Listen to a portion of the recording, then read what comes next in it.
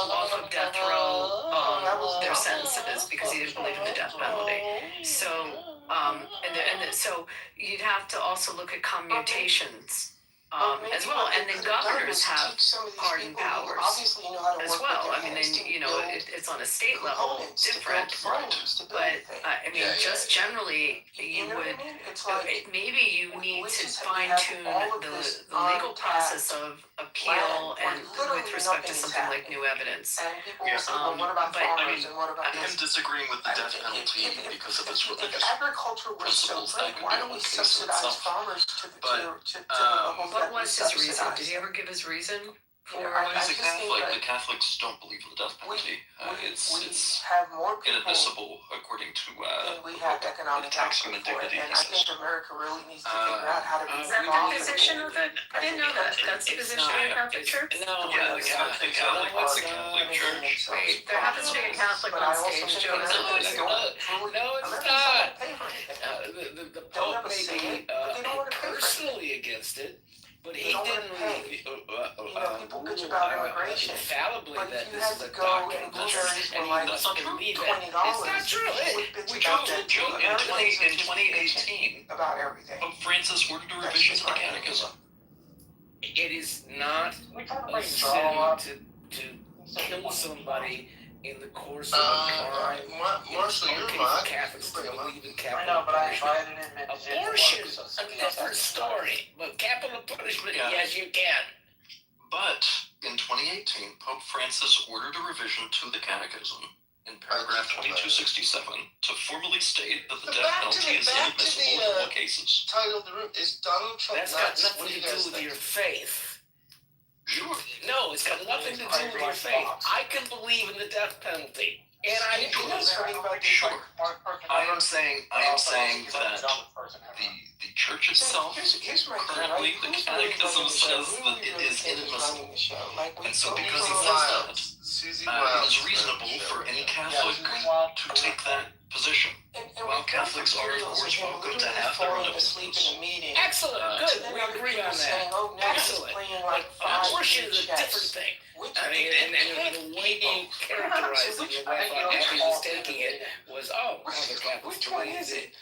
Did you guys see the clip that they tried to block where he, Catholics that are pro-life. I mean, pro-abortion. It is true, though, that the church itself is actively working to end the death penalty. I think Susie Yes, Wiles that's true. Yes, absolutely it is. really running the show right So, now. while Catholics, excuse me, I'll amend my statement. While Catholics on an individual basis maintain the right to have whatever opinions they hold in earnest, She has kept below the church itself does have these opinions, and different Catholics place different levels of importance on what the church says, but the church says it, and so you're right. There might be some a very easy hand wave for Biden to commute as many death row people as he wants and say that it's simply a matter of his religious belief. This is a great fight, Brigham. I'm glad that we ended it in a resolute way, and we're all happy. And I agree with you. And back to your regularly scheduled programming on Comey. So I think we have to decide if he really is presidential ability to commute sentences thing for the last little bit. We talked about Comey in probably about half an hour. I just got here. I thought that I struggle to understand an argument to Comey getting, he's just the fucking greatest thinker. And then at the same time, you're calling for the 25th Amendment.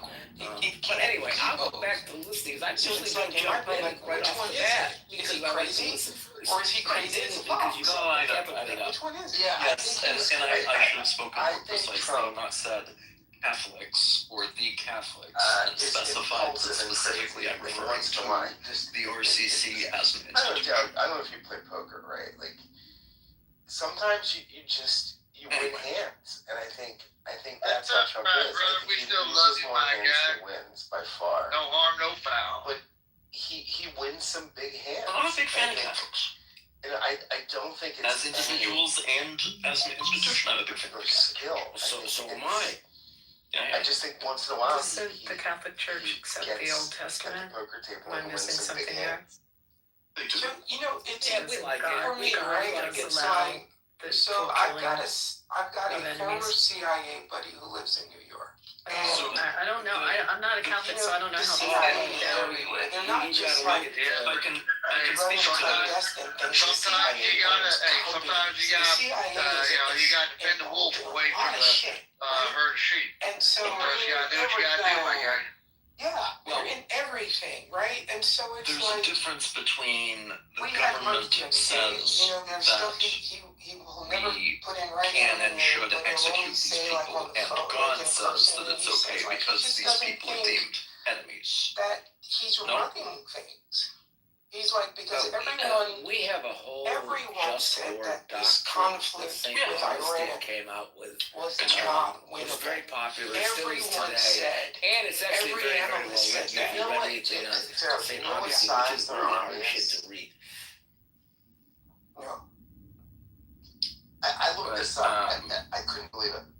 They have a It is bigger my army. understanding Yeah, army. I thought you said armor. Yeah, the perspective of Christians with regard to the Old Testament is that those are events of the They past have about and that 900,000, 900,000. as their interpretation of the word Messiah No, I'm sure they're Keystone has a lot of them, but they have made it so that Mosaic law no longer necessarily applies. It's Yeah, but he's also fulfilled the promise So of did the Old North Korea and Testament. China. And then I think that's Russia why has a we're to larger the New Testament. federal But yeah, that's enforcement it was a very good explanation. Better than mine. it's kind of like who So Sorry, I'm also trying to cross-thread the different branches of the about the Strait of Hormuz, right?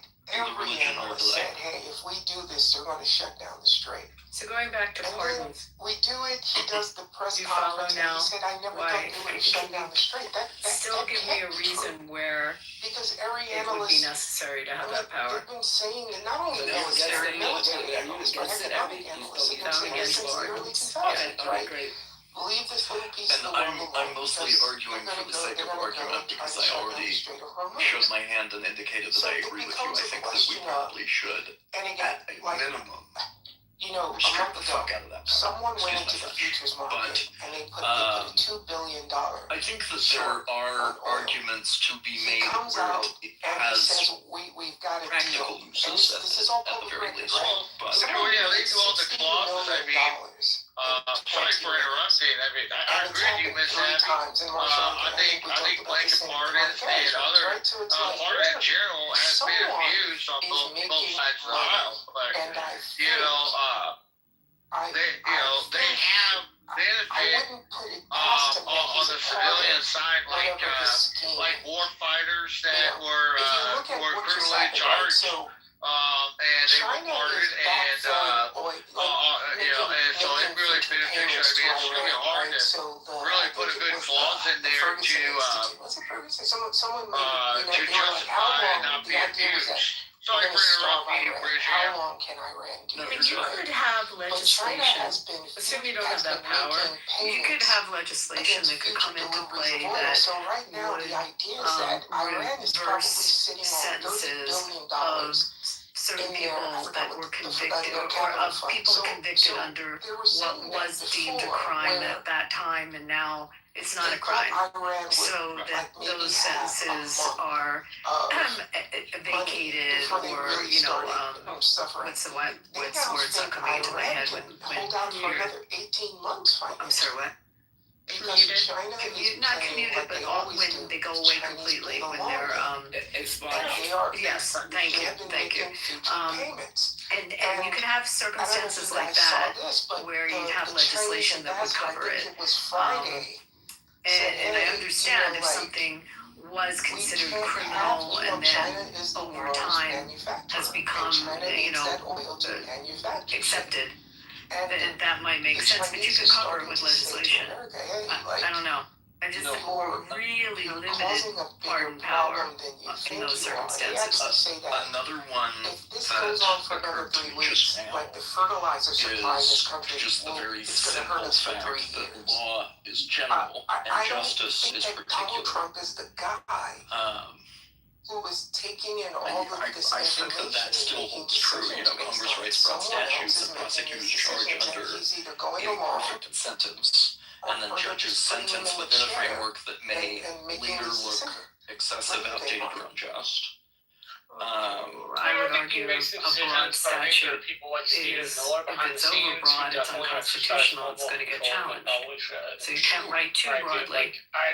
You've heard me go against, but some of them still are. Authority. I don't like it if it's Republican. I don't like it if it's Democrat. It's not criminal, but in the civil realm, But I do you've wanna got pass Chevron, the- and y'all- Chevron y'all, is I do have a exactly question why for you. that happened. What It genocide was is he overly funding? broad and gave the EPA too much leverage, I saw that. latitude. I'm rather. curious. Yeah. I feel like a commutation allows the constitutional system to acknowledge that the conviction may stand, but the punishment has become too harsh.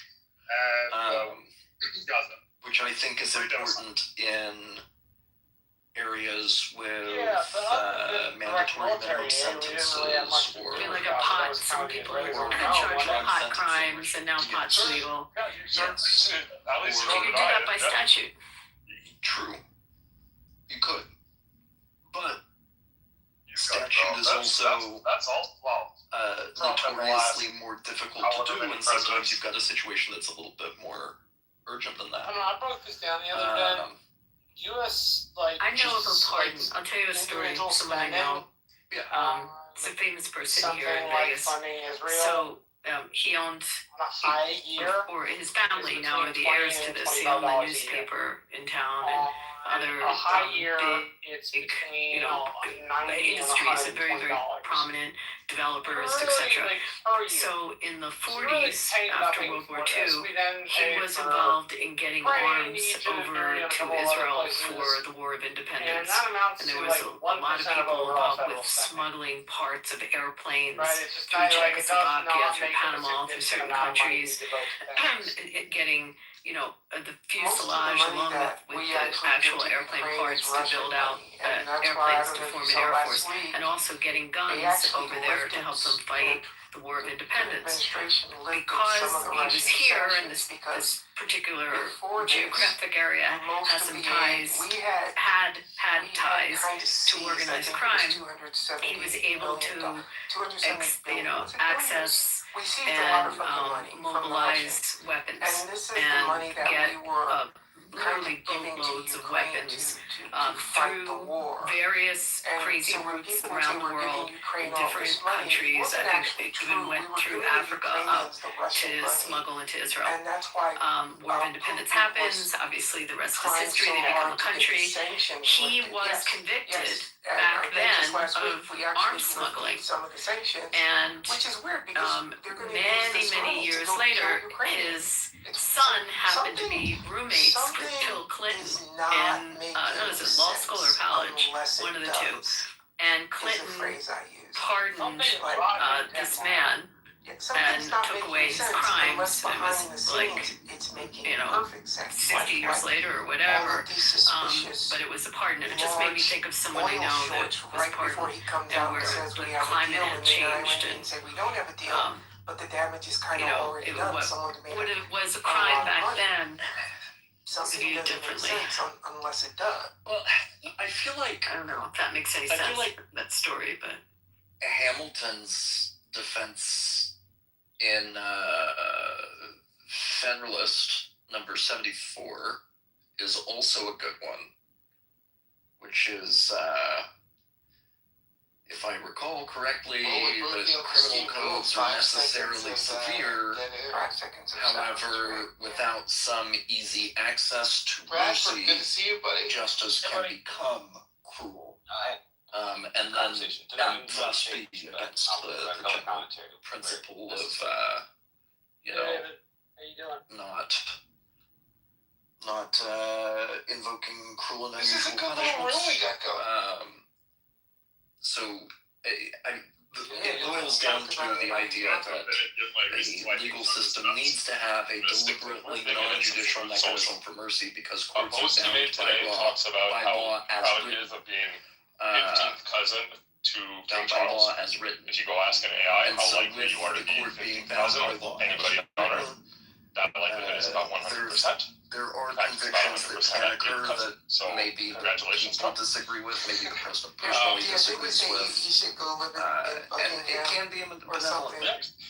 I mean, something like that. Yeah, I've always wanted to live in Buckingham Palace. He says. hypothetical that I So anyways, think I'm probably might 15th cousin with him as well. be The post, I have another post in my PCR, the one that he posted like 2 days ago, is him comparing, say I don't know, some statue, I guess, that's important to Americans takes it upon themselves under Obama and under him.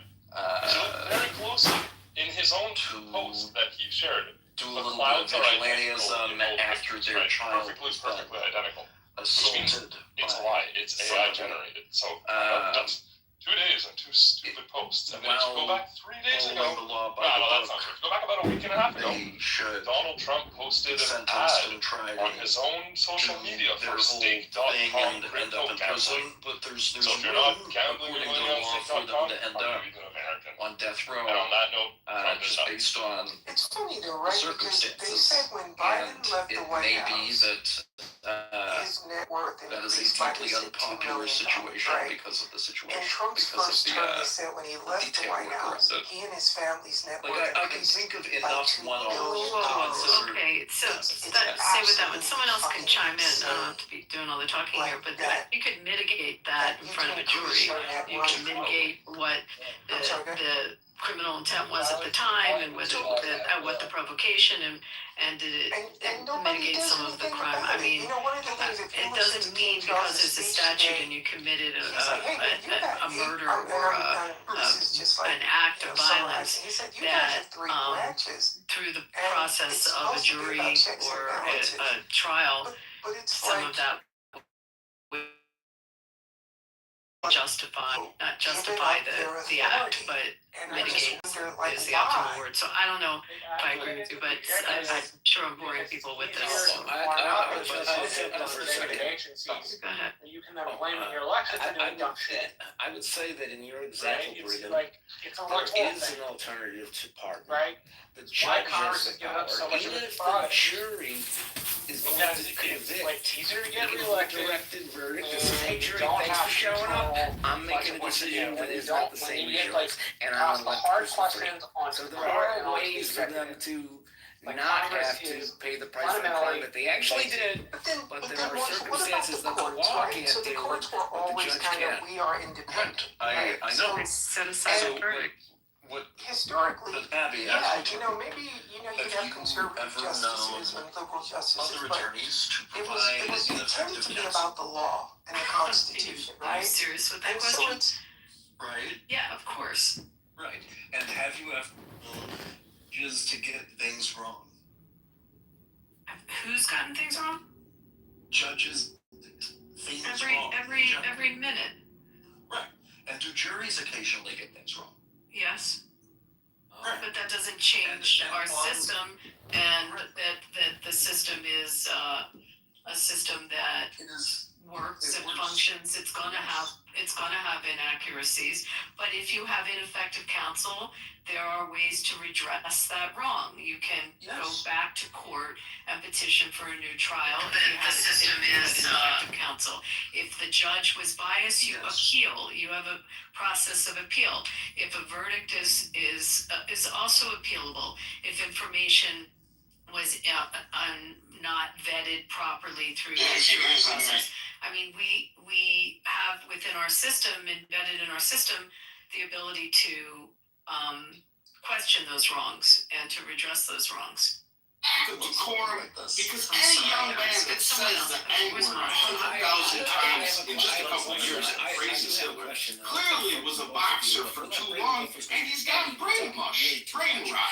That's where the actual I know, hard guys, I part of need the to- frontal cortex I'm gonna watch dissolves and TV. liquefies, and you become the R word. I like you, Abby. I like you talk. It's fun. What if, for presidential pardons, that it wasn't a sole executory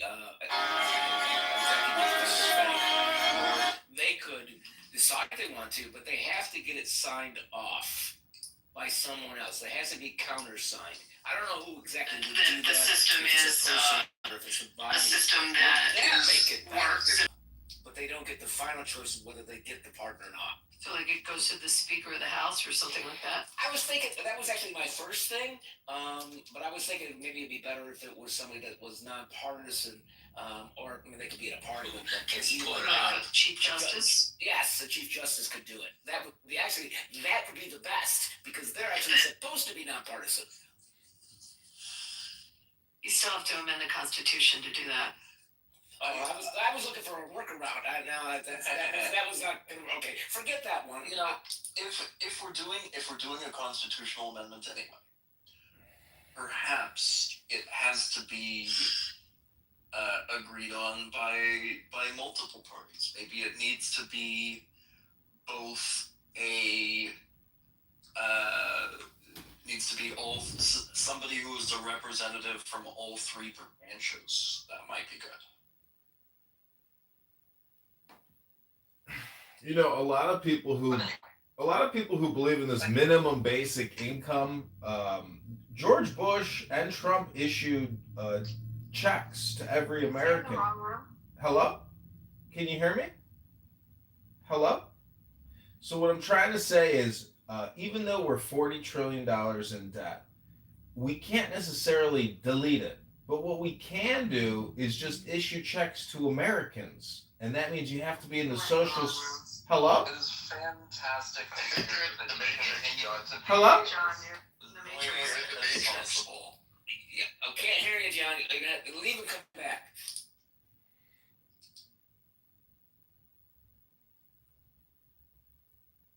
Representative.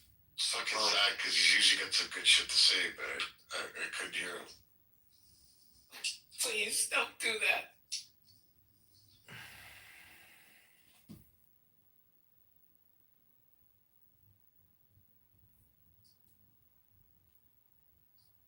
Hello?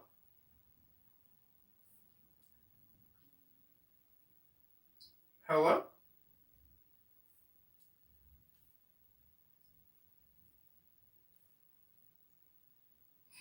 What brought this pardon thing on? What was the genesis of this? The pardon thing? Because we were talking about Comey and talking about whether he was pardoned when Biden went and pardoned everybody. We were talking about all the people in government that Biden pardoned. I was talking about that, and the question was whether Comey was in the grouping of Adam Schiff and all the people that were pardoned under Biden. That's how it came. Yeah, okay, but that wouldn't cover his seashell 4786 thing because that happened after Biden was long president. So that doesn't help him, even if he was. Was he on the list? Was he pardoned? I don't know. I never got to check. I don't know. But it won't help him with the problem he's got right now. I mean, so what? Are you saying you don't want governors to have the right to pardon either? Pardon? Were you asking me or are you asking Abby? Either. What's the question again? You don't want governors to have the right to pardon either? I actually, on the sense on this thing, I actually like the idea of pardon but it's mostly, I'm not even emotional about stuff.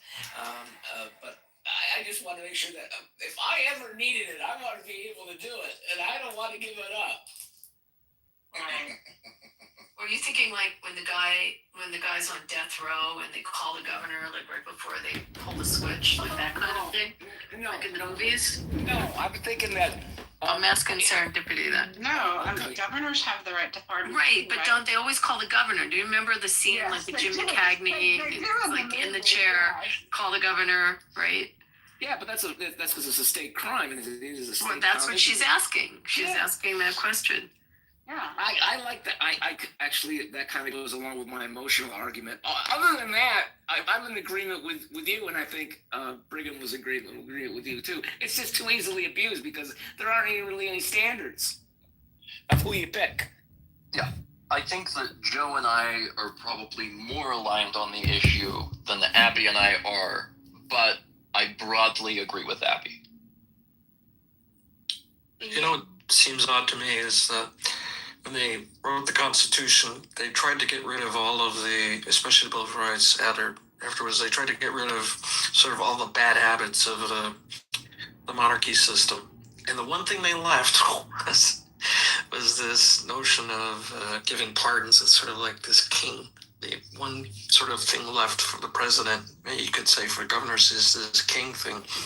I wish it was done at the sort of House of Representative level, where it would be based on sort of the will of the people, the representatives of the people, as opposed to a single person, which has no check. Well, Yakov, I'm just glad that they didn't keep the other side of that coin off with his head. I'm glad they didn't keep that part. No, I mean, if you look at the first, the second, the third, the fourth, the fifth, all everything up to pretty much the Ninth Amendment, they're all to rectify things that we didn't like that the British did. And, no! You made a very cogent argument. I made a really bad joke. Sorry, I didn't catch the. I have a hard time with humor, but I don't know. I just don't understand why we have this sole thing left over from a king, which is the ability to. It's not in the. I mean, it's in Article 2. It's not in the. Yeah, I know it's in the Constitution. But my point was where it came from, and the whole climate of England at the time, and why they had pardons, and it made sense historically. It just it's changed now. Our executive branch is aware of what our judicial branch is doing. In those days, that was the fear that the monarchy didn't know what the magistrates were doing. I think there would have been a better. If I was writing the base constitution, I would have put it with the House. Well, I think it's valuable to keep. It's not so much with heinous crimes where people are killed or maimed or hurt really badly. I think it's more with white collar crimes, because the courts do even a worse job with that, because they don't understand financial crime, most judges, and certainly most juries. And there you can have a miscarriage of justice, and it can look like rich guy got richer, put him in jail, and he really didn't deserve it, but there was enough evidence to convict, and somebody actually says, you know what, this guy really didn't deserve to be in jail for this financial crime. Let's get a pardon for him, either at the state or the federal level.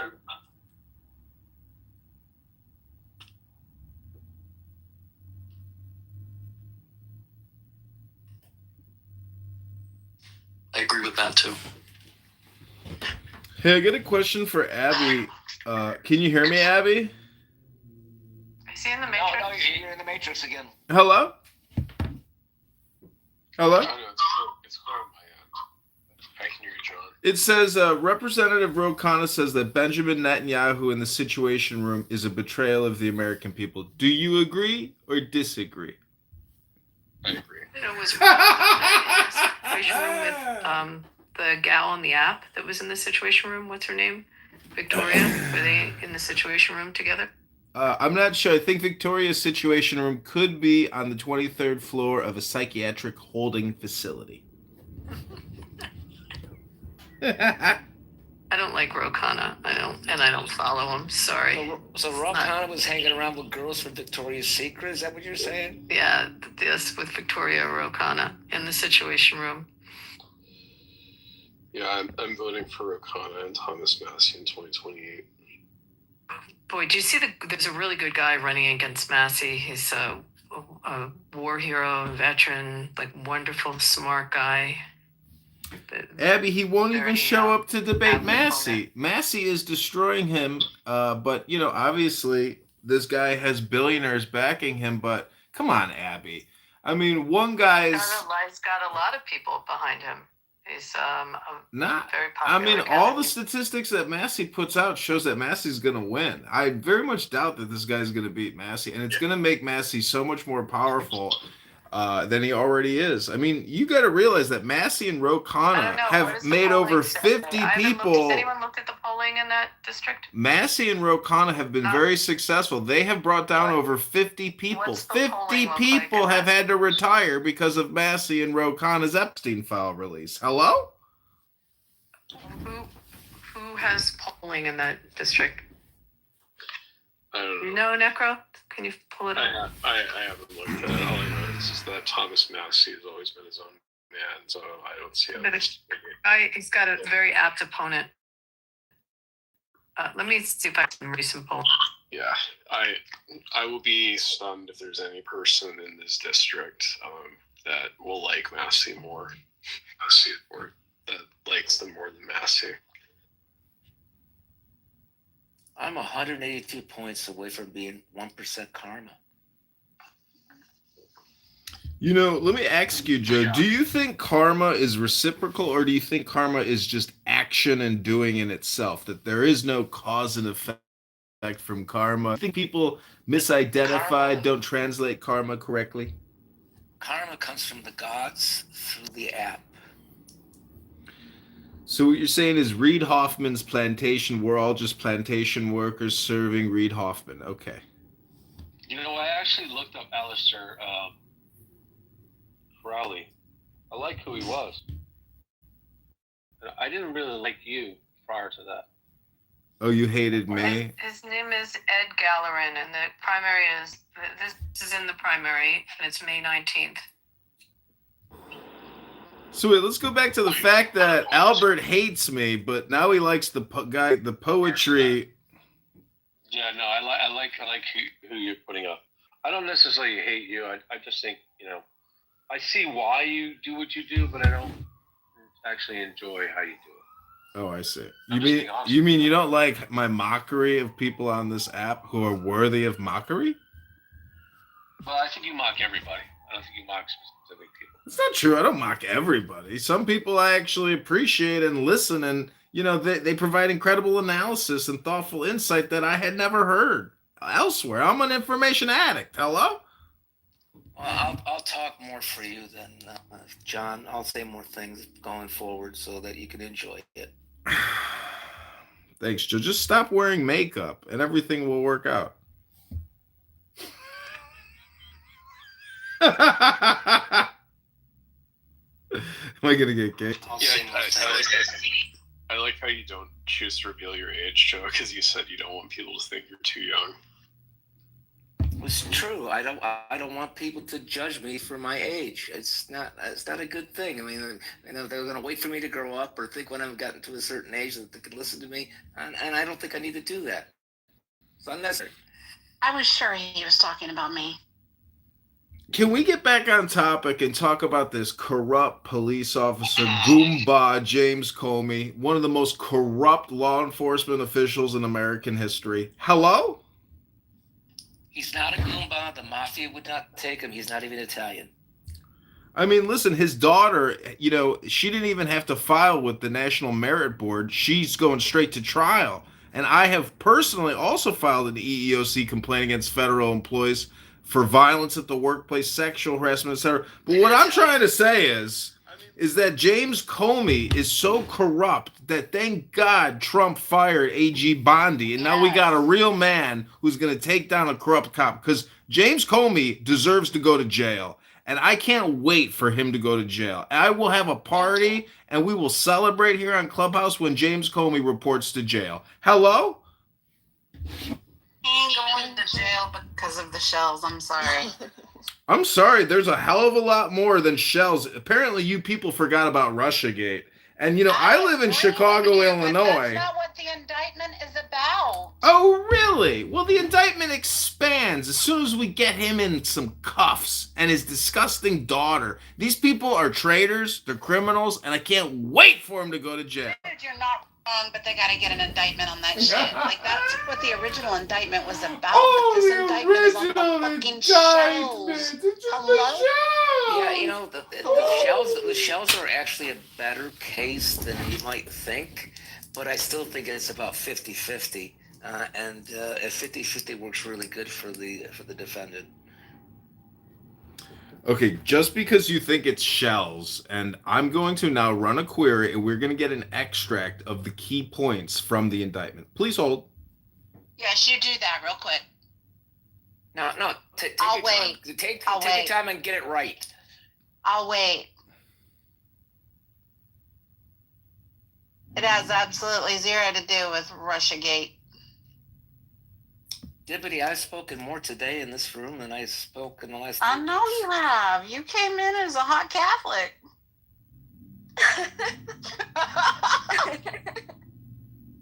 Anne's still wrong about this indictment, but we love her anyway. I just looked at the polling on Massey. Yeah, I mean, I just like For an incumbent to be under 50% makes it competitive. So we'll see. He's got the edge on it, but it's definitely competitive now. Yeah, it's like 14% undecided in that district, something like that.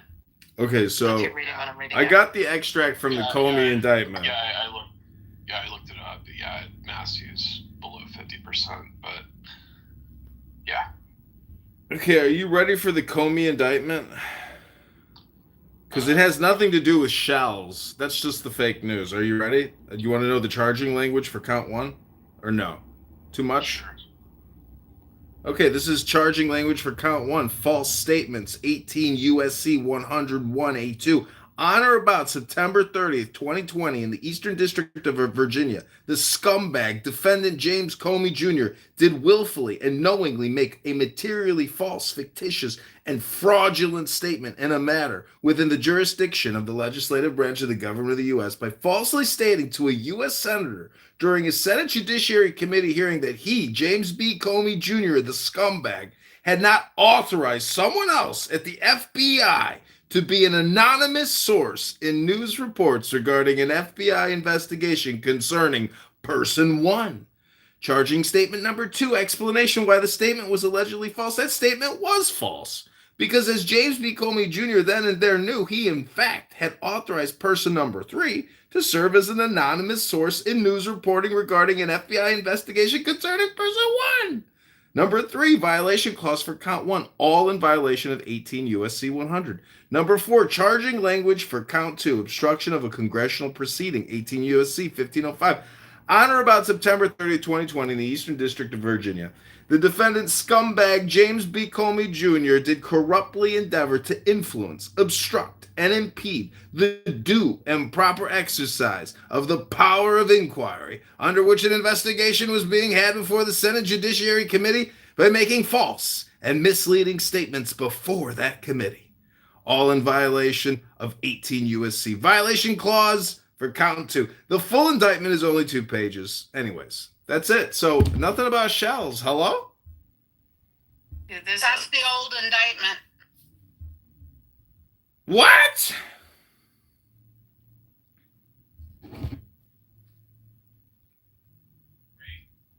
Doesn't 86 have multiple definitions? Yeah, we talked about that a bit. Sorry. Got into the room a few minutes ago. The new indictment is that he knowingly and willfully made a threat to take the life of and to inflict bodily harm upon the President of the United States.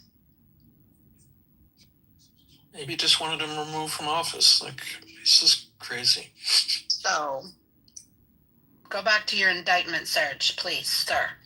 Okay, I'm putting in a new one. Tell me the top 10 extracts from the latest James Comey indictment. Dated April 26th, 2026. 4.26.26. It came out 2 days ago? Or maybe, hold on. Maybe I have that wrong. Maybe it's the 8th. Okay, 28th. It was the 28th, sorry. And I'm tagging Comey on X. It's going to be exciting. Here we go. I fully support Comey, like them going after Comey. They should go after Bondi too, though. Here it is. I've got it. Yep. Thomas Massey says he's going to go after Bondi. What charges would you bring against her?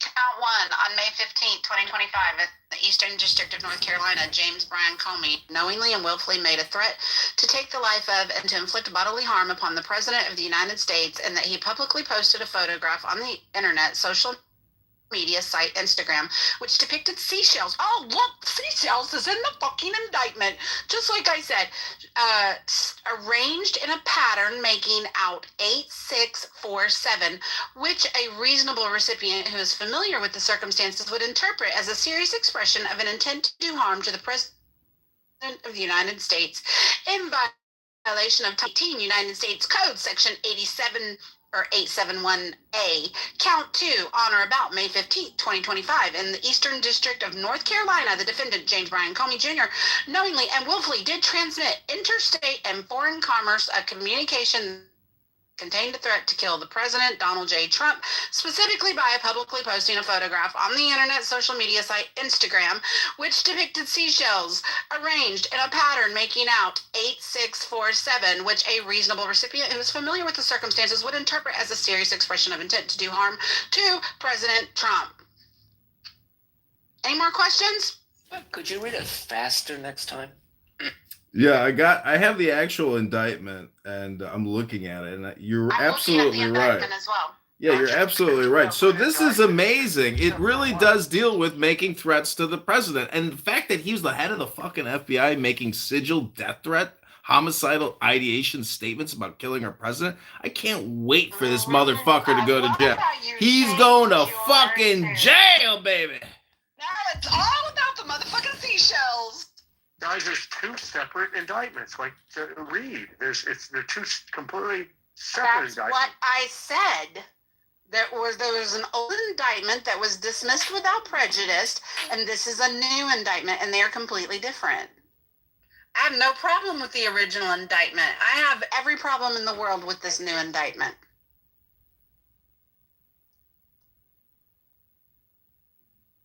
You think people should be allowed to threaten the president? I think we have a situation of free speech being targeted here because there is a lot of discrepancy about what 86 means. And the most general reference for 86 is remove, not eliminate or kill. So your concerns are free speech? Are you delusional? Your concern is for free speech? Ah! That's not your concern. It's not free speech. That's not what you're concerned about. This law's been on the books for over 100 years, and James Comey should have to defend himself if that's what it is. Abby, how do they prove intent that he intended to kill him versus intended to remove him? You look at the circumstances, you look at what, I mean, that's how you present evidence. You have to obviously discover and see other social media posts. You have to see whether there were emails or texts or anything that would express the intent for harm.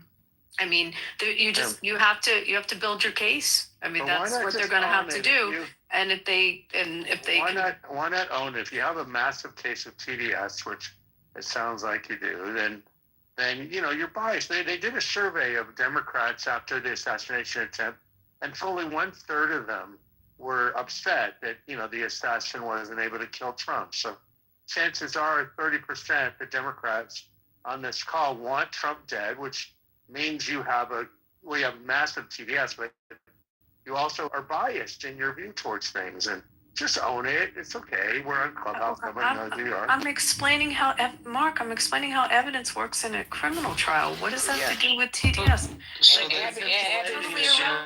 What he just asked me. I'm a Republican. Abby's the furthest thing from TDS. So what you're saying is TDS. I was just explaining how you would prove this. You have to show the mens rea of some type that there was an intent, or if you look at it, and I was trying to look at it almost from a negligence standpoint on what would be foreseeable, because that's what we were talking about before. Is he still in here? No, I wasn't talking about you, of course. I'm saying that, like in general, so many Democrats are so crazy right now with their brain not fully functioning that they have TDS so badly that they're so biased it's hard to even have a conversation with them. And of course not you, Abby, but I'm talking about some of the others. A couple I heard on here would just sound like, like no matter what, it's Trump's fault, Trump's a criminal, Trump's a bad guy. So Comey, of course, is innocent because, he's on their team. And it's just such a boring. There's nobody on this stage right now that's a Democrat. We're all Trump supporters. Necro, sorry. And Necro wants to indict Bondi, so I'm reading what you would be indicting her for, Necro. So can you be specific on what criminal act? Because indictment would mean criminal. Sorry, can you say that again? So explain to me how you would put together your indictment that you're suggesting on Bondi. I think there's a legitimate case that she violated the Epstein Transparency Act by not releasing by the deadline. And of course, also her leaking the names of the victims against orders. Okay, but let's talk about what the Transparency Act, what was her reason at the time that what was released got, I mean, was there national security reasons? What was the reason that was given? Well, that was the thing. We, never got it right. Is there criminal statutes behind the Epstein Act? Yeah, that's where I'm trying to understand. I don't think there's criminal statutes applied, bro. No, there is. It's law. It's actually law that was passed, and by not performing according to the statutes and the laws, they actually violated the law. AG Pam Bondi, who Trump fired because she's a failure. That'd be a violation. It wouldn't be put her in jail, correct? I think you're trying to say put her in jail. It takes a future AG to bring those charges. It could very well be administrative. Well, she didn't. You'd have to look at is there an abusive process? Or I'm trying to understand what criminal act. Yeah, that's a good point. So I'm struggling with that. You have to look at the actual Epstein Transparency Act and then determine. Again, it's a future AG that will have to bring these charges. Again, this is all just. This is Abby. It's just prosecutorial, objective. It's the future government if they want to do something. Is there abuse process? It's not abusive process. It's the fact that it's going to be, it's political. If somebody wants to bring charges against her in the future, that's what it's going to be. If she gets a pardon, she gets a pardon. Under what criminal? Again, it'll have to be political. No, I'm missing what I'm asking. What would they charge her with? Do you want to try this? They wouldn't charge her with. It opens her up for liability to be sued by the victims, but it wouldn't be. There's not a criminal statute behind it. No, it's under the Retard Act. I'm a retard, Trump-hating, scumbag, and that's what it is. Why do we try to take it serious? Yeah, I'm not. She was removed. She got immunity. She has immunity for the stuff with anybody that was named in there. But Mark, the Epstein Transparency Act. The DOJ, not her personally. There were serious repercussions from this act. Over 50 people resigned their positions, and one of them was a Pritzker. So there were a lot of people that got fucked up by this release, and they had to resign their positions and resign in disgrace, completely separated, no pensions, all kinds of consequences from being in these files. And those people have suffered. She did get fired. I'm talking about the perps who were hanging out with Jeffrey Epstein, not at AG Bondi. Hello? Did anybody spend any fucking time going through these files? Am I the only one that looked through the files? Hello? I don't know why you're screeching like a banshee. You know you get mic time on this stage. Stop projecting, Monica. I'd like to invite everybody to Love Bomb Serendipity, the hostess with the mostest in this public space. Please share some love with her. We are combating negative karma, and she deserves every bit of laughter and love we can provide her. Also, welcome Bima to the stage. Nice to see you. Serendipity is the best mod on the app. I just want to say that. It's like my favorite mod. Non-Trump. All right, so just going through this, if you want to look at whether she was in contempt of Congress, is that where you're going with it?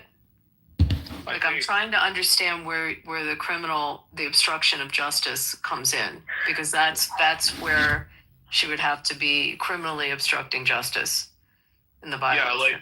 Like I said, I think there's legitimate grounds, but I am not the person who's done an extensive investigation, so I can't charge her. So. Can't charge anybody. Well, I don't know if... Yeah, because I'm not a prosecutor, I'm not a DA, so I can't charge her. Well, they're bringing charges against Dr. Fauci's laboratory assistant, who was helpful in bringing the COVID-19 vax disaster to America and the rest of the world.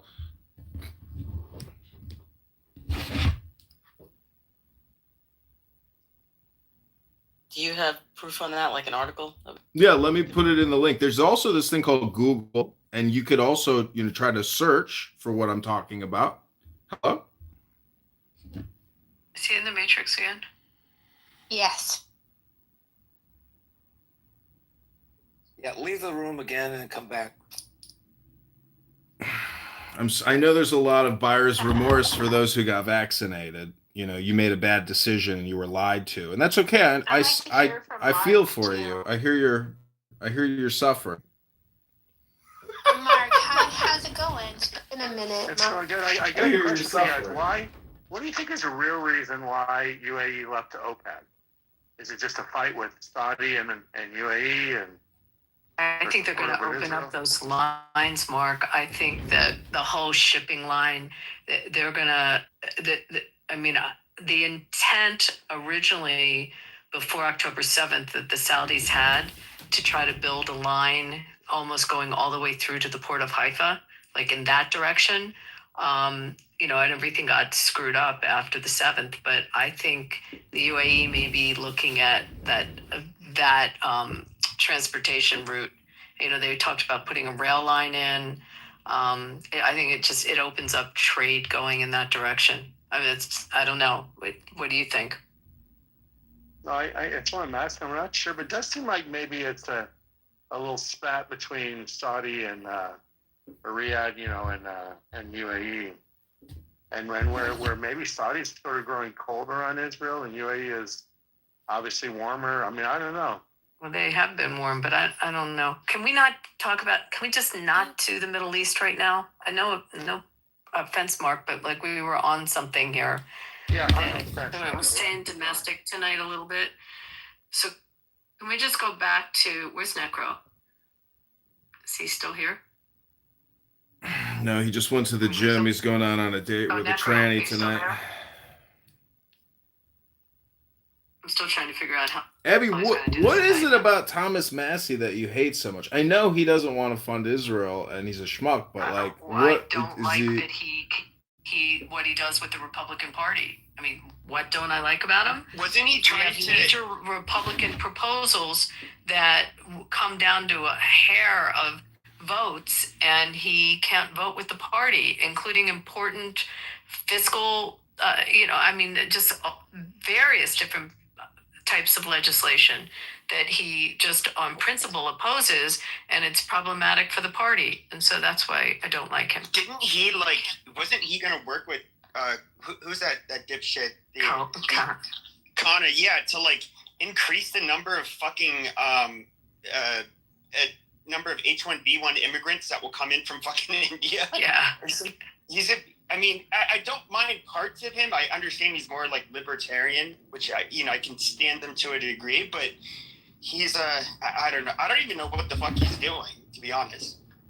Well, maybe you should go to his X account. You could go to his Instagram account. You could go to his YouTube account. You can read his content. He puts out a lot of content, and all this ad hominem projection.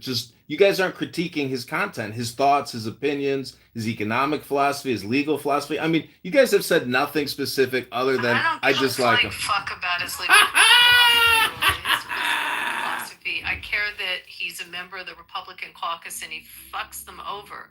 That's what I care about. I'm sorry, but one dude in Kentucky is not, to me, should not be determinative of whether legislation can get through, and he purposely goes against his own caucus on a regular basis. I mean, just look at his voting pattern. Well, yeah, that's kind of why I like him. He is both parties, though. I mean, I appreciated that part. I'm somebody who did not care about the Epstein files. It's just fucking retarded people fixated on it. But, to be fair, the president did release them when he's running. So it's okay, well, yeah, now you... No, so don't do worse. This is enough. Okay, this is Trump America. This is Alistair. We just I have a vow now. I won't actually spend any time in any rooms with Pepe anymore if he's speaking. I don't want to hear his voice anymore. And that's that. Yeah, they'll definitely try that again.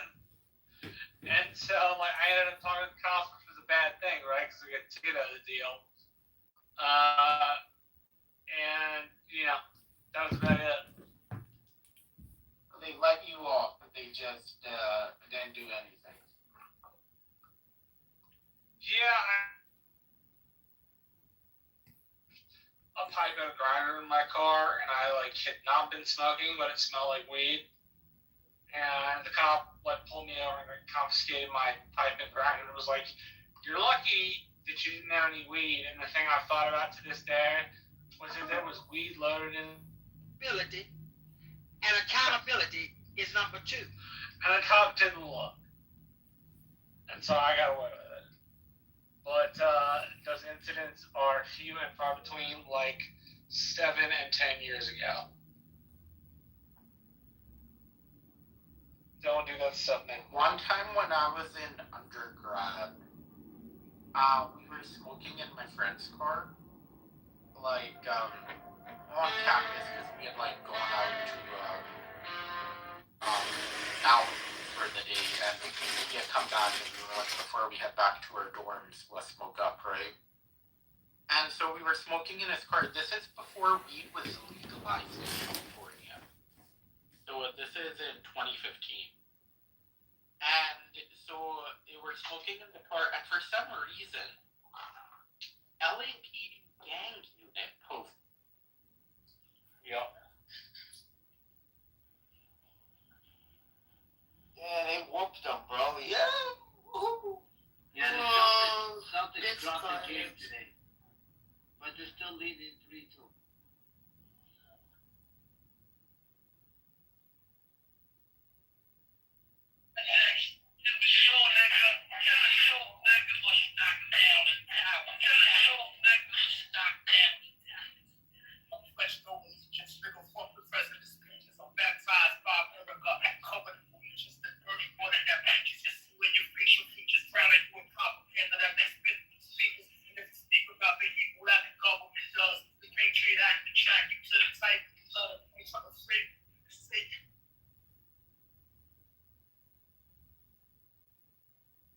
Not make most people want to go out and kill the fucking president. I mean, that's just somebody that he's somebody who I don't think is it's likely an issue with him in general.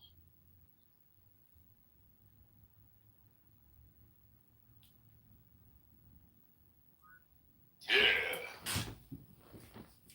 My baby Mariam is here. My baby. Oh, my beautiful baby is here. So random. Well, I mean, I have views that are not popular and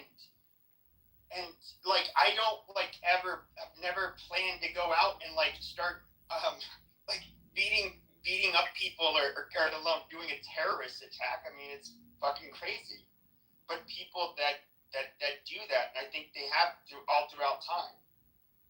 And I think that when people try to this is kind of, I don't like seeing the right use this whole, what they call stochastic terrorism argument, where even saying not so nice things about will lead people to kill people, and it's just dehumanizing.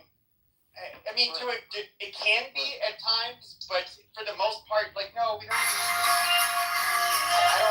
I don't think we should be a bunch of leftists and information be disclosed, and there's no motion. No, I don't know. What's your point again? You're saying that it's a problem the rhetoric you propagandize. So in other words, what is the solution? That we end up basically clamping down on the speech that you feel would have led to Donald Trump, somebody trying to execute him? No, ensure that we provide information that's accurate to the people so they know that Trump is not a pedophile. Okay, so how do you do, but then that means you have to stop he's a pedophile. No, I don't have to stop it. I have to mock it. I have to tell them it's stupid. I have to tell them that they're They're only seeing part of a story and they're swallowing hook, line, and sinker, and it's a huge problem. But there's people who will turn around and say that you're brainwashed and you're a stupid maggot. That's what they use the term deal. And they're gonna say, if somebody incites violence to commit murder,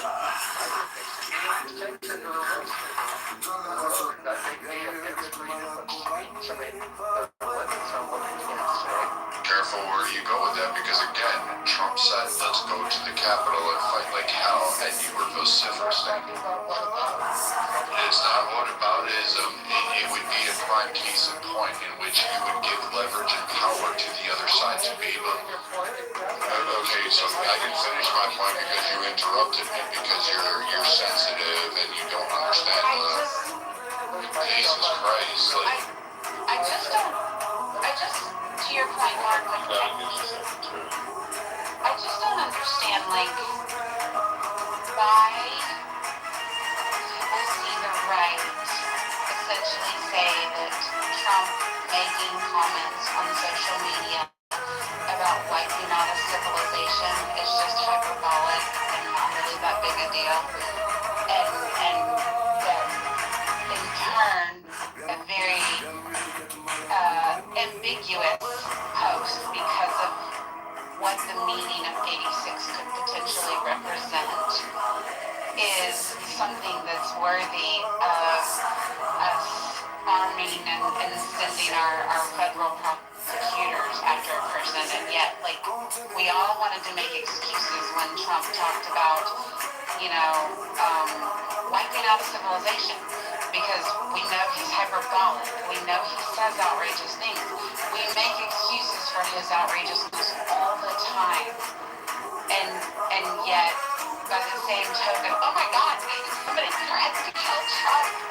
And, with all this ambiguity around this 86-47, I mean, against Gretchen, what's her face, when she wore the little pin that included 86, was it 86-45 or 86-47? I mean, she did exactly the same thing. So serendipity, can I give you context, maybe help you with this? Serendipity, I'm gonna go back to like early days on Clubhouse, trying to do this to people. We actually have a standard. I mean, whatever happens to Comey, it's still gonna go through the Brandenburg test. Thank you. Who said that? Me, Is that Pepe gets, yes, okay, so Brandenburg test, two-prong test. The speech must be intended to cause immediate illegal activity. Correct. And the speech must be likely to cause immediate illegal activity. Those are the prongs. It has to be intended, and it has to be imminent that it's going to happen, and intended for that to happen. That's our test. Thank you, Pepe. God, why didn't you become a lawyer? You picked up on this.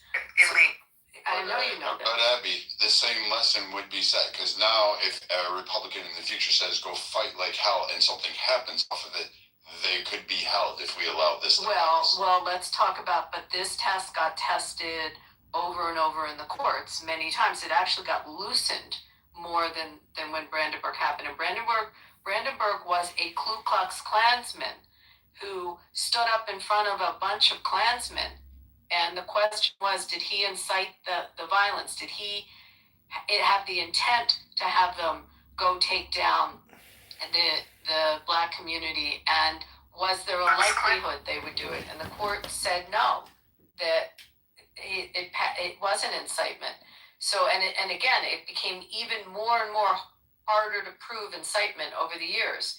So in this scenario, it's interesting what you say, serendipity, because ultimately it's going to go back to if his intent was to dog whistle or to get people to react to it, knowing that there's a strong possibility that there would be the reaction, then it's going to be tested under that test. It's our law. I mean, and you guys can Google it. Where's my co-counsel Pepe?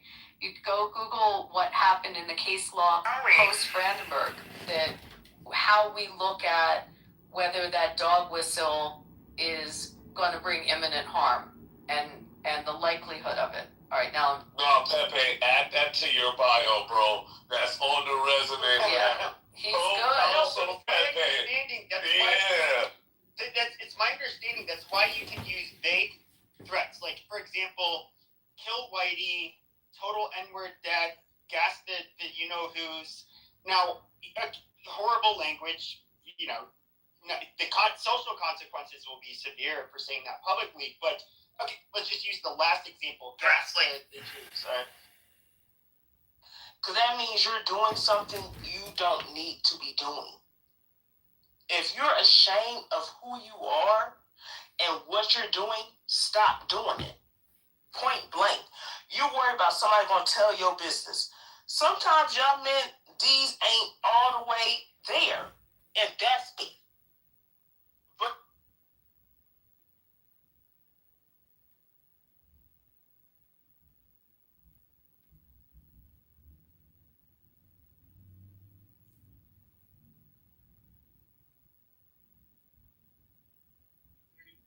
Universe, are you here? Hello, my baby Mariam, my darling. She has no background in DC. So what are you talking about? Stop. What, Henry? I was just going to say, I appreciate the explanation, Walter, because I was also worried that moving her out of her current position where she is being so successful, would that create a gap that couldn't be filled? It sounds like that's probably true. So I appreciate the clarity. Maybe some other time we could talk about Vivek, man. That was the only other thing I wrote to talk about, but I'm taking up too much time. Vivek, listen to me. I've been following his campaign. I don't know what he's doing. He came through town. You know where I live. Don't mention it, but he came through town a week or so ago, and I went and saw him. I didn't get a chance to talk to him or get a picture or anything, but I was standing there with one of the local mayors, and we were having a good. It was a nice little time. He came to a local Italian restaurant that's like 80 years old, and it was nice. But we didn't have much time to like talk to him or anything like that. But yeah. I just was curious. I didn't know if you have a sense of the campaign. The problem I have with Vivek's campaign is that Vivek's campaign is being run by consultants instead of him. And what he should be doing to win in Ohio is running the exact same race that he ran for president, and he would win. So Yes. I don't know. Why are you doing that? I have no idea. Oh, man. They got to hire you. Well, they got to hire you and Chris and whoever the hell else. Listen, I'm not allowed to be hired as a political consultant because, to be hired as a political consultant, you can only lose by a small margin. That's the only way that it works.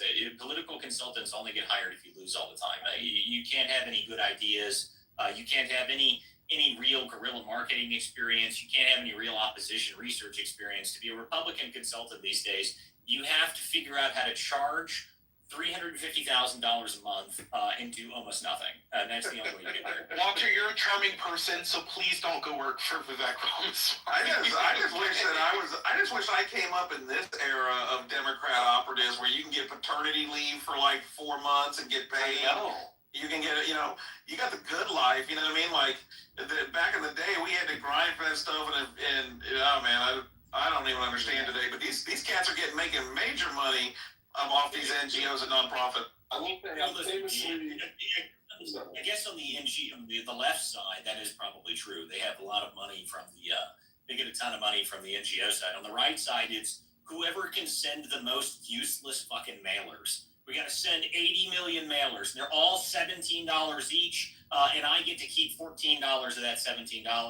And nobody looks at them. No one's seen them. No one cares about them. They show up in the mail, and people throw them right in the fucking trash. I mean, these are the dumbest people in the world to me. I mean, the amount of money.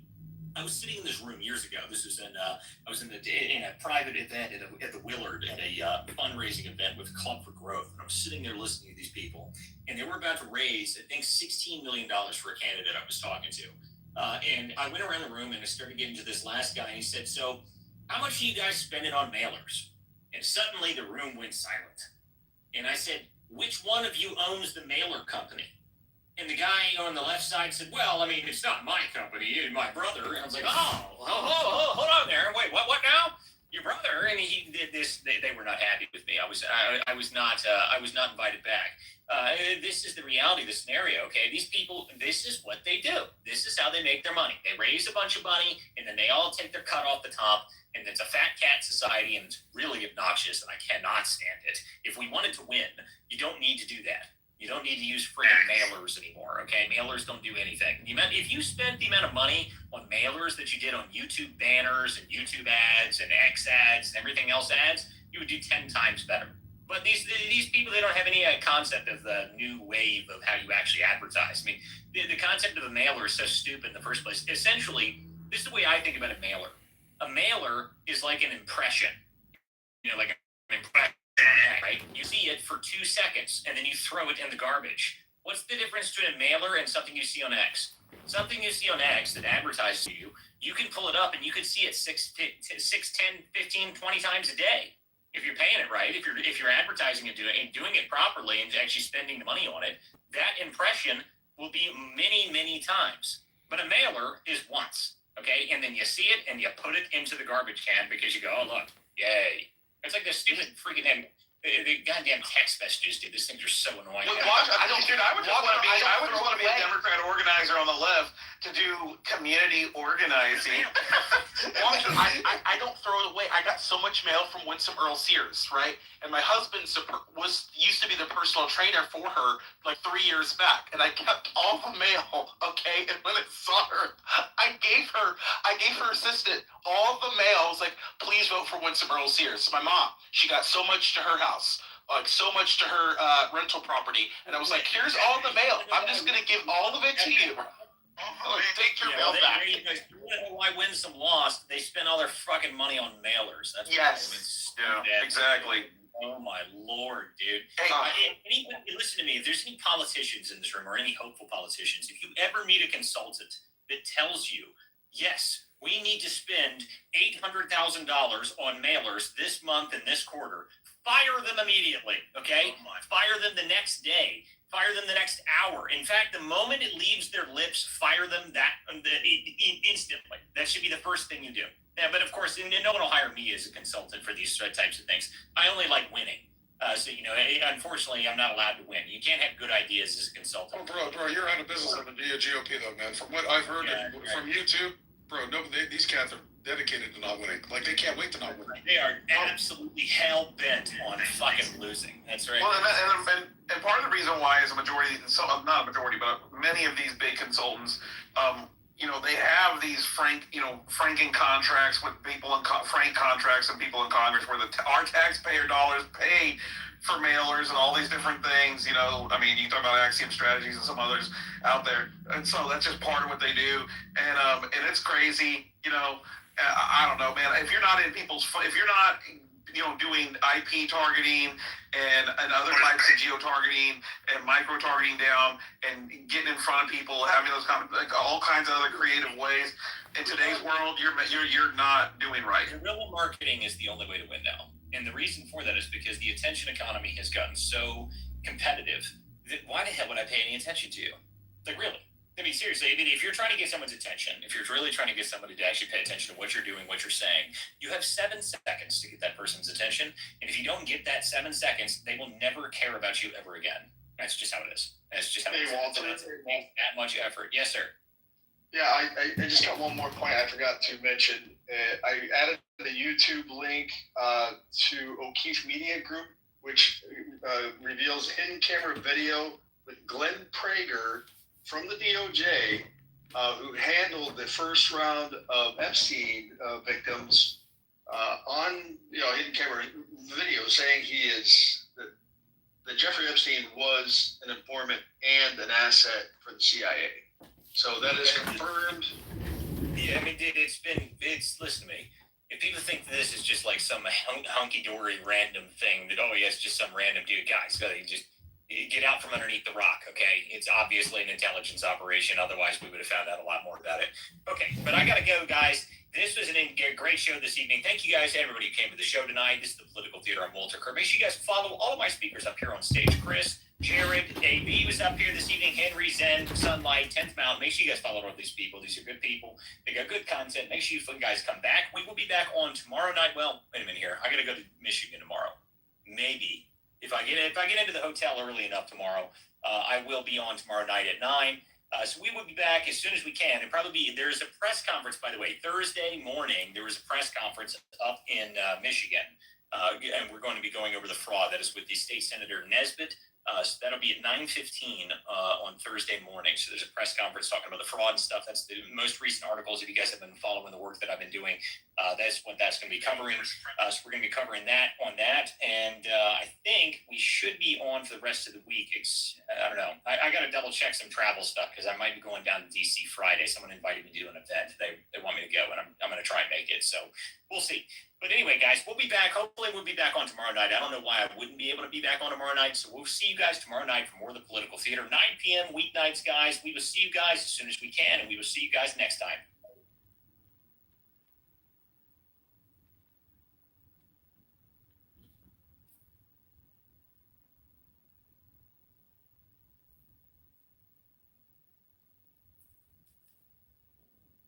You know, I didn't come. I mean, I had a little bit of experience, but I didn't have a whole lot.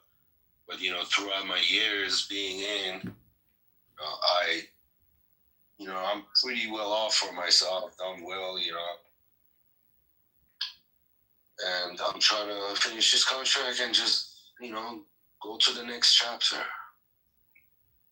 But we did kind of hijack this guy's room, though. No, he didn't. Hey, Universe, is that you, John? Yeah. Hello? It looks like you, John. Hello? Hello? Hello? That's my call sign. Hello? That's my security password. If you ever need to walk across a perimeter, you just say hello. John, the guy in the top of the room, his name is Sir Seek, because he's a captain and he's active duty in the U.S. military. You're making this far too simplistically. And, Sir Seek, the guy at Universe, Go back to he went to the Citadel to be an officer. Oh, right. So, I mean, I've been on this app for 5 years-ish. But dude, I think you and John would actually be kind of cohorts in crime. Oh, yeah. Because like I said, he went to the Citadel. Well, I don't participate in crime anymore. I'm strictly involved in politics now. Yeah, well, that's because you lost your fucking congressional fucking run.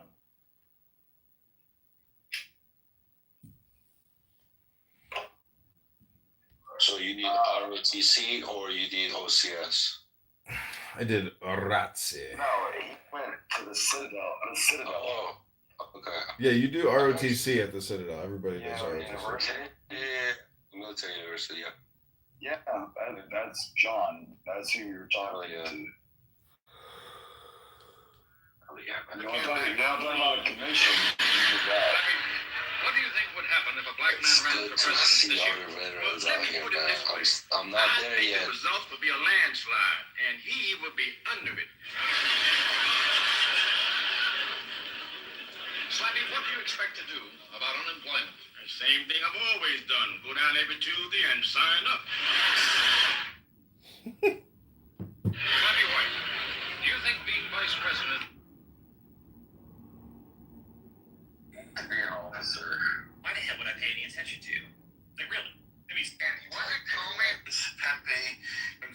I like to accuse other people of committing ad hominem projection, but then when I say that other people are committing ad hominem, is that me committing ad hominem projection against an ad hominem projector? Is it rough?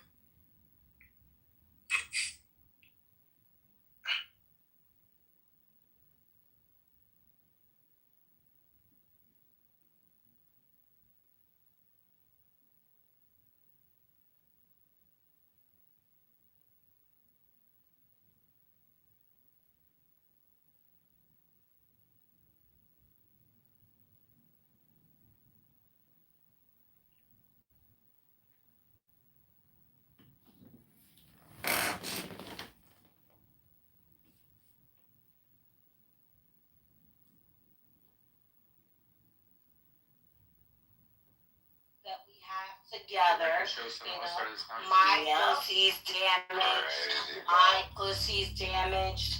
My pussy's damaged. So we all banded together to try to create one big pussy, and they thought it would be stronger. What was it? It's still criminal activity again. Don't go after this ridiculous 8647 shit. Is make it substantive, make it stick, make it matter.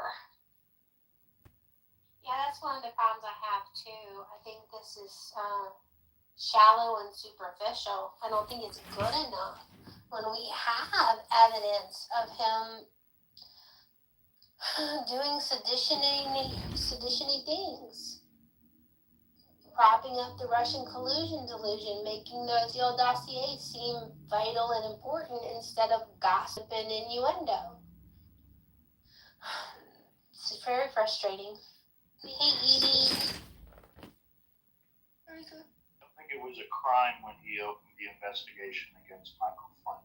Me too. It's very hard to swallow.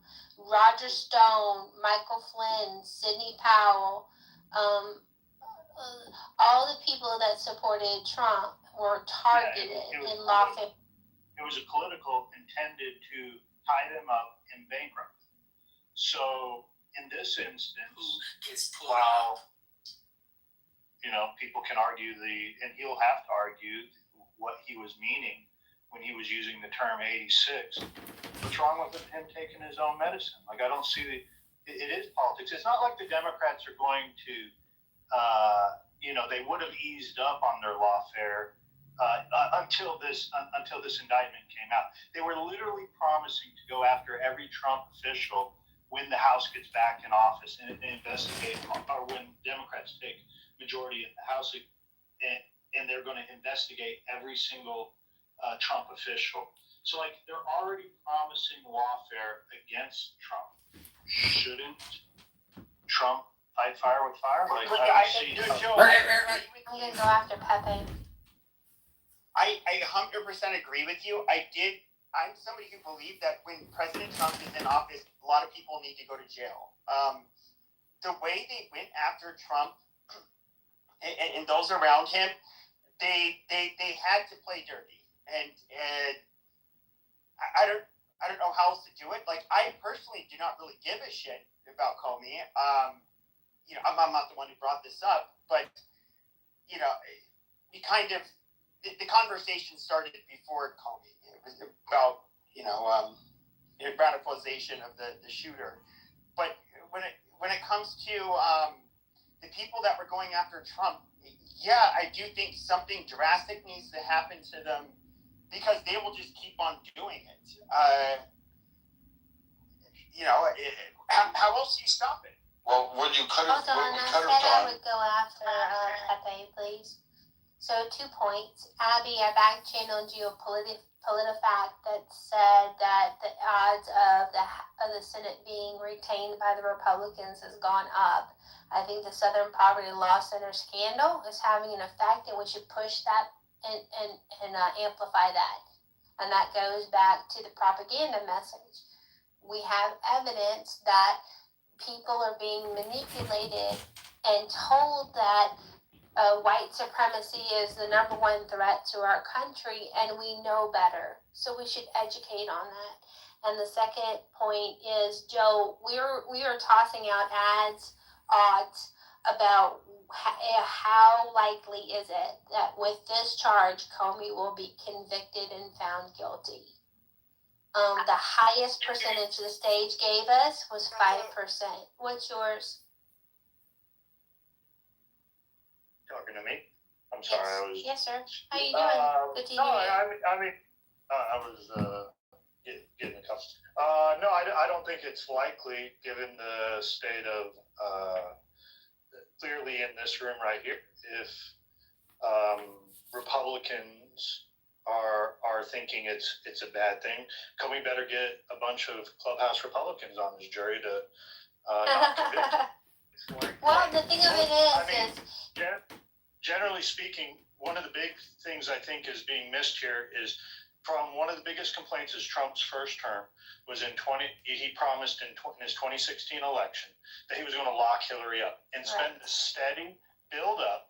And then after going through 2020, after going through 2020, and in the years under Joe Biden, it's actually polling very, very strong with Republicans, according to big data polling. And I can look at where it is now, that many of Trump's MAGA supporters wanted indictments, and they want convictions as well. And maybe they don't have the goods, but there was a lot of rattling of the chains a year ago by supporters saying, where are the convictions? Where are the indictments? Why aren't they going after Trump? And I think it actually hurts Trump's chances more with his base, and it is red meat. This is to get the base up. This is to get the some enthusiasm that Trump's sorely lacking with his Iran war. Okay, and my concern is we should go after people which we have the evidence to indict, convict, and jail them. And if we're going to put up these charges that have little chance of convicting and jailing them, we're wasting our time and our credibility. And I get that MAGA's mad that more people aren't in jail. And also, I don't think this is it. And so I'm frustrated because I want justice too, but this is smacking of vengeance and revenge. This is not on our priority list. Putting James Comey in jail is not our priority. Our best shot at Comey would have been in 2018 and 2017. That would have been under the purview of Sessions, which he was a twit, and the DOJ was flustered. We had illegal wiretapping, misuse of a FISA court, omission and tampering of evidence to fit a narrative to go ahead and get those. That all occurred under Comey. Now, whether you could have pinned that to Comey, that would have been a different thing. But he still violated the Hatch Act. He also interfered with an election process in which that does carry criminal charges under it. So we could have prosecuted him. They didn't do that with Comey. I don't know why. It's a short thing. But Comey could have done. The Flynn debacle, as was mentioned, yes, it should have absolutely been reviewed and probably could have been over the pardon. And we could have probably found out that there was some mishandling of evidence and misalignment of that. The problem is, what are you going to pin her? She survived big guys. Like all the evidence that people have, you have to prove that she's criminally liable. I hate to tell you this, but I can't stand that coming. And she is the worst person on this planet in terms of our political system. But they get away with it. Like, they're clean. There's nothing that sticks to them. There's nothing you can really pin on the Clintons. I mean, shit, the guy lied under oath in front of the American people and they re-elected him. The power dynamics there are you have to sometimes say, hey, there's really not much I can go ahead. After that hearings, Hillary's stock went up. And every man knows it was her and that administration that left me and others to go ahead and die. Like that's just a simple fact. Quell that shit. Her administration did it. Uma Abedin, Anthony Weiner. You can't tell me that was the first time that they had child pornography on their webs, on their computers. The servers, the destruction of evidence. They had the crimes there, but they exonerated her. They couldn't make it stick. So, I mean, it's not just what you know, it's what you can prove. And you have to look at that through that lens. And if you're going to go down that pathway, we better go. And if we are going to do that, then we better find some fucking damn good prosecutors. We better find some Republican lawyers that can go on there and not just do CNN or Fox News sound bites and sound good on TV, but they have to be fucking dead on. And if we can't do that, then we don't have anybody to blame but ourselves. And Trump made a mistake. Sessions was the worst person to pick. That fucked him up from the beginning. He should have have picked somebody a lot better. I don't know who it should have been, but I would have probably put Ted Cruz in. I would have gave it to him and said, here you go, unleash it. And Ted Cruz would have been a dog with a bone at that time, especially because he wanted blood and he wanted vengeance. And he would have went and got it. He would have found a law. But you know what? We didn't do that. Our side wasn't smart in that area. The Democrats threw everything they could at Trump, and he didn't get unscathed. But the man came back more powerful and destroyed the blue wall, destroyed every swing fucking district there we had. He took it over, and we have the power right now. This is just a distraction. We had the narrative for like 2 seconds, and now this is going to blanket it, and everybody's going to be cheering it, and it just gave leverage to the Democrats when we should say, hey, the political violence, your voice is being silenced. We could have rolled with that. We didn't have to do this. This shit was stupid. That AG just dropped the ball on us, and there was so many more fish we could have gone after, so many others, and we're letting them slip through our fingers over stupid shit. Yeah, no one in this room, but we live in a world where we talk to people outside of this room on Clubhouse where they believe an impeachment of a president means it kicks him out of office. They're not even familiar with that the Senate has to convict them. I think we live in a world today in America where these headlines and these buzz lines play a factor and make effect. It's a momentum game.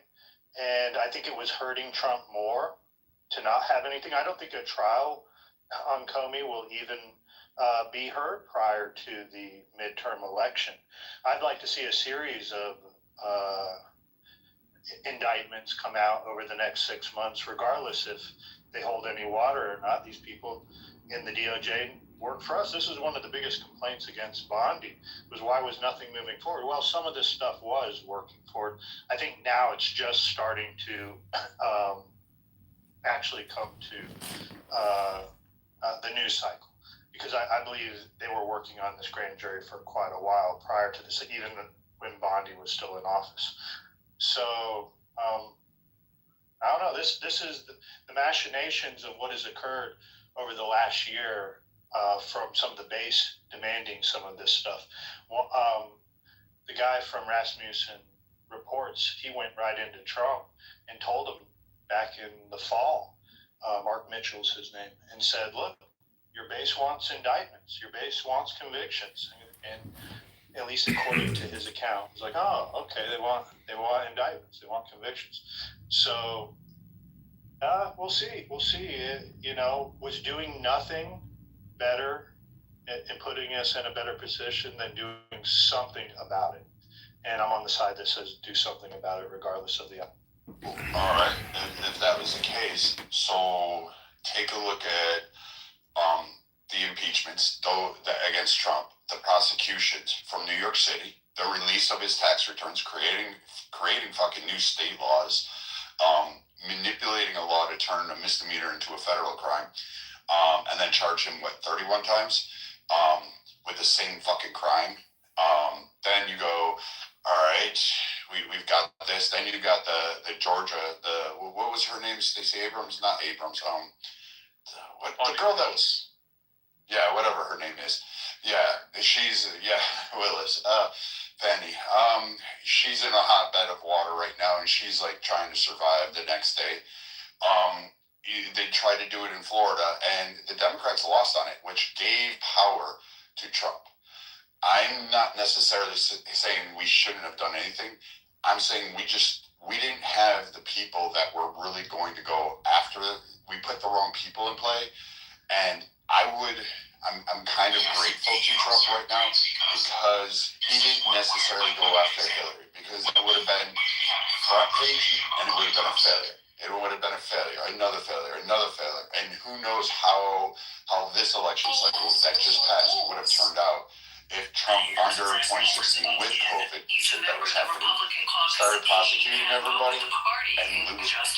That would have been an epic loss on our side, and it would have hurt us much more down ticket, and we wouldn't have had the powers to basically shift a lot of things. And I still don't like Mitch McConnell, but hats off to him for securing the courts and making sure a lot of provisions down ticket, down ballot actually worked in our favor to help propel up and to help us have that streak of a victory. And whistleblowers played it right. He set us up. Now it's up to pieces of evidence was created our USAID our team to hold on to that. So we're going to hold the Senate, and we have a chance. We're probably not going to win a major majority in the House, but it's still a coin flip. We can still take 3-4 seats over and still have power. And it would be an epic win for Trump to be able to finish out his term, being able to do a lot of the things he promised, and maybe somehow we get a better win and set up the next administration that could be a Republican,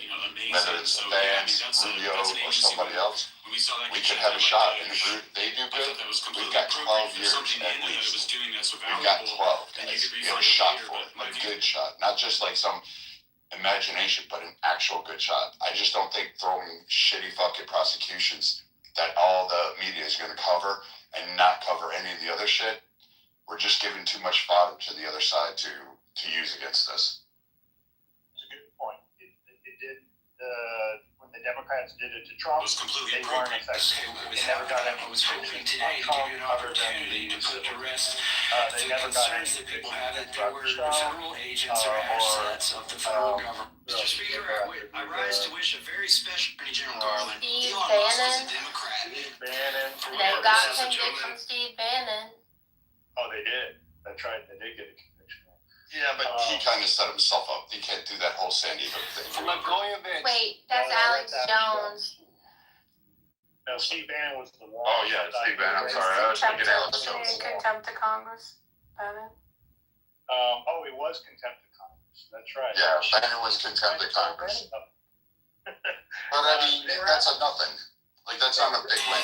What, 5 months? They were also going after him a while back for raising private funds to build the wall back in the first term. That's Do you remember that? Yeah. Shit, I don't. Man, there's been so many of them. I can't. He's kind of a smart I didn't think he's got the clippers. But you're right. I mean, Brad, good point. You know, it wasn't effective for the Democrats, so why do we think it was effective this time around? And I don't know. That's the quagmire the MAGA base is in.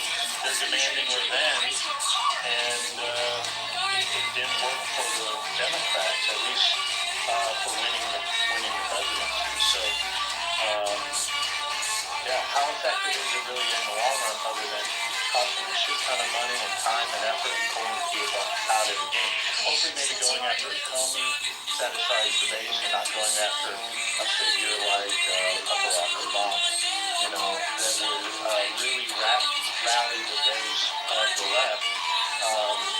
Because I think what going after Hillary or going after Barack would definitely bring the left some momentum. So That's a fancy piece of wood. But I mean, if we take that point, like again, if Trump succeeds, like let's say he gets the straight, all the Iran thing falls our way, we start, it starts working out great. Okay, done, settled, over with.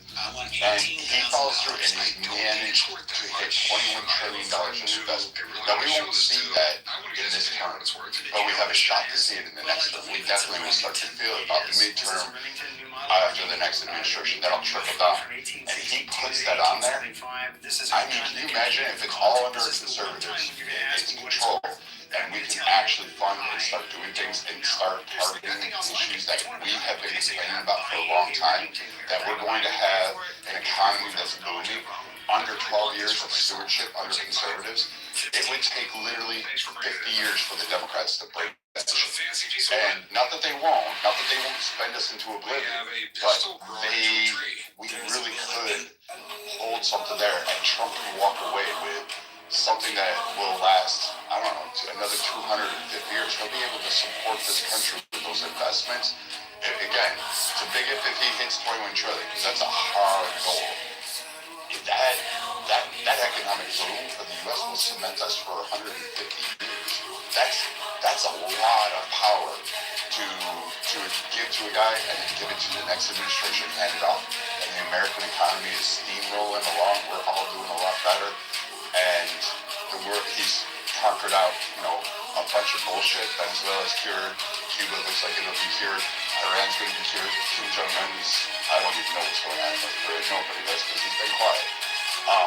the only thing left is Russia and Ukraine, and quite frankly, no one gives a fuck about either of those two countries in reality. It's just a political oppo. We really do. And Europe is finally starting to pay up a little bit more. And he may take Greenland. Who knows? But I mean, fuck. If he does it, hats off to him. He'll be one of the greatest presidents, if not top 3 of all time.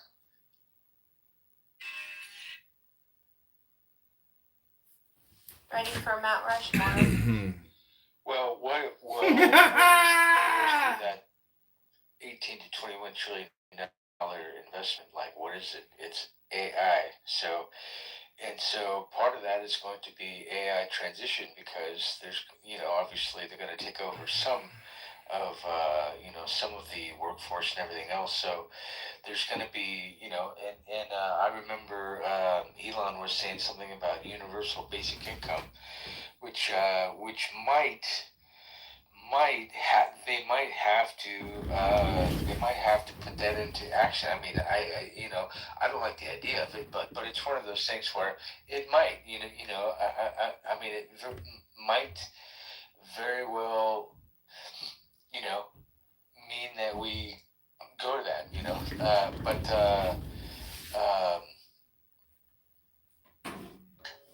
so it's mainly going to be the AI transition.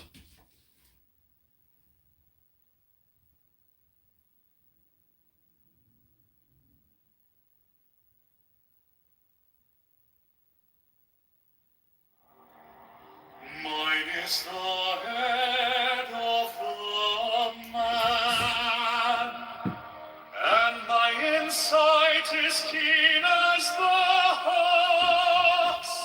By my head I invoke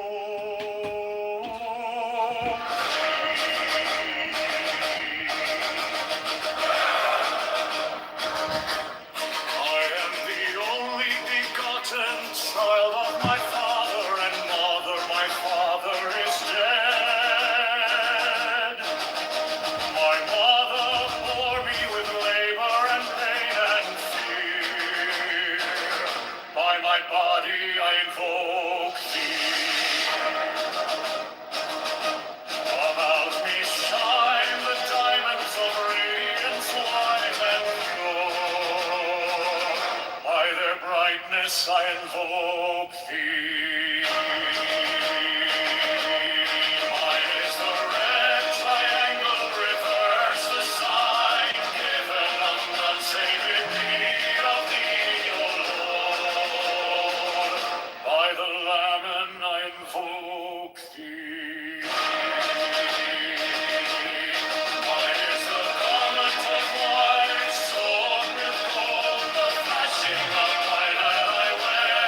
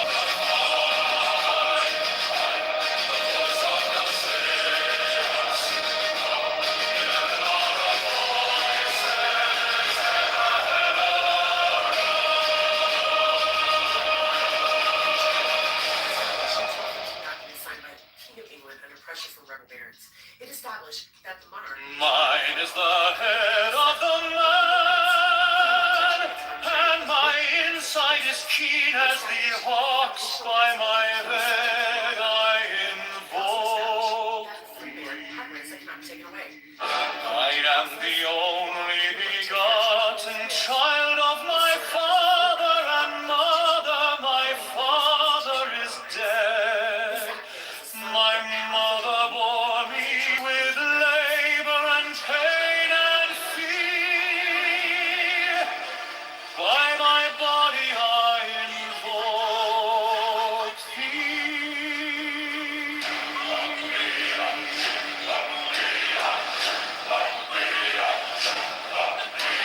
About me shine the diamonds of radiance, white and pure. By their brightness I invoke thee.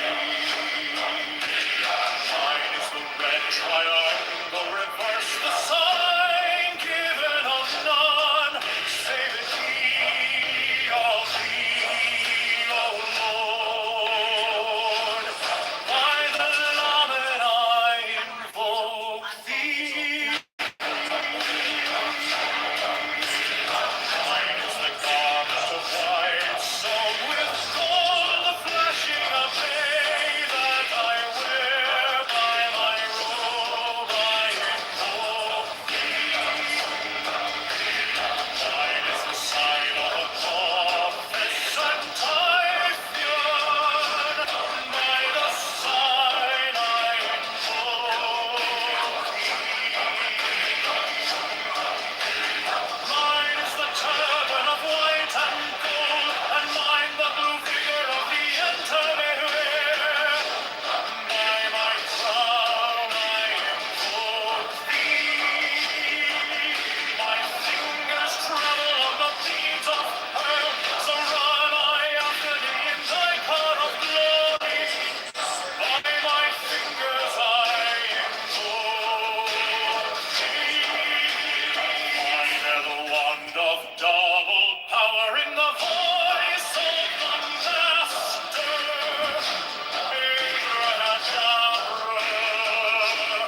By the word I invoke thee. I know the dark blue waves of music in the song that I made of all to invoke thee.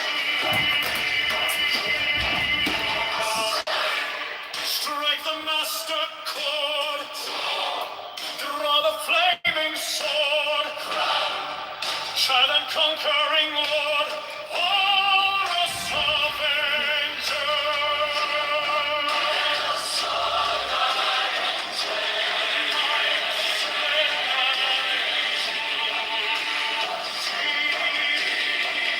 In my hand is thy sword of revenge, let it strike at thy cheek. By the sword I invoke thee. The voice of the 611 are the voices. Abrahadabra.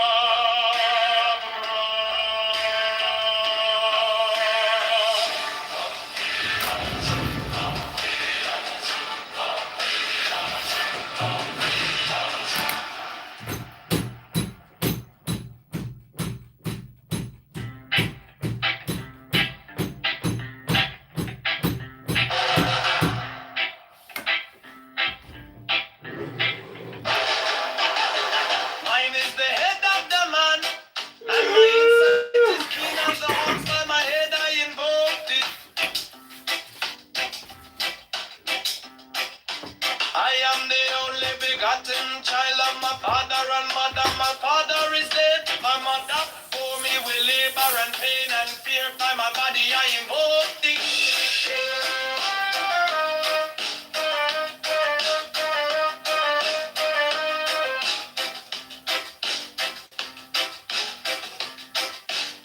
About me shine the diamonds of radiance, white and pure. By their brightness I invoke thee.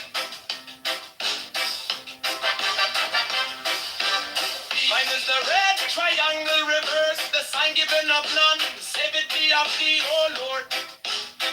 By the Lamb and I invoke thee.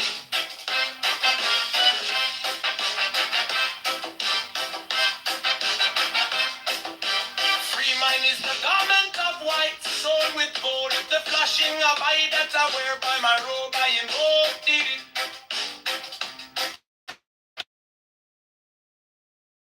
Give mine the sign of Apophis and Typhon. By the sign I invoke thee. For mine is that turban of white and gold, and mine the blue vigor of the intimate. By my crown I invoke thee. My fingers travel on the beads of pearl, so run I after thee in thy car of glory. By my fingers I invoke thee.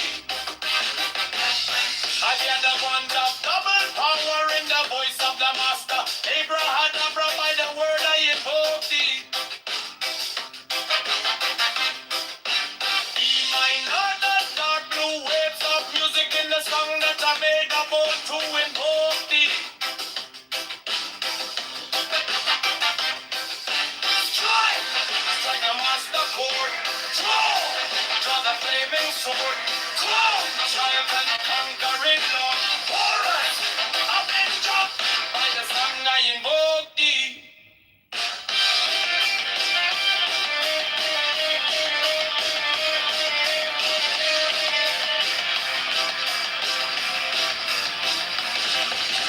In my hand is my sword of revenge.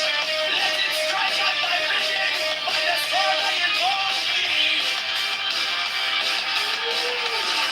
The voice of the fight, the voice of the 611 other voices. Everyone of blood.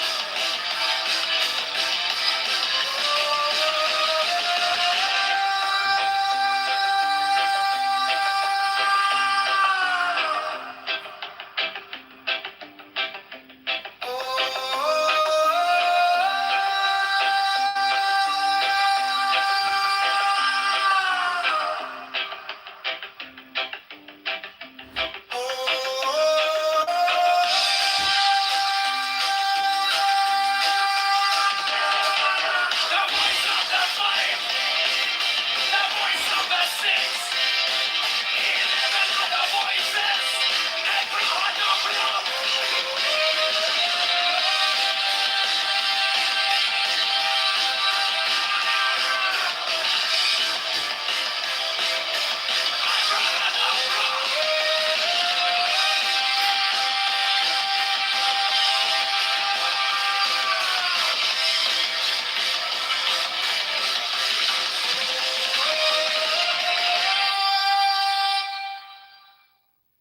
Mine is the head of the man and my insight is keen as the hawks.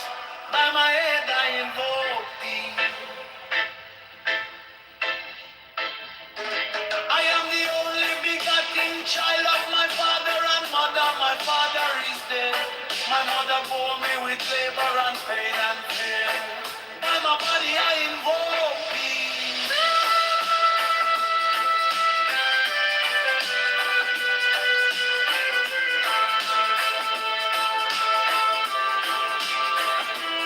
Upon me shine the diamonds of radiance, white and pure.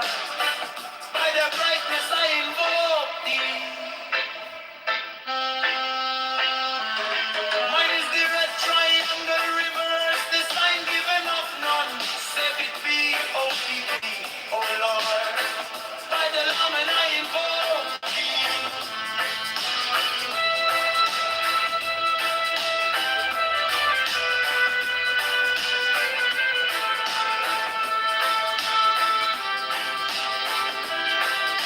Mine is the garment of white sewn with gold, the flashing of eye that I wear.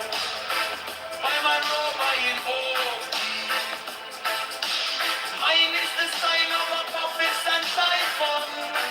By the sign I invoke thee.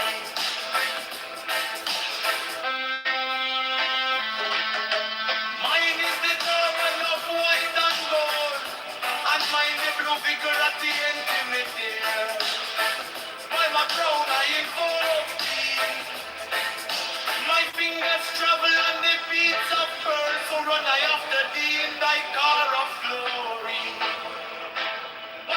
as I invoke thee. Father, the one that double power in the voice of the Master. Abrahadabra, by the word I invoke.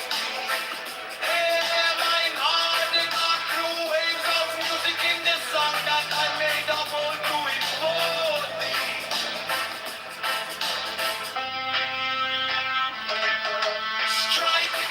Strike the master chord, draw the flaming sword, crown, Johnny the conquering Lord, our Lord, Avenger, by the sword I invoke thee. In my hand is thy sword of revenge, let it strike, and I begin, by the sword I invoke, the voice of the fighting. The voice of the 11 are the voices. Abracadabra.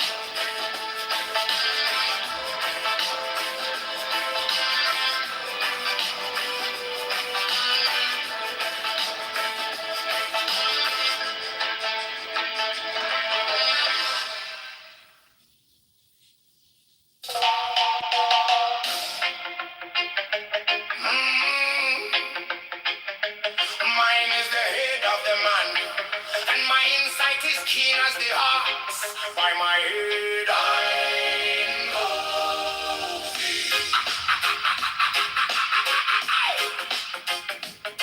I am the only begotten child of my father and mother. My father is dead.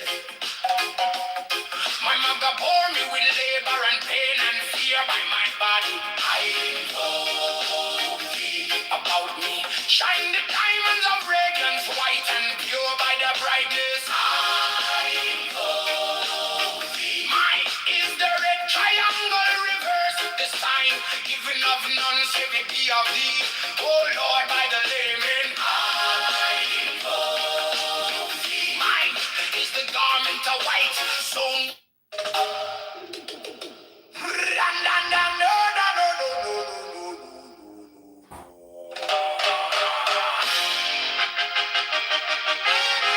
Mine is the head of the man, and my insight is keen as the ox. By my head I invoke thee.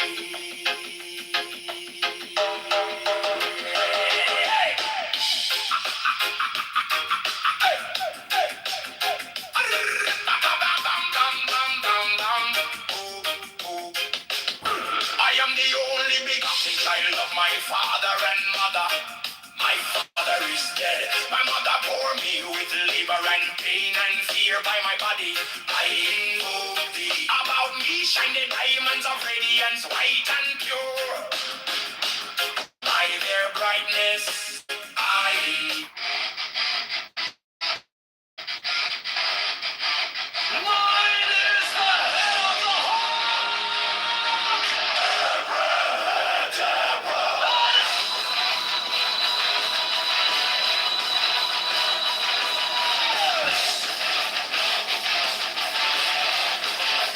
since I bear the rose and cross of life and love, giving the sign and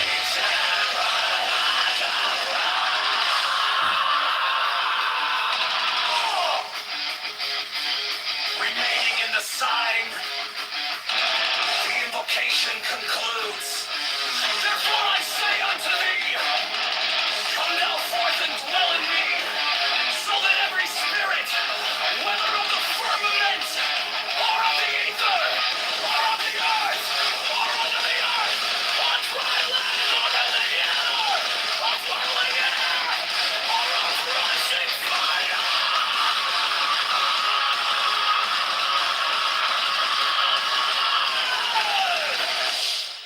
every spell and scourge of God, the vast one might be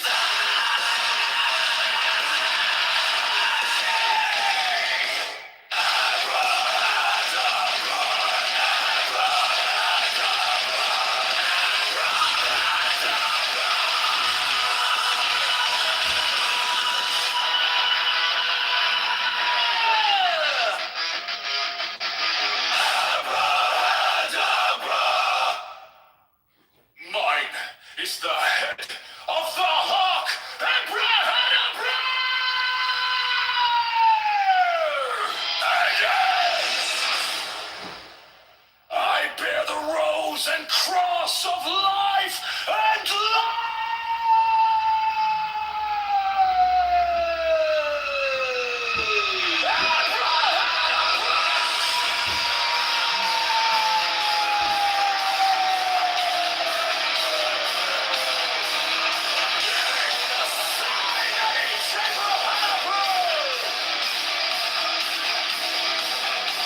remaining in the sign, the invocation comes live!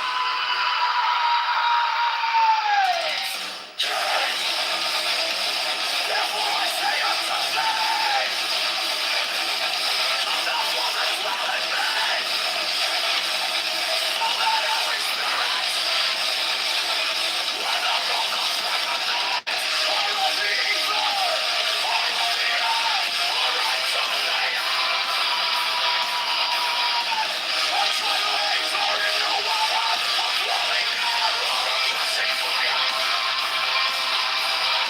and every spell and scourge of God, the vast one might be.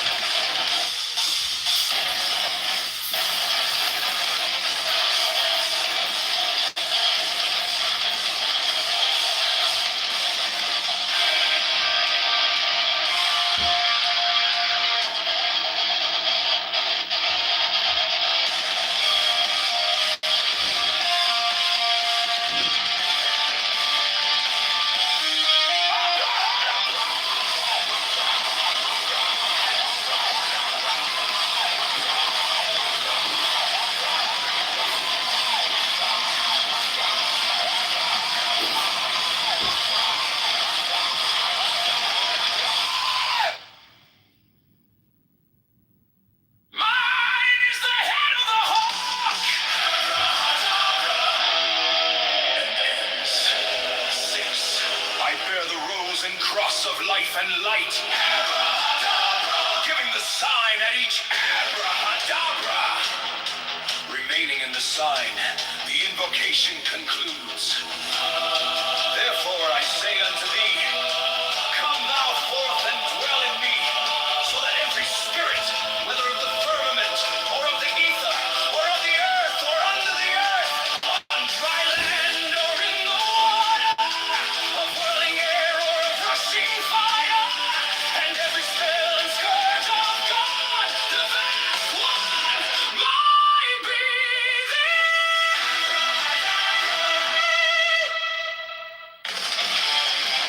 Mine is the head of the hawk, abrahadabra, and ends.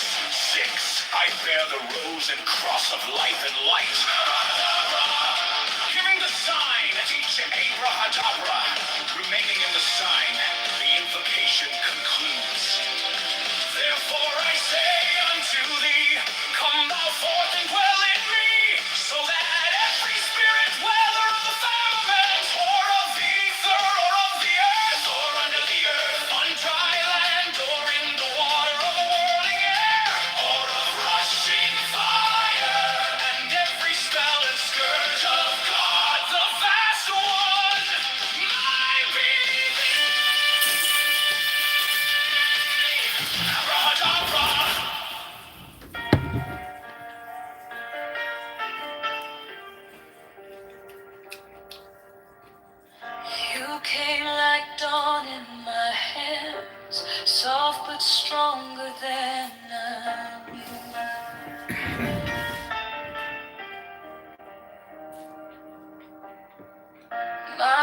turned gold in your eyes, and my whole night broke in two.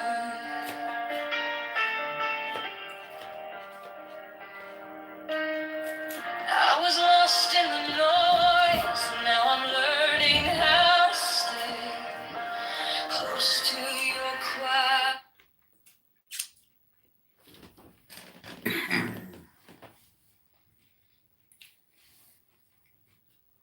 We'll have all the channels. Just depends on how you.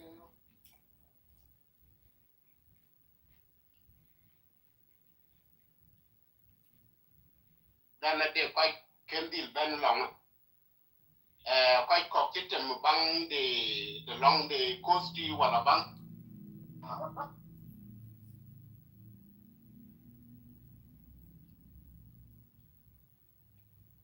Starbucks, and that's because it's from Seattle. Everywhere else you go, you get jalapenos McDonald's down here. It's kind of wild. Jalapenos aren't even that spicy. That's the No, that's right. That's entry level peppers, and you know, if you send one jar to New York or Pennsylvania, you got to send an SDS. You got to have people showing up in plastic suits surrounding the jar and say, "What the fuck is this stuff?" But it just turns out how you get started. What's the hottest pepper? Is it the Asian peppers or the jalapeno? Well, they have like height. So you have to look this up because for the last like a decade or so, you have hybrids where they basically ended up like there's like Carolina Reaper. There's all of these weird ones where it is like if you were to look at like habanero, which is this more common pepper, which is much spicier than jalapeno. This is like you literally these peppers start getting hundreds of times hotter, and it literally people they get ulcers where they burn a hole in their stomach trying to digest this stuff. It's Are they hotter than Szechuan?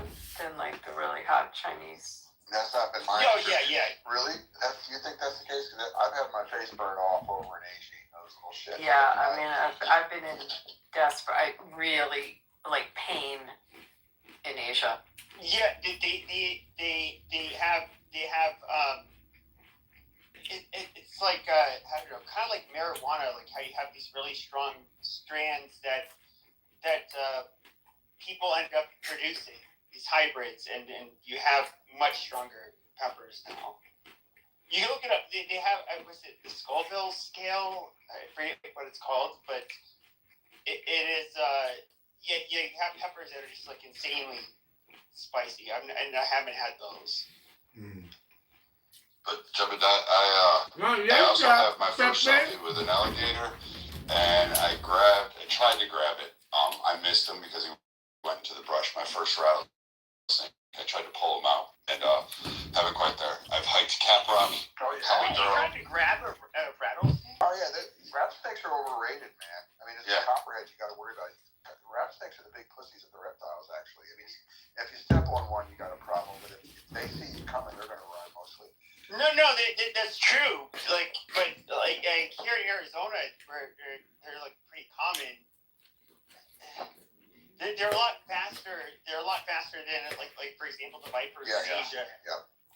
And they are generally when you get bit, it's because you did not see it and you put your hand near it or your foot went near it. That's basically how it happens. It doesn't. Obviously, nobody wants to get bit by one. I actually just saw one, and I was like, oh. I wanted to get him out of the brush so I could see it, so I tried to grab his tail, but there was like this pylon, and then there was this rock and some brush, and he slid in there, and I wasn't going to put my hand too far in and try to grab him.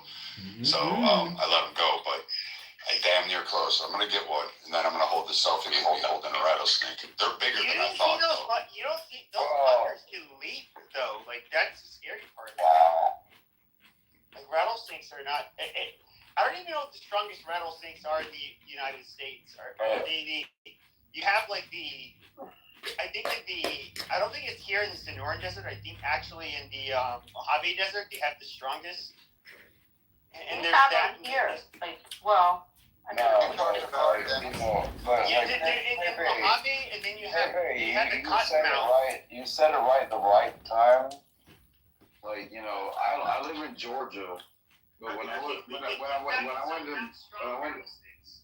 no, but we have a lot of shit ton of Diamondbacks around here. Like, and we have water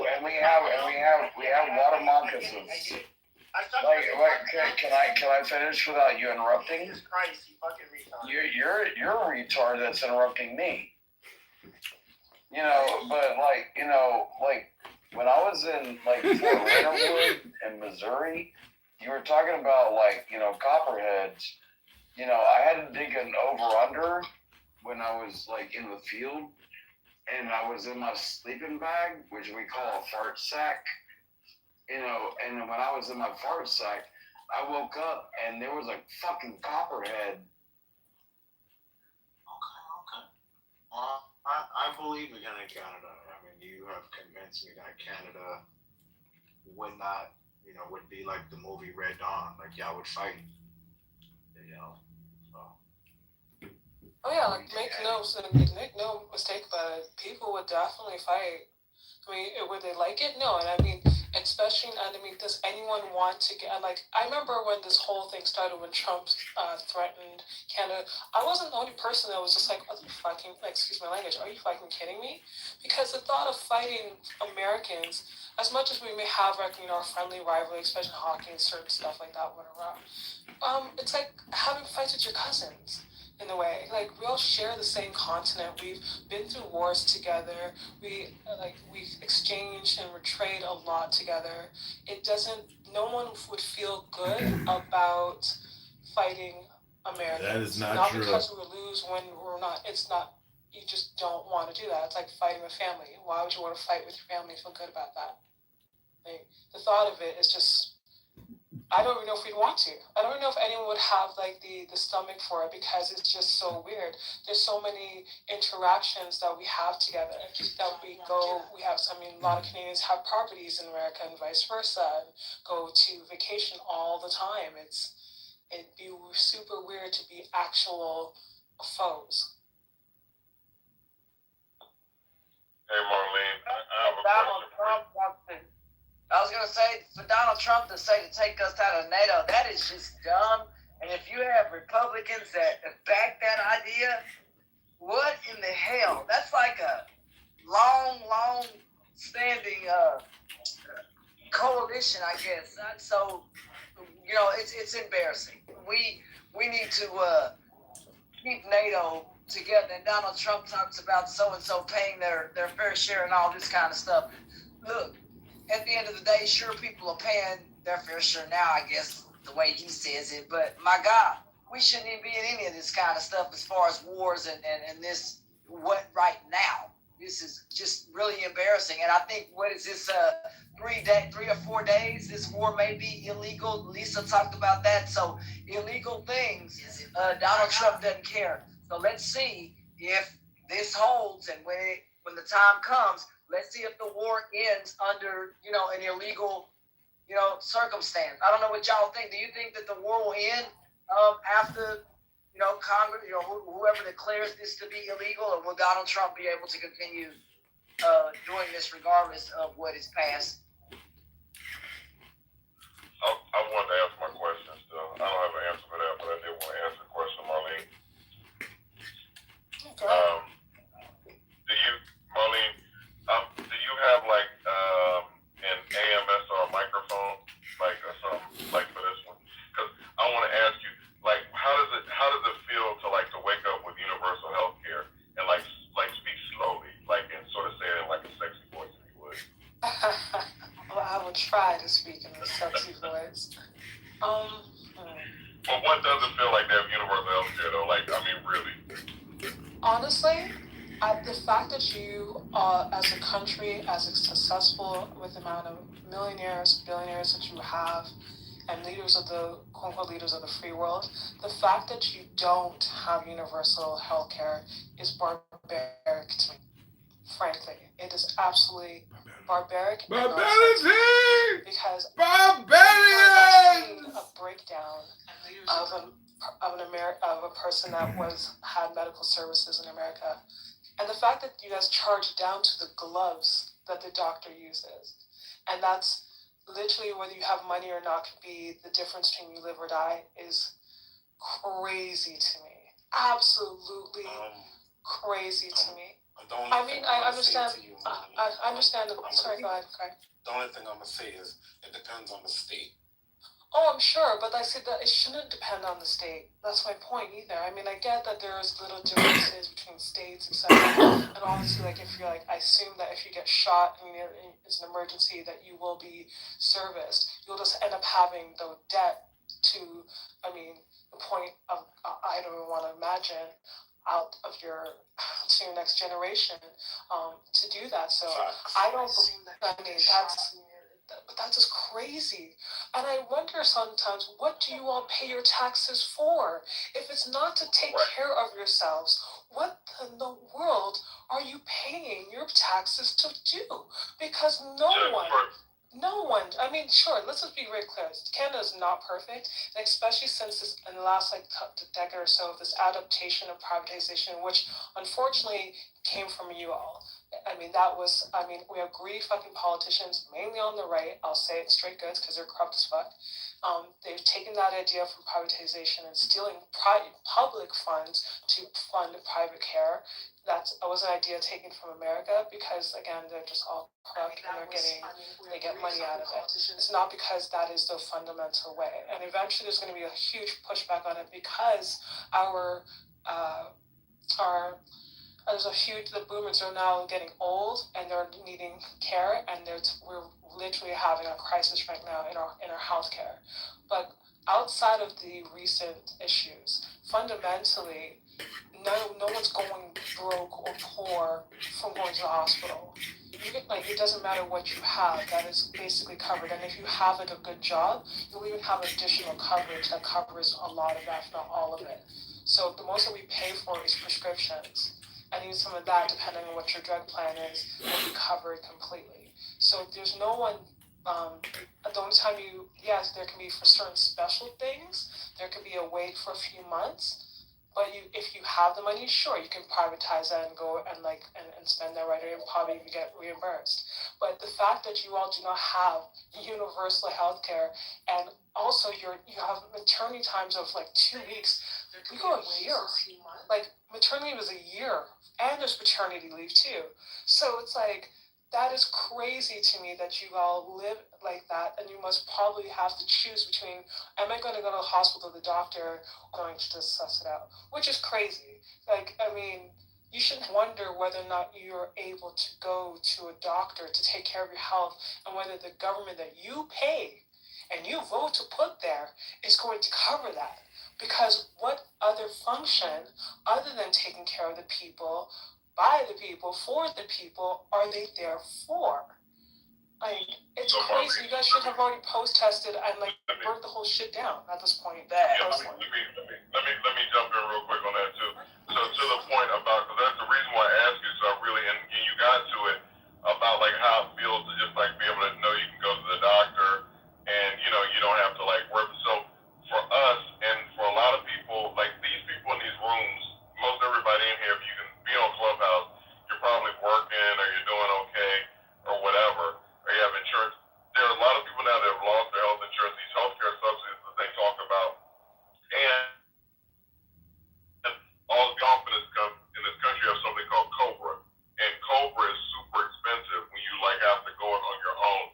Now we have this sort of healthcare, the Obamacare essentially. You can go in and still, but you're still paying for this healthcare. People talking about their healthcare costs are going up. A lot of Trump support, all these people talking about that. Saying that to say that Lindsey Graham, I literally watched him say out of his heterosexual ass face today that he the ballroom, they're asking I think for $380 million for the ballroom, and Lindsey Graham said, well, we're just gonna go ahead and just give him $400 million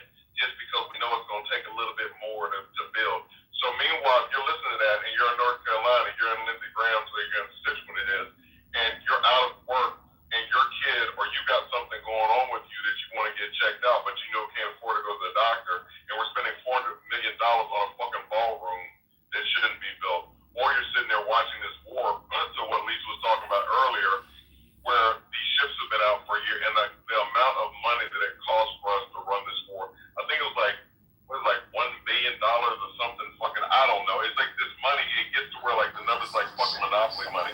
But saying that to say that people, so for y'all to have universal health care, we don't, and we're literally watching people just burning through our money, and people literally out here are like suffering behind it. So that's why I was just asking just to wonder like how it feels to be able to just, if you have something wrong, you just go and just get it taken care of and not have to worry like going into debt.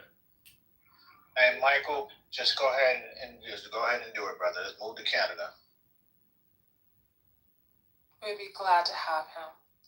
And honestly, I don't know how you guys do it. I have no idea how you Americans have not burned shit down. In fact, I'd burn that damn ballroom down.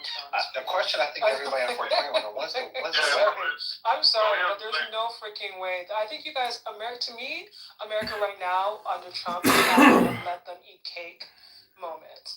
Which is just... Hold on, when is the Michael Marlene wedding? Oh, yeah, okay. Omar, I want to respond to Omar real quick. So Omar tries to minimize shit and feels like I'm doing too much, and he's minimized. So the shit I'm saying is real shit. So I'm not moving to Canada because I've got family here and we bled and died on this motherfucking soil. So I'm just saying that we need to get I'm just saying, we need to get our fucking healthcare fixed. So what I want to happen is that there'll be somebody like a Maxwell Plus that's gonna be younger or the people coming up like your kids or whatever, like on my kids, like they're coming up, they're gonna go ahead and push for this shit to get us to where we need to be because like to Marlene's point, all the taxes we pay in this country are watching our money being squandered for everything, and there are literally people that can't take care of themselves financially, they literally can't medically take care of themselves, and yet Lindsey Graham got on there, and like I said, he's gonna up it $20 million over like what the estimate was, because it's gonna take a little bit more to go. All I'm saying, go ahead and get that AM radio host. Experience death. I think what I'm saying, what I'm saying, Omar, is that people really down on shit. So if you want to like play around or whatever, that's cool. Just like you did the Trump video where you show like Trump has black friends. If you want to move the narrative like that, that's fine, Omar. But I'm saying people literally are really suffering out of it. All I'm saying, there's a little brown sugar in Canada, and it's not maple, it's brown. It's not a joke, bro. It's like, but if you want to. And that she got free health care. That's fine. That's fine. Hey, may your family never have to deal with this bullshit or whatever the rest of us have to deal with. So I guess you living outside the bubble, so that's good, man. You good. Your proximity to whiteness, I guess, saves you from that. Yes, sir. That's right. Your proximity to whiteness saves you. So we don't have that issue. We like Canada. So anyway, I'm sorry, what? Yeah, it just Omar, like I say, just like again, people in this country are dying, and I'm just saying, just Omar with this bullshit or whatever, it's just annoying as fuck. But again, I don't know. Like I said, trying to make it serious, Omar is just like being like a dickhead or whatever, but it's like it's all good. I mean, I think if all the protests that you guys should have, I'm not saying, and I'm not trying to minimize the importance of the other ones that have been conducted so far. But I honestly think that if there's anything that you guys should be on the streets about nonstop is the fact that you don't have universal health care. I mean, it's crazy.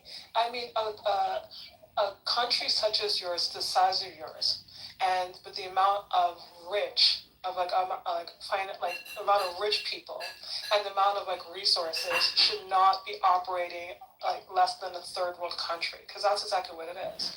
I mean, you shouldn't be also worried about putting yourself into generational debt because you got sick. That's not something you did to yourself. Like, if you get cancer, you should not have to worry about whether you can pay for your cancer treatments or your child's treatments and what happens to your kid. That's barbaric, and I just don't understand why that hasn't been the number one. The fact that you guys got insurance was a big deal, which was again kind of crazy to me. It says you guys couldn't go quite to universal route. So Marlene, check this out. So California tried to do it, and you can look at it a few years ago.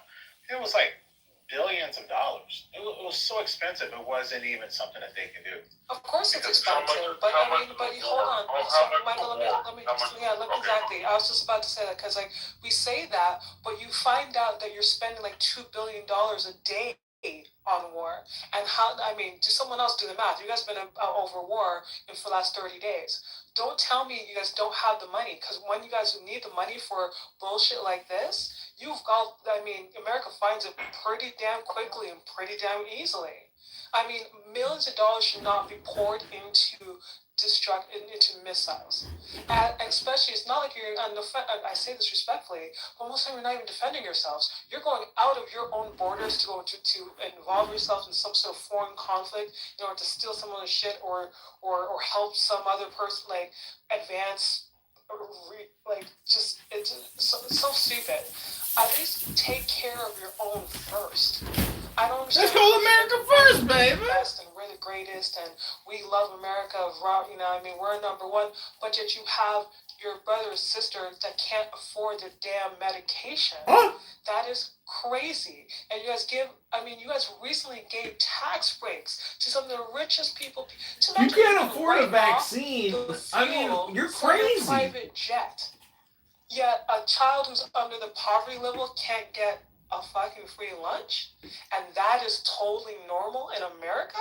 Oh my God! That is crazy. The fact that you just sat there and just like, oh yeah, it's fine. It's like, that's crazy. I'm good. That's crazy. I go to bed knowing just fine that people who are unsure can actually go into the hospital and they're not going to reject it. No one's asking them for a bill or shit. They're only asking like, hey, listen, that's it. I could not. I couldn't be. So as fine as you American brothers are, there's no way I could live in America at all for so many different reasons. No fucking way. Not without universal health care. I could never do it. I could never do it. How could you do this to yourself? Lifestyle is usually at the expense of other people, because that's exactly what it is. It's not like people are just making their money and they're doing their thing. No, it's literally at the expense of the general public. When the general public is poor.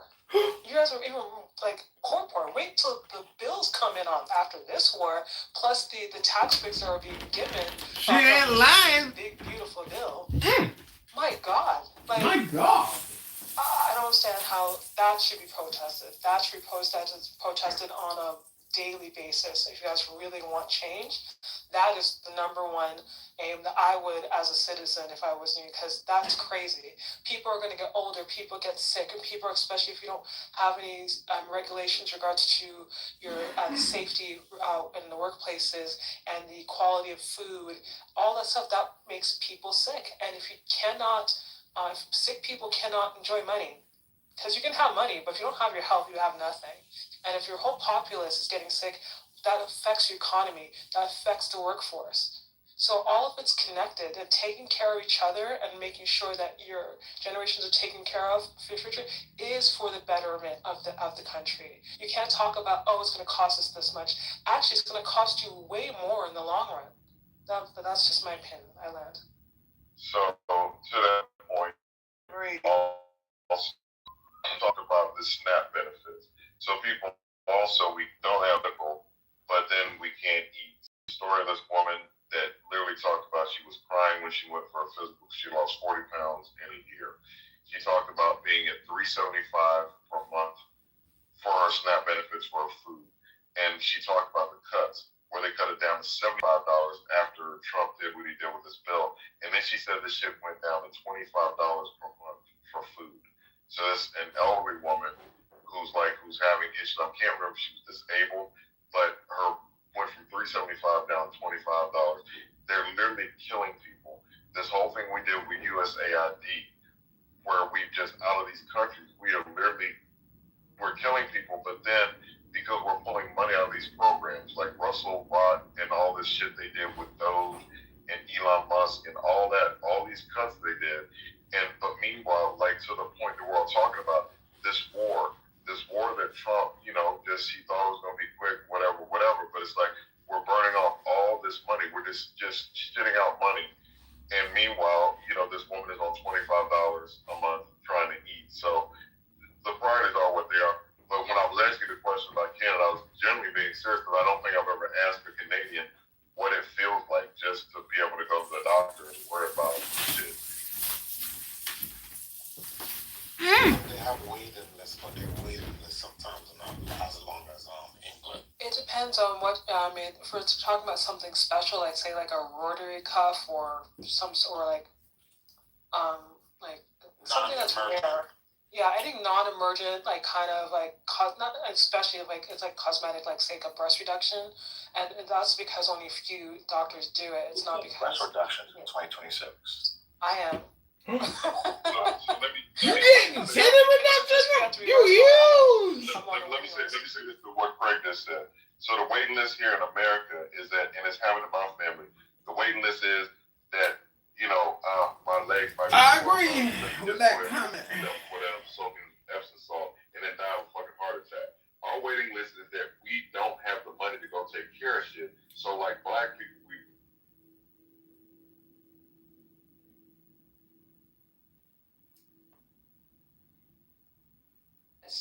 that the people that I have blocked are the only people that I wouldn't want listening to me, right? Or they're the only people that I, would not want listening. So you're welcome. I mean, like, you're welcome to be annoying. I'm not angry anymore. I don't know why I had to remember that, but it's a good, it's a relief, because if you block people that you don't want listening to you, they can't make it into your room if you're a mod, which is wonderful. Oh my god. And there are these 3 ladies that are demons, that are on this, and I really mean it. Listen, when I say that they're demons, I'm not exaggerating. One of them today, I swear to you, was, now I didn't hear it directly, I heard it secondarily, but it's a credible source. They were praising and admiring the devil. And I thought to myself, wow, that fits perfectly. Oh, there's John Kitover. Yeah. I'm telling everybody, John, do you know Uma? John, I think you should know Uma. I think everybody should know Uma. I really want Uma to be my neighbor. Won't you be my neighbor? Why? What's so special about Umma? I think she's just fascinating, and she's fun, and she's funny, and I feel like she's crazy like me. And I think Well, you're crazy? just get into, I think we could probably even each other out really well. Wait, why do you think you're crazy? I think we just have such a fun time. What? Why do you think you're crazy? Yeah, I know. John, what are you doing? What do you mean, what am I What have you doing? been up to? I've been seeing some videos come through, some notifications. Oh, look, and then there's John smiling in the camera. Yeah, here's me. You're just Anything goes. What? So, do you know what I'm sad about? I was just What? reading this art. Apparently, this woman, and it's frustrating, and it gives me a good reality check. There's this woman, this hero, this savior, that apparently there was this fight that was going on at this bar, and this woman had run into the bar and said, help me, somebody's beating me up. And then she had left, and one of the women that were in the bar, who has kids and everything, she went out to check on her, and her and her friend was getting beat up by this guy. She interfered. The guy ended up pulling a gun and killed her, and she died. And do you know how many times I've gotten involved in broken up fights? So many times. Like that's I mean, so many times. So what you're saying is, in hindsight, you're thinking to yourself, you know what? I shouldn't have even have gotten involved. That's what you're thinking.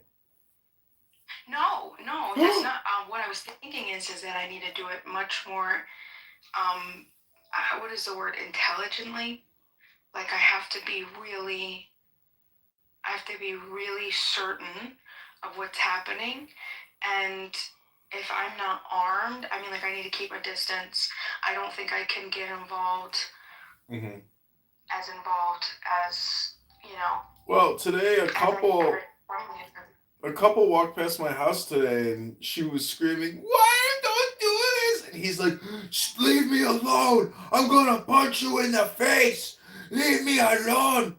And I swear to God, last year, just about the same time, it was the same fucking drama. And I put it on YouTube. I'm like, this is the second time I've recorded this couple. It's so crazy because Recorded them? yeah, I put them on my YouTube account. Oh my god.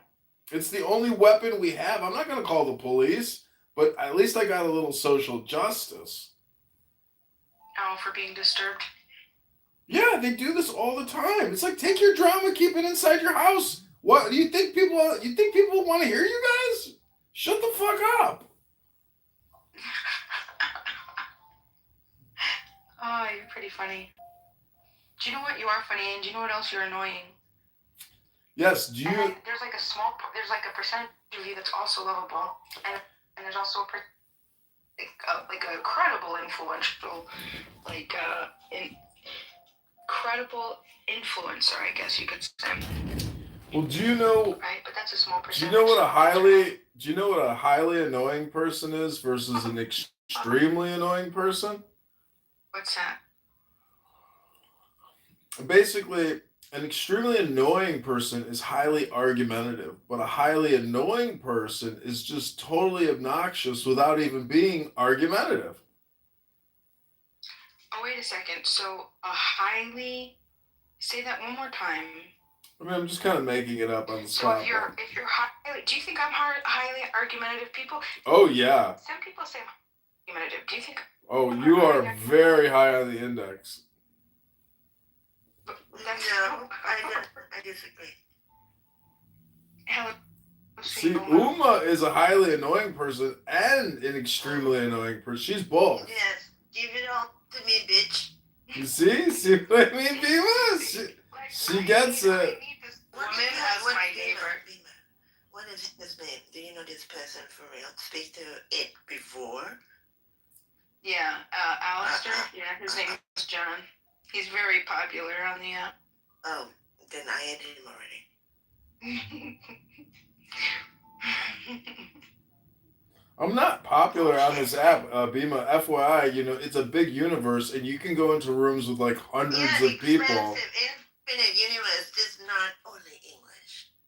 I'm a nobody on this app. Universe doesn't speak English only, gentlemen. Are those begonias in your PTR, Uma? Wait. What? I don't know. Don't talk to me. I gotta tell you something, Uma. So, a couple days ago, I had gone out. By the way, those flowers are absolutely gorgeous. I had gone out inside, and I was just laying on my grass, and it's so interesting because I couldn't see visibly standing up any purple at all on the grass, none. But then as I laid down in the grass and I put my head on my chin, because I was laying on my stomach, I saw this little teeny purple flower, and it was so small. And then the most sweet thing happened. These ants came, and they were just like, they kept like drawn to this little flower, and they were like touching the flower, like walking by and like touching, like checking on it, like going by. I don't know if they were using it as like a marker to like find their way to and fro or whatever, but it was the cutest little thing. And I thought, wow, look, they love the color purple. I was just telling everybody that I just bought a whole bunch of purple flowers because my property doesn't have enough purple. So I just got a bunch of lavender and some purple flowers. But Oma, tell me something. What type of neighbor are you? Would you be my neighbor? The invisible one. You know what type of neighbor John is? John is the type of neighbor that's going to record you and then put you on YouTube. John, you're the worst type of neighbor. I would effing hate you. Well, I'm a good neighbor. I clean up the whole street for everybody. I do all kinds of work for people. I don't ask. I don't ask for any praise or thank. I just do. I don't expect any kind of compliment. I just do because it's the right thing to do. Hello? But get your neighbors. Listen, John, tell us what type of neighbor you are outside of recording your neighbor and exposing their weak low spots so everybody. Yeah, no problem. I'm a good neighbor. I keep the sewer caps clean. I shovel, I brush, I clean.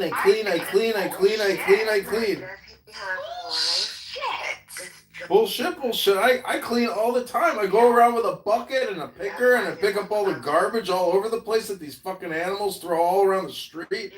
I clean up. And my mom is so obsessively compulsive.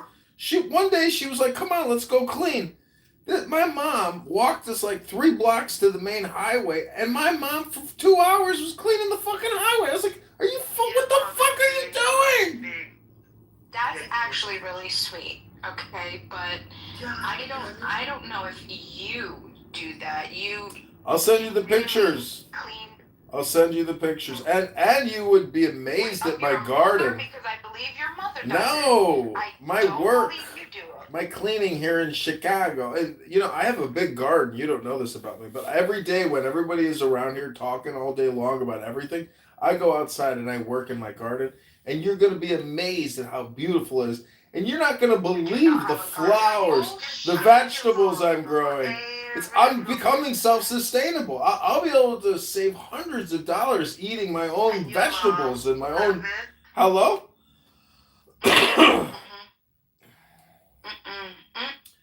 Listen, Necro is one of my top political campaign contributors. My mom called me the other day. She said, "I'm worried about you, Johnny. You're on this stupid internet all the time talking and debating, but you're getting a gut and you're not going to the gym. And, I'm worried about your mental health." I'm like, "But Mom, have you heard the people that I talk to? Are you worried about any of them?" "I don't care about them. They're not my son. I care about my son." Hello? I love your mom, but I mean, I don't know how. Tell us about your dad, because maybe you take a lot after your dad. What happened there? Well, anything goes. You know what they say. My dad disowned me, and I barely talk to him. And he lives down here. My dad goes to Mar-a-Lago. He's a member of the yacht club down there. He's a big Trumper, and he. Hello. I want to see you first. Be my one and talk to me first. Yeah, I do want to talk to Uma. Uma, tell me some fun stuff, because I just think that you're so interesting. Oh, when John is not around, I would do that. Oh, it's private. If you would like, I can just leave and come back. Would you like? I can give you 10 minutes of privacy. I'll just come right back. How does that sound, Uma? Just go away forever. Did you tell me to go away forever? I'm not your mom. Go talk to your mom. Yeah, BMI, did you hear my question? A new question? No, it was one I just sent you when we were in Snatched. Oh, I don't think so. Yeah. I'll have to go and check. Basically, I was, for a while, I was the lone dissenter for a while. As the only person who wasn't a Trump supporter in the room. But I don't know, it's like, I mean, it doesn't bother me if anyone supports Trump, but I wish they had better judgment, but in general, I never would think that you support Trump at all, or do you? Let me ask you a question. Do you think, because it's a good question and I'll definitely answer, could I ask you a question first before I answer? Sure. Or would you like, okay, thank you. Do you think that it's impractical to take someone that is supposed to be like the president of the United States and then judge them in totality, like a net negative or positive versus what the specific policies? Because I mean, and this is my thought, right? Every human being, we can find really shitty things that they do, and then we can find really cool things that they do, and then I I don't know. I'm really not sure the answer to this question, but the reason I ask is because there's definitely things that I am happy about that he's done. And there's also things that I'm really unhappy about. And so when I'm asked something like, do you support Trump? It's like, I support people doing good things. And I support people who don't do good things, but I don't know of one human being that I could point to say that they do only good things or only bad things. Like, you know what I'm saying? Yeah, I mean, to me, I have different standards. Like most people see presidents as the lesser of two evils. I think that that's a shitty way to look at the system because, I mean, I didn't vote in 2020. If I give an example, I didn't vote in 2020 because I didn't like how there was the cover-up of Joe Biden with all the rape allegations that were made against him. And I couldn't vote for Trump either specifically. So like, to me, it's like, I think specifically the idea is specifically like, it doesn't matter who this person is, the fact that they could have potentially have committed rape because they're still voting in line with what I want overall. Specifically, I mean, it essentially allows our leaders to be deplorable characters specifically, which I think is disgusting. So you think we should? May I ask a question? Do you think that like, when you vote for your president in America, and like, do you want him to be your president or do you want him to be your pope?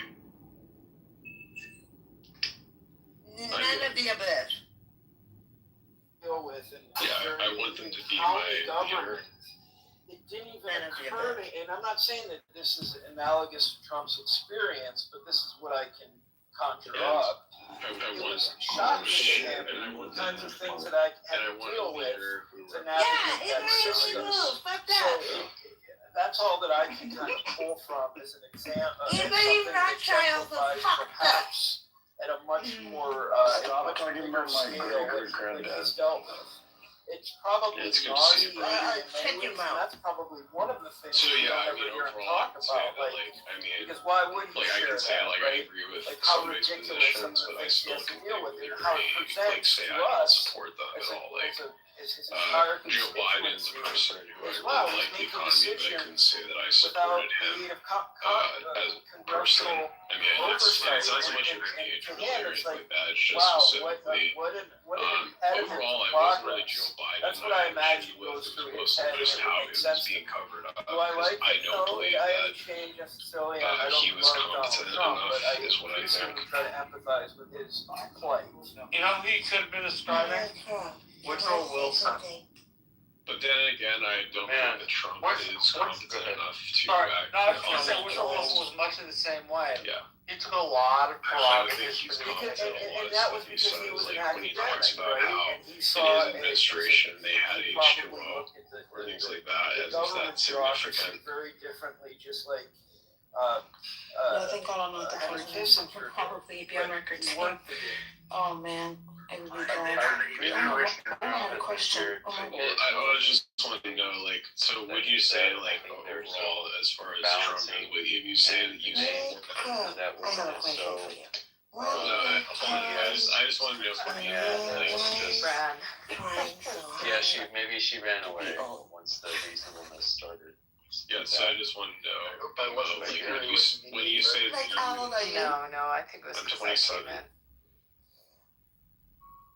So Abby, let me ask you this: like, who? Why is my age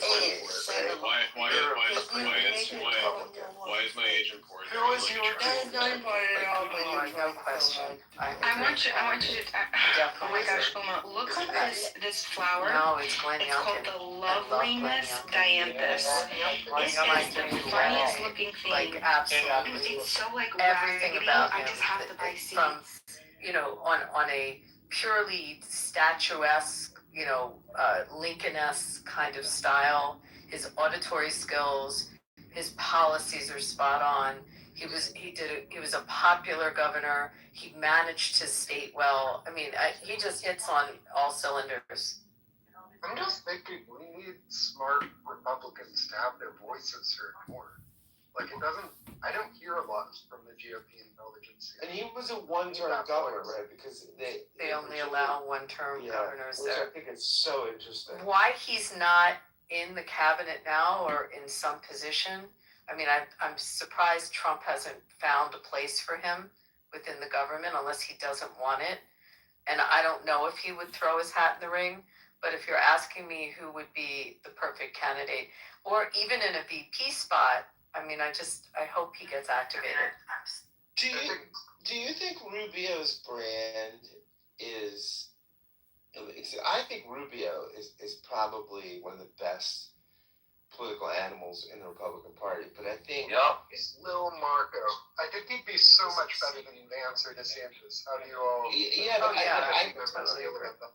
But I think this war is going to tarnish him. I think first off, we'll have Trump fatigue.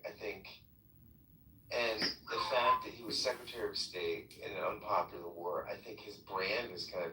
I mean, I think maybe 2032 he could reboot, but I think for 2028, I think Rubio is he's just damaged goods right now. Scott, we had Vance campaigning for Orban, so it's like there's some egg on the Vance belonged nowhere near that shit. I don't know why the president sent him. It was dumb.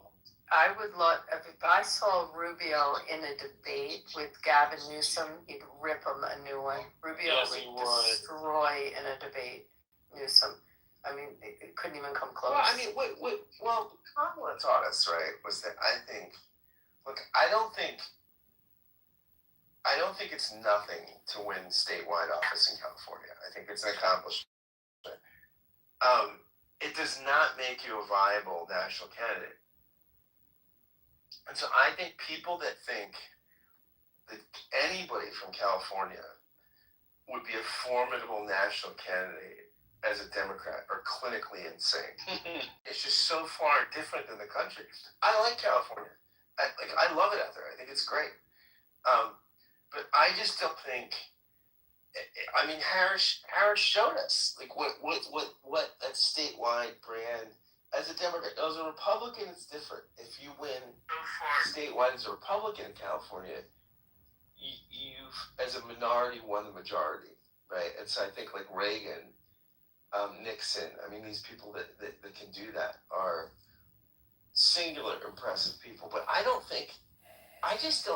have any confidence or respect for a Democrat like just because they won statewide in the most liberal state in the country.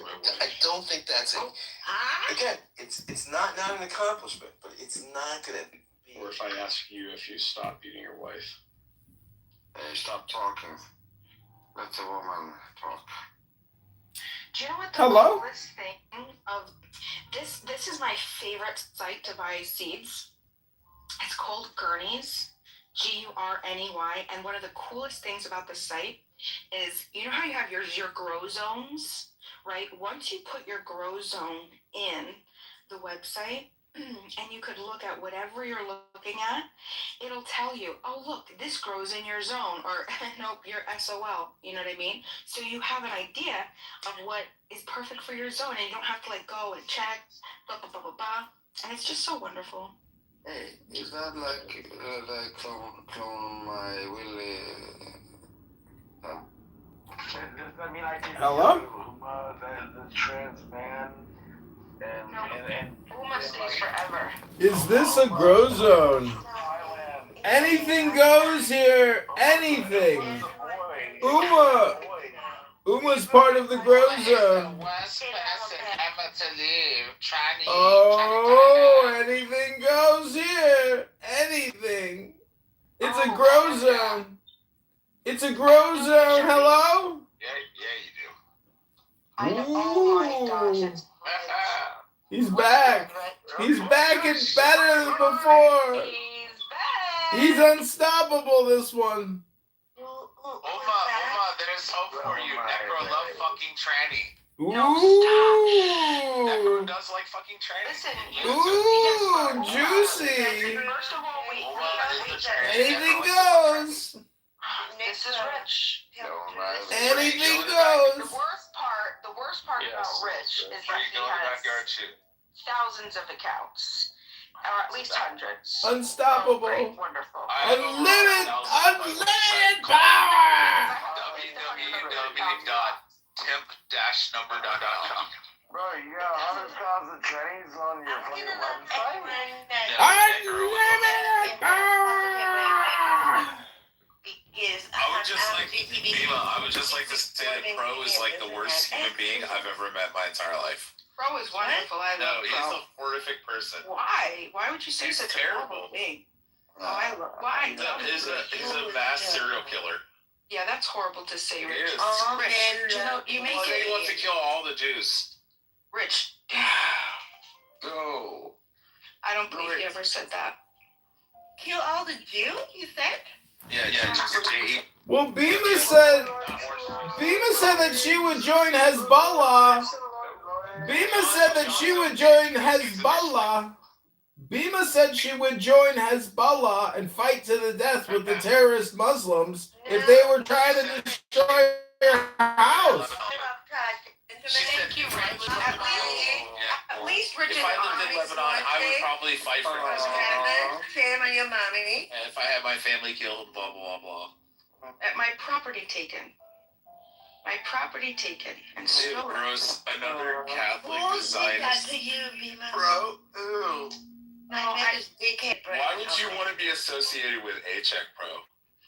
A-Check? What's wrong with A-Check? Horrible. I love A-Check. Wait. Yes, that's what A-Check does. He's adorable. He's a great character.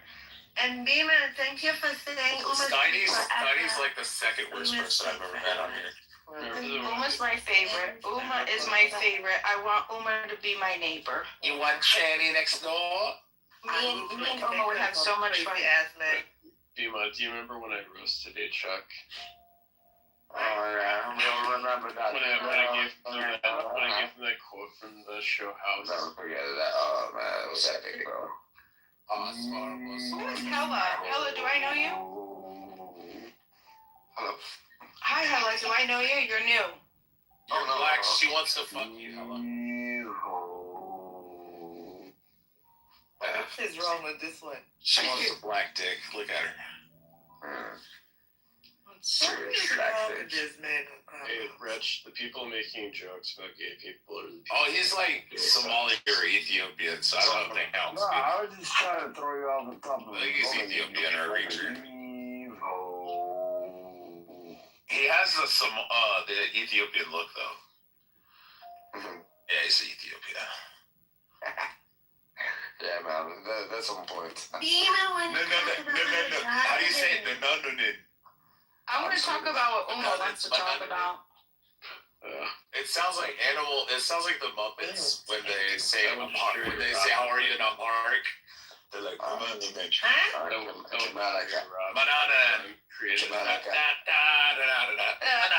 say that. Yeah, banana. It's something like that. It's like nananin or something. Chevy, look at my PPI. I can't remember how. Oh, Or you say Yeah, whatever. That's tranny dick. I mean, I'm black, but you're racist. No, it's not racist That's to fine. That's fine. clearly look at you and tell phenotypically that you're Ethiopian. Definitely You're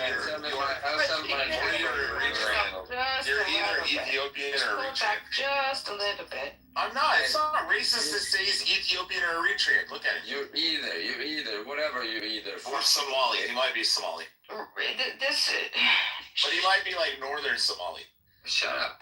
Chevy is unbridled. He's a. I just told you I could don't run that shit over and over again. Let's look through There's his nothing we can houses. do. Let's look through his houses and He's see if he's beyond help. Ethiopian. Yeah. Do that. Who's beyond help? Chevy.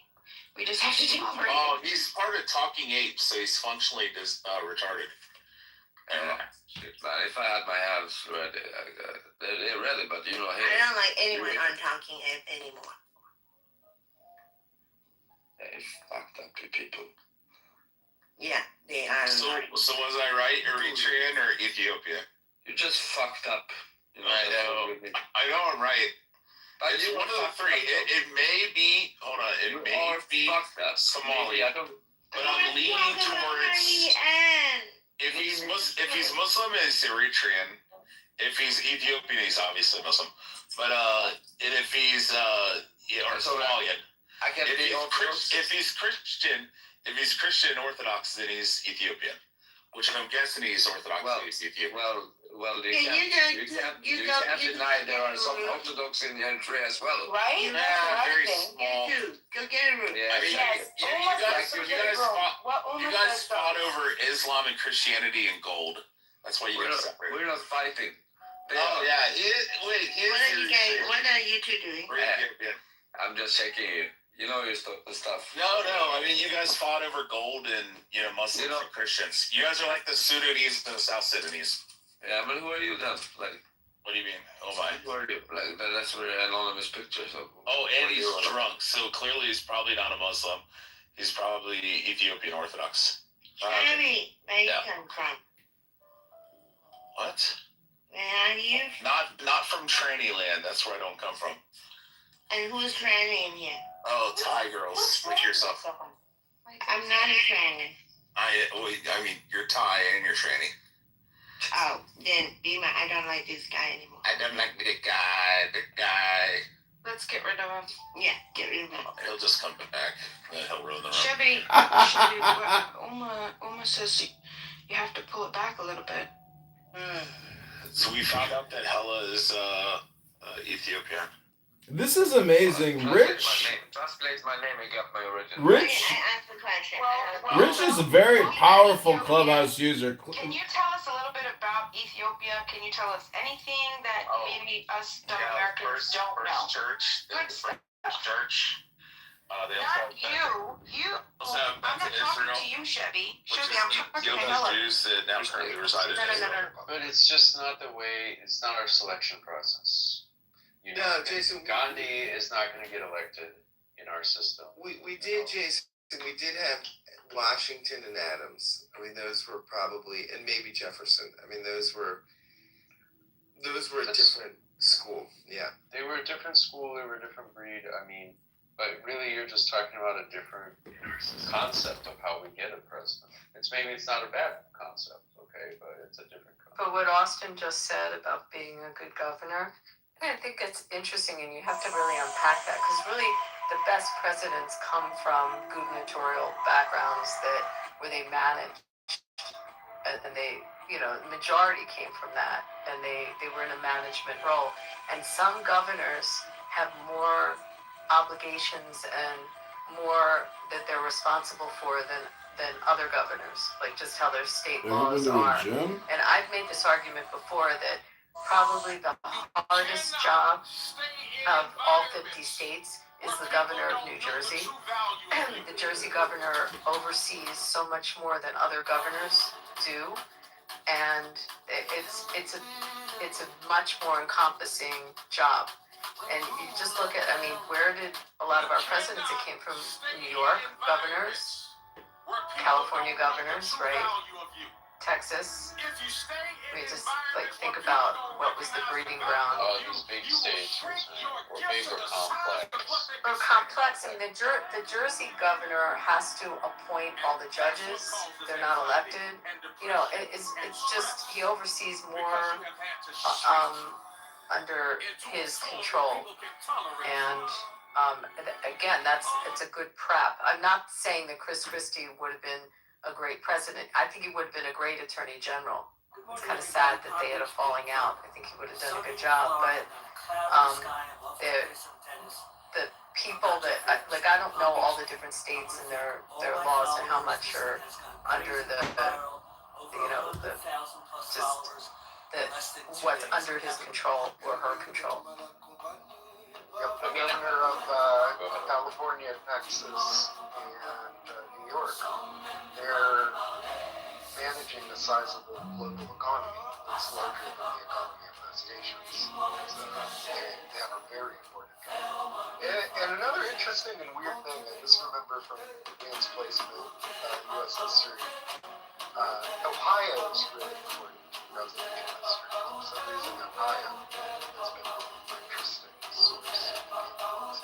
introducing We candidates? had Garfield and Taft and a lot of people. I wonder why. But it's one of the most popular. I don't even know how many electoral. It's very populated. Has been kind of it was almost a frontier state in many regards. It's because it's high in the middle and round on both ends. I mean, that's what.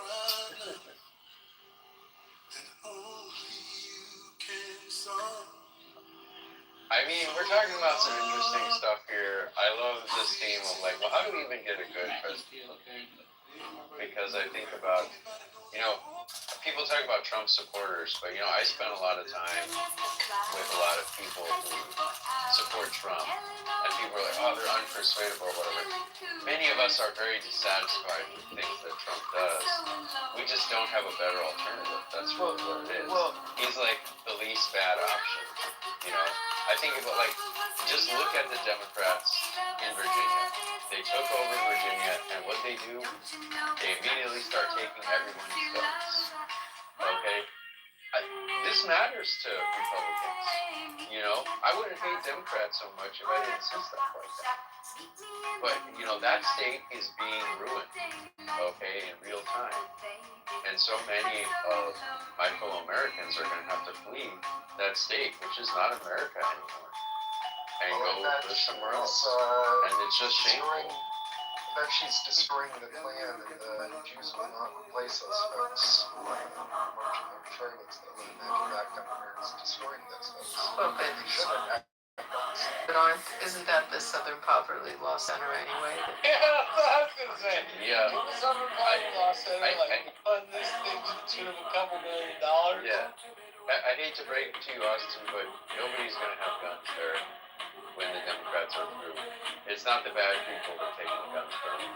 It's good people. What if Well, you don't understand what it means to be an American, then. And if you're under the sun of my You don't understand the founder's vision. You don't understand the founder's vision for security and balance of power in this country. It's not that people you disagree with. It's not that people you disagree with don't have power. It's that you do have it. But the Democrats' vision is that nobody has power. Whoopee, bro. Whoopee. One of the challenges is that we have four-term and two-term limits. Imagine you extend it to a six-year term. The maturation that you see in a president is pretty impressive. Sometimes it's astonishing, sometimes it's terrifying.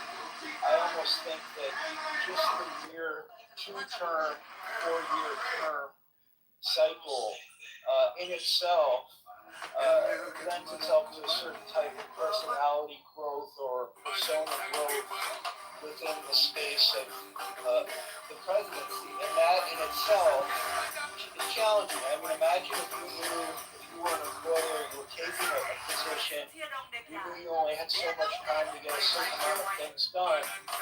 I'm not likening it further to the presidency, but there's something about that makes it challenging in its own right that dictates how you behave yourself.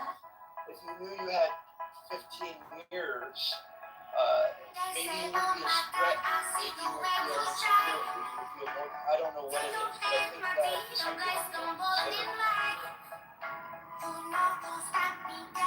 Yeah, I think there is something to that, and I wonder if you could lengthen the terms but introduce an executive council so that there still is some change over some time scale.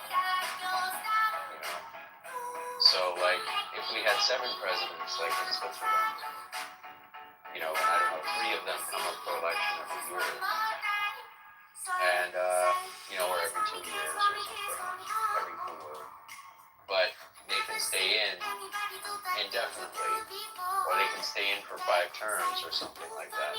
Then you get a lot of changeover, but at the same time, people could build experience, and that could be more balanced. Could lower the stakes as well.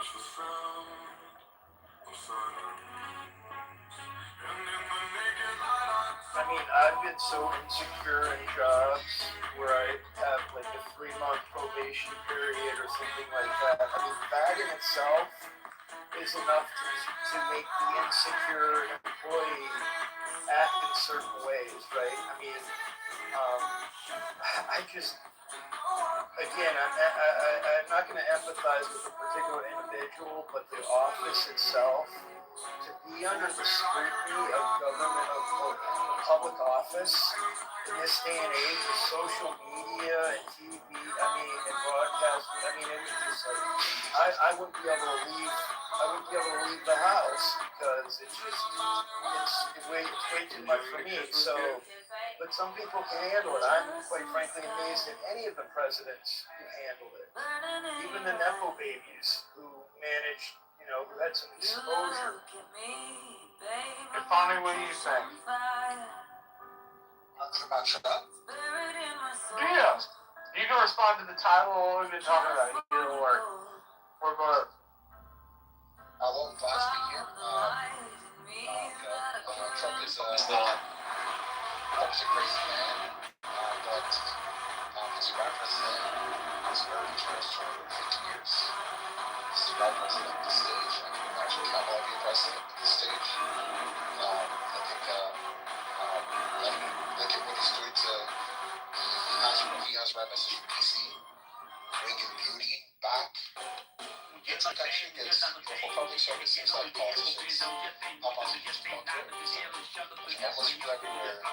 It's a nation's capital, but they should like, I don't know, I just feel like bring it back culture, bring it back values. It's something that's very important. Bring it back community, something that's very important, and we should all look forward to. And he's doing a lot of things, the economy is doing a lot of deregulation. That's good generally. But of course, there's a lot of pushback. That's to be expected. But he's the right president at this time, and the system is working. I mean, if he got everything he wanted, maybe he wouldn't be the right president. But I think he's challenging the system, and the system is responding as it should. And it gives me confidence in the American experiments, for sure. And he's stress testing the system properly. So he doesn't like it, but he's doing a good job. Everything you touch surely dies.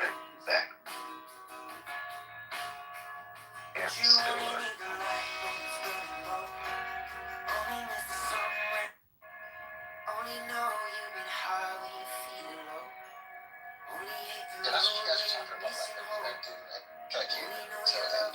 Yeah, largely. Yeah, you hit the nail on the head. Yeah. So we'll see. I'm kind of curious. Honestly, I can't picture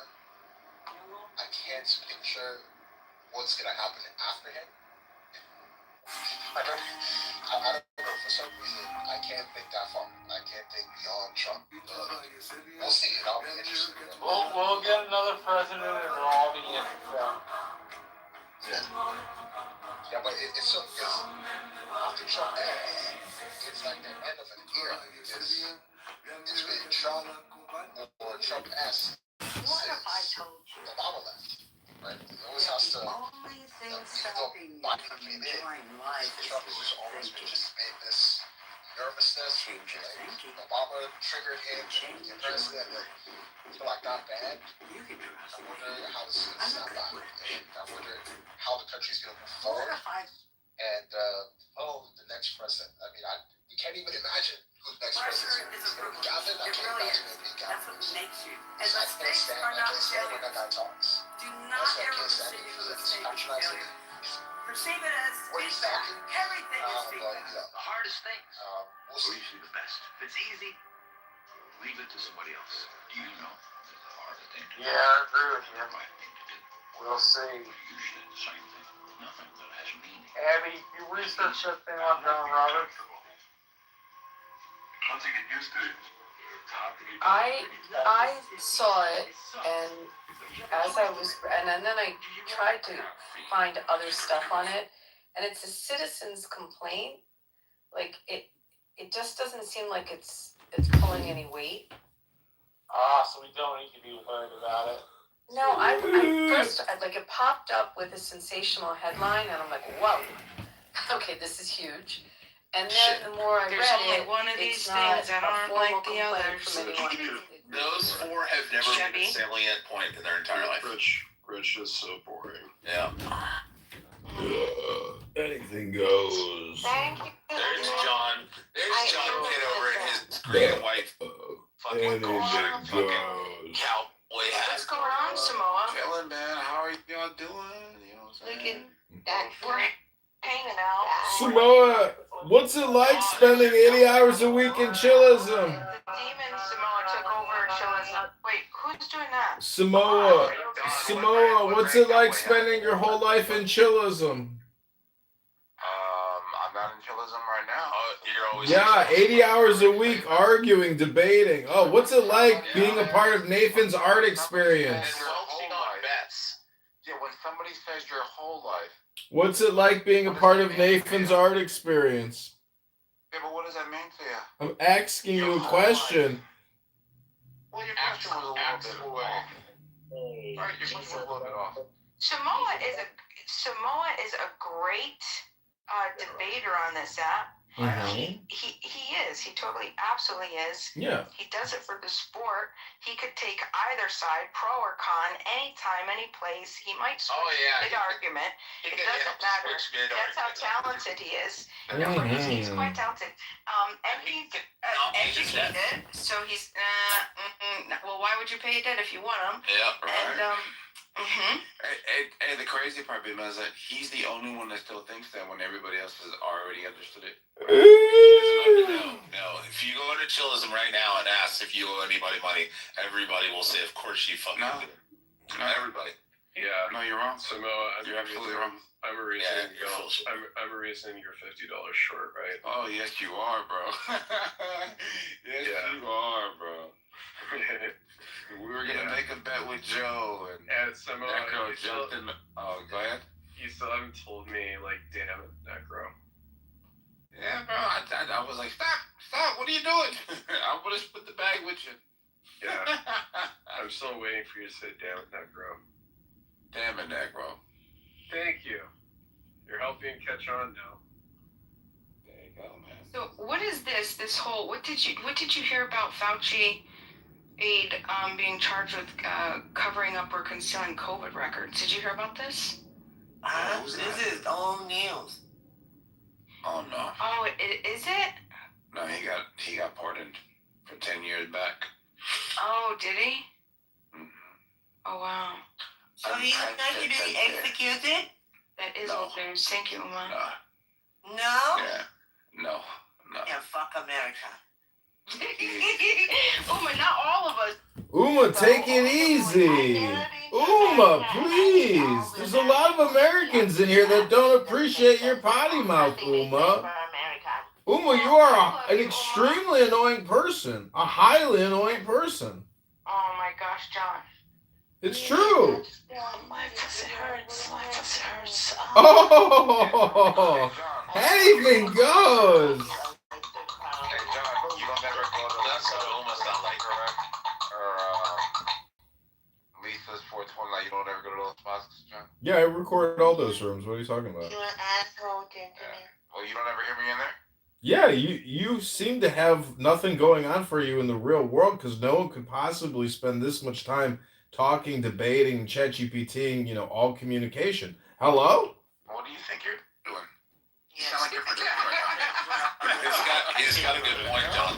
You're in every room. Where's my Uma? Where do you live, Uma? Oh, I live in No, I'm not saying that all communication isn't projection.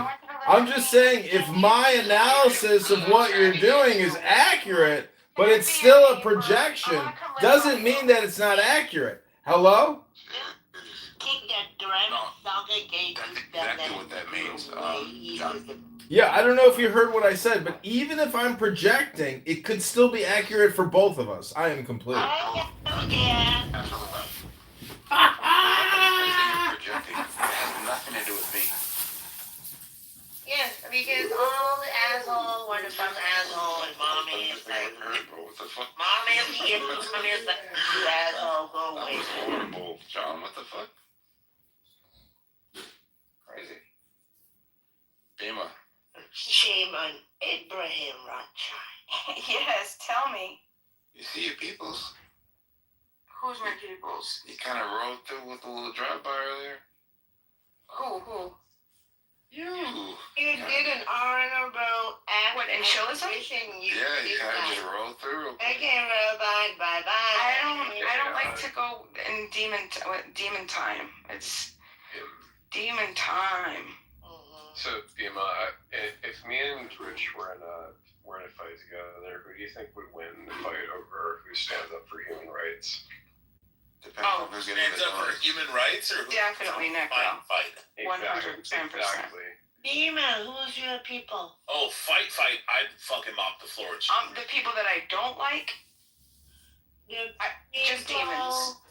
No, because you want to have, huh? Yeah, I'm 6'4" and 260. I can't Yeah, I get don't. skull. Well, and it's not that I don't like. Okay, so I try to stay away from demons, but I know that they need to be loved. So it's a push and pull relationship, you know. You want to be able to, Pop demon hunters. Yeah. You think you can catch me, Rich? I am also, look at this new. Oh, but once I catch you, that's the problem. This is new Yeah. Honda. Well, let's see you try to catch me. Yeah. Necro, keeping score, USA winning or Iran winning? Who's winning? I think that the world would win if both of them lost. I think if the war happens, the world's gonna lose. But you don't think that there's a lot of people that are quiet right now, cheering in their minds, like, about time somebody's taking Iran out the way? Like, China is really winning right now, is what I think. I don't think they're winning at all. You don't think? China? Yeah. How the hell do you win when 70% of what you're using China's is not coming through? our ass right But to be honest, 70% of what you're using. how the hell? Yeah. Oh, 70%. But how the hell would you? Yeah, so China has until June 8th until they run out of oil and natural gas. Yeah, they're gonna run out on. Why would you? It's so crazy. It's actually 73% of all their oil production comes out of the Strait of Hormuz. 55% comes out of the Gulf nations, and 18% out of Iran. For what? Weed only? I'm just trying to say, like, you Just like 10% from Iran. But their biggest supplier is Russia. Does that mean that See how men cannot They are talk active. with one They can't, Uma. They just can't. They can't handle themselves. Does that mean, Rich, that you're admitting that the Iraq War is about oil? Or the Iran War? Nobody cares No. You cannot fuck each other out. That's not enough. No, it's about leveraging, right? They're just like word fucking each other. But you can't deny that. Oh, Necro, I would never say that because I don't think so simplistically. I would say that the Iraq War was specifically over the U.S. petrodollar. And control of the was initially appointed by George Bush Sr. And it was taken out, and then the second we took back that, we switched back over to the U.S. petrodollar. I just came across. Even who you want to hear. I'm not saying like Let's hear from A-Check first. Okay, And then Samoa. be a man. Oh, let's not hear any salient points on it. Chevy. Wait a second, Chevy. Wait a second. You don't have to I'm make gonna be a You have so many bad fucking mother accounts and you're who so correct fucking your annoying. manners. It's ridiculous. You know? Bro, John's a monitor. Yesterday, Rich, we were talking about Islam for like 1 hour. I actually thought you actually smart. You only like because I was talking about Muslims, how dirty they are. 1 hour, I actually thought you're smart. Now you just speak and you're retarded. Bro, I kept telling you during the time. Okay, hold on. A-Check. The entire time that you said you were agreeing with me and you were on my side, I kept telling you during that conversation to shut the fuck up, A-Check, and that you never make any points. It was funny. You were sucking my dick while I was fucking telling you to fuck off. I was saying, shut the fuck up, A-Check. Chevy, are you going to be able to control yourself? Is A-Check going to be able to control himself? Yes. A-Check will control himself. No, he can't. Right, A-Check? A-check does get Yeah, so I gotta restain Okay, so that PMT. I'm gonna send it all now. Restain it because it's been make sitting sure for you like do. 20 Make sure you years. take before and after photos. Yeah, I have a. This is what it would look like if it's finished restained. Hold on, A-check. I'm gonna show Viva the before. What it looks like currently. Oh my God. Yeah, it's crazy. All right, PTR. Okay, but show us. Yeah. Yeah, that's PTR. It needs sanded down and restained. And it's missing the middle pedal, the brass pedal. But it was built in 1910. That's gonna look beautiful. Oh, I That's know. gonna look so beautiful. I Yeah, just know my son. I know my son. Stop. He's the way he is. Once he starts learning shit, he's like very fucking OCD. Why don't you go talk to your wife? Well, A-check's gone. Chevy, you ran everybody off. You ran A-check off. You ran Samoa off. John's still here. Necro's here. Almost here. I didn't say Bree because I don't want Bree to. John's not even on. He's walk. Oh, I'm here. No. I'm here. I'm listening. He's in a green and white golf shirt wearing a cowboy hat, leaning back in his chair, looking at his phone. John? Yes, that's accurate. Is that him? It's in his YouTube. Go to YouTube. Hello? I'm here. I'm here. Hello? And that's really John? What? Alexa is John? I'm gonna put some rosemary. I just tried. Uma, FY. It almost looks like lavender. Uma, FYI, I just tried kicking you from the room, but apparently my green bean mod powers aren't strong enough. If you let rosemary get like extra big and shit like that, I can't remember what the fuck it does. It turns into like a tree or something. It turns into like an actual plant tree. Yeah. No. John, you can't kick a mod. I know, it's unfortunate. But it's no longer usable Cannot for kick like Uma. Uma stays. I know, I can't, I have no power. I mean, I could boom the room, but I don't want to do that. I'm having fun. John, an old SL Mercedes hardtop 70s. John, you wouldn't do that, right? You wouldn't do that? You wouldn't boom the room? Yeah, of course he would. No, he would kick all of us to the audience and then start playing This Is All Hypnosis fucking psychology fucking No, videos. it's Beamer room. If she asks you anything, you have to do it. No, he'll kick everybody in the audience and then he'll start playing fucking like audio. No, it's too late to play those games. I wouldn't do that. I'm getting ready to go to bed pretty soon. Those are more things you do in the morning, you know. Try to break up people's patterns and habits here on this app. Because what, you know how they say in those rooms where they're like, I'm an expert at pattern recognition. I'm good at looking at finding patterns and such. Like those types. What was that, Uma? Why do you make them sound black? All I'm trying to say is that it's true. We are actually more of a pattern and an action pattern than anything else. Like being a, you know, I unfortunately, after 5 going on 6 years of observational studies, it turns out that people haven't learned anything in over 5 years. They're just as stupid as when they started. Hello? John, is that Joe Biden in your fucking John Kitover Instagram showcase? I'm not sure, but go to mayorkitover.com and join the fight to liberate Chicago from the Democrats. Hello? John, you know what it looks like? Go look at it real quick. Click on the link. It looks like Biden's staring at the flag, looking away, looking when he's supposed to be like looking at the audience, and he's like just staring at the flag off into nowhere. Alexa, I asked both of you, why Clone War happened? It does look like Biden. No, I asked you both, all gentlemen of America, why does Clone War happen? How about gentlemen of Thailand? Where you go? A gentleman of Thailand down there being in an ass and stalking me already in my name. You know what he said on his name? Uma, you're bad. What I don't understand is how can Stinny even tolerate this app? Like, part of this app is to actually be annoying and to talk. But how could you spend so much time just listening to these horrible people on this app? That's what I don't understand. What kind of a sick person who likes to inflict harm on themselves actually listens to the people on this app? Because people on this app are horribly annoying. Highly annoying people. Like Uma here. Uma, if it was up to me, I would kick you off the stage. I'd kick you to the goo and never let you up. Hello? She's not. Yeah, the 100 brothers shots are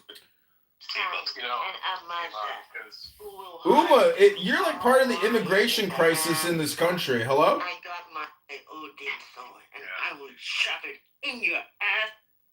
Oh, Uma's getting triggered. Oh, poor Uma's getting a little triggered. That's okay. You're a highly annoying person. This is what I don't understand is why there are some types of lavender that are more like expensive. Hear that fat girl laugh? You hear that fat girl laugh? Like, isn't lavender? Hello? Like, hello? What's the difference between lavender and sensational lavender? Like, this is really two different. It's all lavender, Bima. Lavender. Yeah, both lavender. This is phenomenal lavender, and apparently this is $16.99. Yeah, BB, please. Please open a room. BB, take him. Where is BB? Where's just BB? left. Dan's gonna go tell BB to open a room. Bima, I want to know though, will you be my, You could go, Chevy, you could go. Bima, I got a question for you, Bima. Bima, is that your boyfriend in the 7 profile?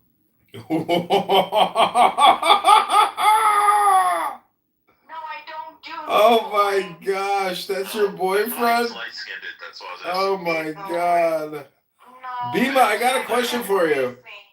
Bima, I got a question for you. Can you hear me? Hello?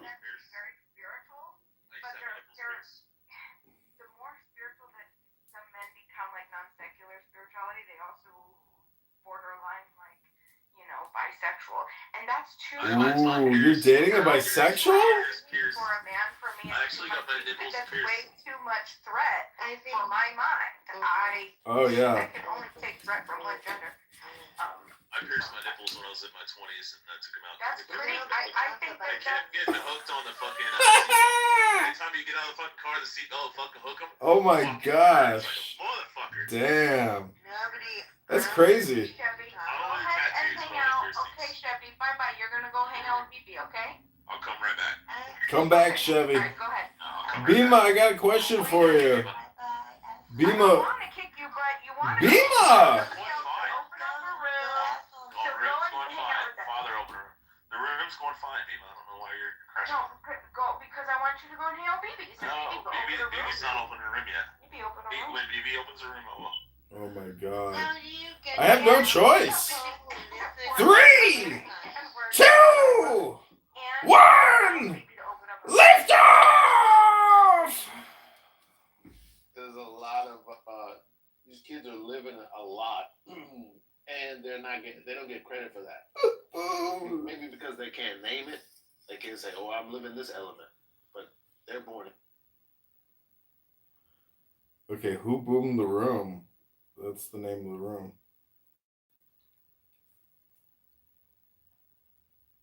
Did you do that? That was me. Why would you do that? I trusted you. Oh, I just couldn't take it anymore. The room was pointless, and that girl, what's her, Uma, is beyond, R-worded out, and it's just a waste of time. I trusted you. Yeah, I know. Well, I wanted to ask you a question. Listen, why would you do that? What do you think? Things in life are permanent? Everything is entropy and temporary. Welcome to reality. It's a philosophy. It's a philosophy. Because I trusted you, but I trusted you with that. Why would you do that to me? It's not. This is a game, Bima. This is just a game. This is like playing a game. I hit the reset button, and look, we're still here doing the same thing. What's the difference? Because I trusted you. This is about principles. Well, do you want me to moderate you so we can, do a room together again right now? I can't. I'm not. How can I moderate with you now and I can't trust you? You said that you wouldn't do it, and you did it, and you betrayed my trust. Well, we needed to have some decorum there. I couldn't let Uma just continue to rattle around my brain, for free. Let me know. You could have let me. I couldn't get a word in. It's just an obnoxious fucking bang room. Let me know. Well, no, but that you betrayed my trust. Out of all the options that you had, Well, just go get kidnapped again and go do some drug deals to build up your low level trust factor again. I don't know what to tell you, Bima. This room is called Who Boomed the Room? Who boomed the room? Who boomed the room? Who boomed the room? and Rich, yeah, and you're right. Yeah, Chevy's right, and I'm so always disappointed. fucking right. I am so disappointed. I'm so disappointed. I'm sad and I'm hurt, and I'm leaving. Oh no! She's sad, disappointed, hurt, and she's leaving. She still didn't answer the question. Who boomed the room? It's like 5, 4, 3, 2, 1, lift off. You knew. Yeah, I do. It was coming. I wasn't gonna sit there and listen to Uma all night long. That's fucking retarded. Uma, Shani.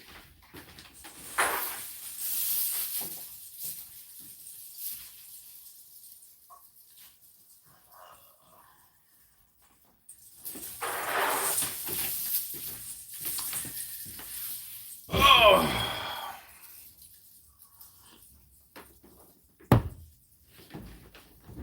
Who boomed the room?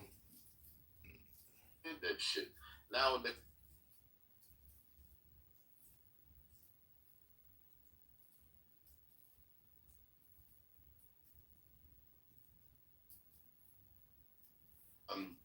Alumi, can you go ahead and give the defense of your position? Yeah, no problem. We have it here because I actually don't want to waste my time with these subjective conversations. So we're gonna do. These people are insufferable. We're gonna do a quick L. So, calling it raping. Pasted onto a 7th century wartime legal system. Islam didn't invent slavery or war captives. It restricted, regulated, and humanized a universal practice and explicitly forbade harming captive women. Learn the law before moralizing the past. Slightly expanded, wartime sabaya, a universal reality in all pre-modern civilizations. Islam did not introduce it. It regulated it. Rights, protections, no coercion outside of lawful framework, push towards manumission, which is a big deal. Usually people in America don't know what manumission means. Core text critics ignore. Quran 24:33, do not compel your slave girls to prostitution. That alone destroys the idea of open coercion culture. Context, every major civilization at the time, Byzantines, Romans, Persians, Europeans, Africans, all had slavery. War captives, sexual rights over captives. Islam restricted it legally, freeing slaves constantly. Closed most avenues into slavery except war. What's he doing? Real framing. This isn't Islam versus modern morality. It's 7th century regulated system versus everyone else's unregulated brutality. Cold close. What do you mean what he's doing? You haven't heard of ChatGPT psychosis? This is ChatGPT psychosis! Not comparing, it's called research. That's what it is. You're not comparing Islam to its historical peers. You're comparing it to 2024. That's not analysis. That's moral cosplay. I want Deepak to respond. I just want to inform everybody the definition of manumission. It's when you put a dwarf in the end of a can. I mean, I don't know what I'm supposed to respond to. There was some gibberish he read out from somewhere that had nothing to do with Gibberish, I was pretty sure that was high-level English. I mean, high level, well, barely any kind of sentence structure there, but like sure. That was literally an AI. Are you saying you can articulate better than an AI? I highly doubt it. Like, which AI was it? Can you actually link to it? Because like ChatGPT Pro, $200 a month. That gives me everything. Your money back then. I don't need my money back. You make your argument. Let's just stop talking shit. Let's stop talking shit, you Punjabi loser. Let's freaking get to the point of it. You got a point, you got some induction, you got some deduction. Alumi, can you put a link to the AI thing to where we can all hop in the room? I want you to show Deepak how this immersion thing. You tried to take MJ's. No, listen, Deepak. Again, you give me an atheism, let me pack one. The structure thing is only like, you know, a fascinating comment. Okay, go ahead. I mean, no, but I'm an atheist Punjabi loser, but He's not an atheist. This has nothing to do with anything, right? Like the whole sort of field rape, wartime rape thing was a comment about how Illumi, what was he before? Cynic Mikhail, right? Was like. You're talking about the past. Your memory, I highly doubt is bad. Well, or are we talking about a specific topic, and you want to present the truth about it? Yeah, the topic is you, and the truth about you is that in the past. You're saying you're saying I had a different perspective from the Orthodox Islamic framework in the past? No idea what perspective you have. If you have no idea, why do you want to continue to articulate something in the past? Because I want to make fun of you. That's the whole purpose. Okay, so you want to make fun of me. So this isn't in good faith. So if I fucking pull my dick out and put it in your mouth right now, that's valid because this is like Texas rules, PvP. You decided to go into PvP with me. I really like that piece.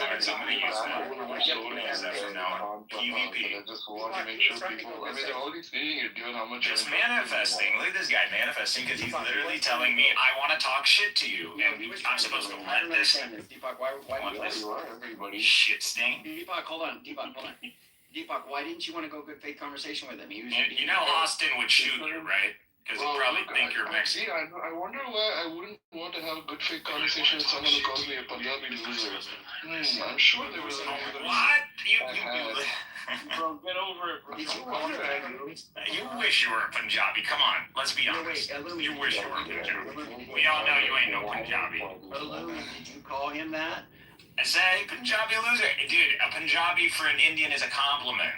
That's what that was. Okay. Well, look. I mean, which group is better than the Punjabis? They're the white people of India. I'm sure that it's something horrible, right? I mean, there was the funny thing about you. The funny thing about you is that, you are pro-Palestine, in the conflict, which we like. What are we doing? What are we doing, man? Come on. It's also the case that, I'm talking about Palestine now. Be careful, bro. You're on the red line now.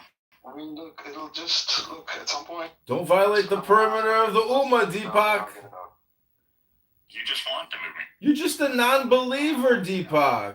He's already threatening to move me down, bro. We haven't even started. I'm gonna ask him not to intervene. How about that? Because I'm just not allowed to. Here, bro. I'll do it myself, Deepak. I'll do it myself. No. Illumi, just don't. Okay, well, whatever. Go ahead. Right. Well, there are two things about him. One was that, this was what, amused Timothy greatly was when it turned out that despite being super pro-Palestine, whatever, which is good, it turns out he was actually, a member of the U.S. military for a while, and he was, doing, air support. He was in some sort of support role in the Air Force, right, for, bombing missions. Sucks. Thank you, P-Mark. So that was one thing that was funny about him. The other thing is that, we were discussing, wartime. No, the thing I was referring to earlier was, how, his family, didn't he say he had family in it, though, too, and Timothy called him out for that, because he called him, saying, wait, if you had family, why were you bombing your own family or something? You guys, Mikhail is an Ifitata survivor.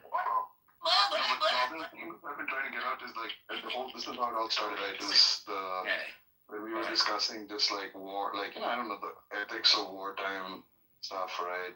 Turns out, and he was making this case that, that rape during wartime is justified by,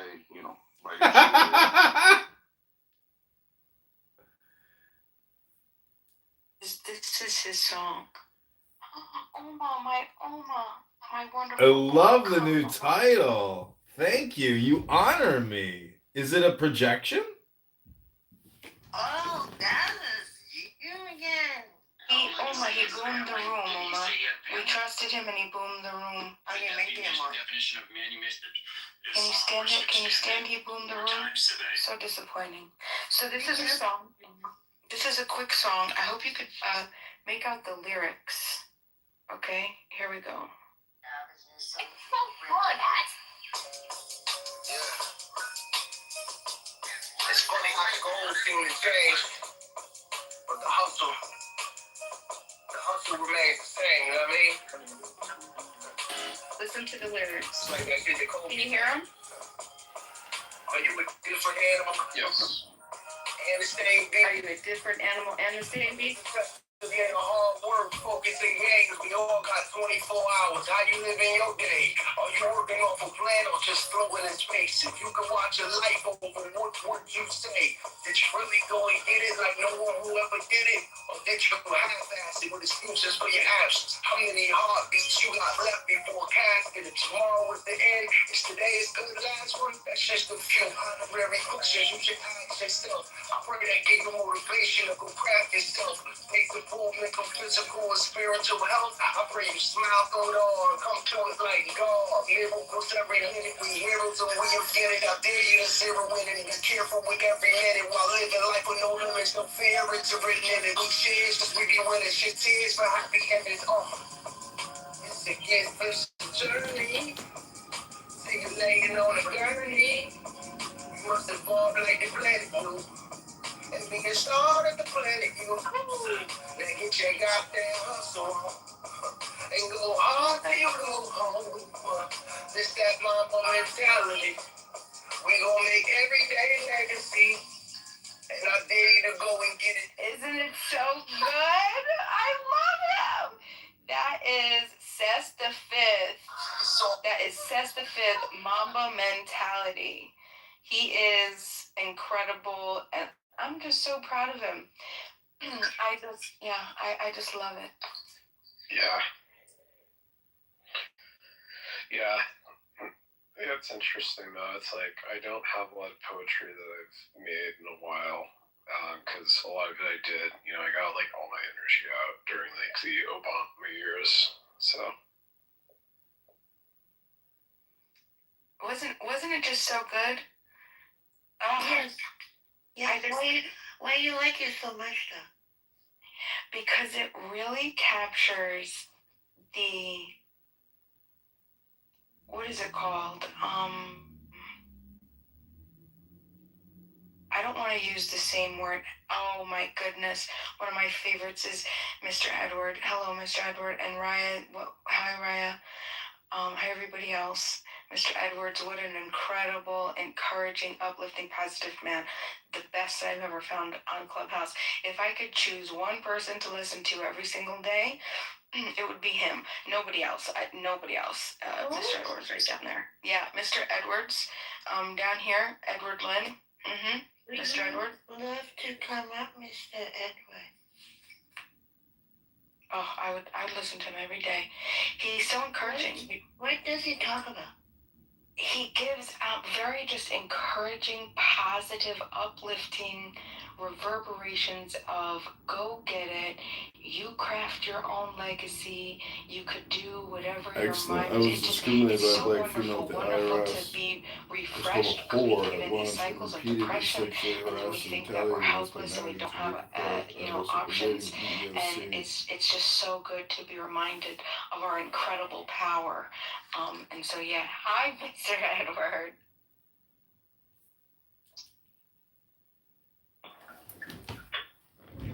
You know, I gotta say, Mr. Edward, I kind of find you a little annoying because you're like a broken record, Dr. Edward.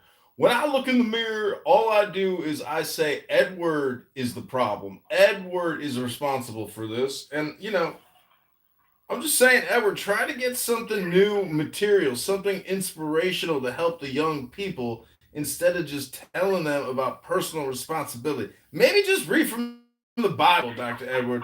Just read from the book of Proverbs. Well, you know what the Bible says, right? Personal responsibility. You got to do it. So I'm going to keep doing the same thing because at the end of the day, we are responsible for ourselves. So we got to make it happen. So.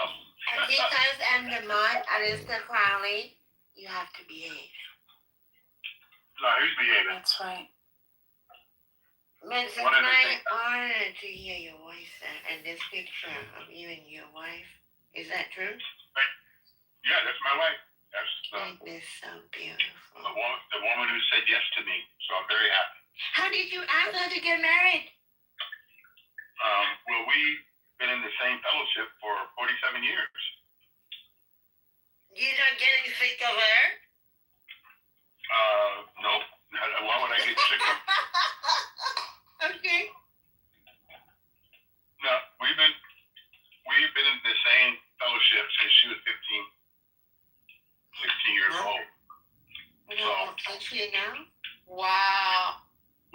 have the same foundation, the same understanding about what we both agree to, what we believe in.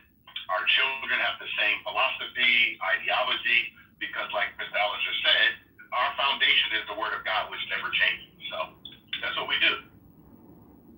What a sweet love story.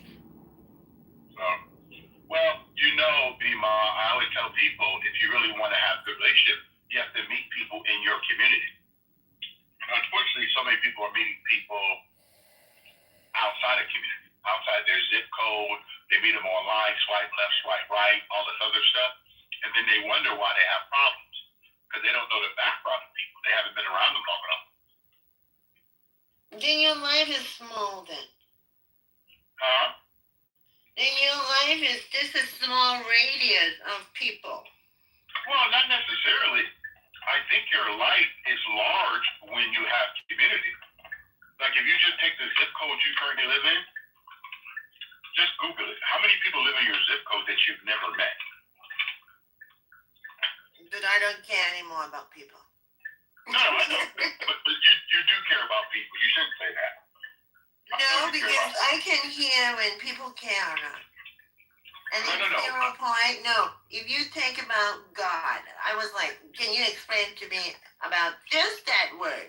And why is your wife is not a goddess? In their God, stupid fuckery, a program I don't understand what you mean by that. Bima, can you translate?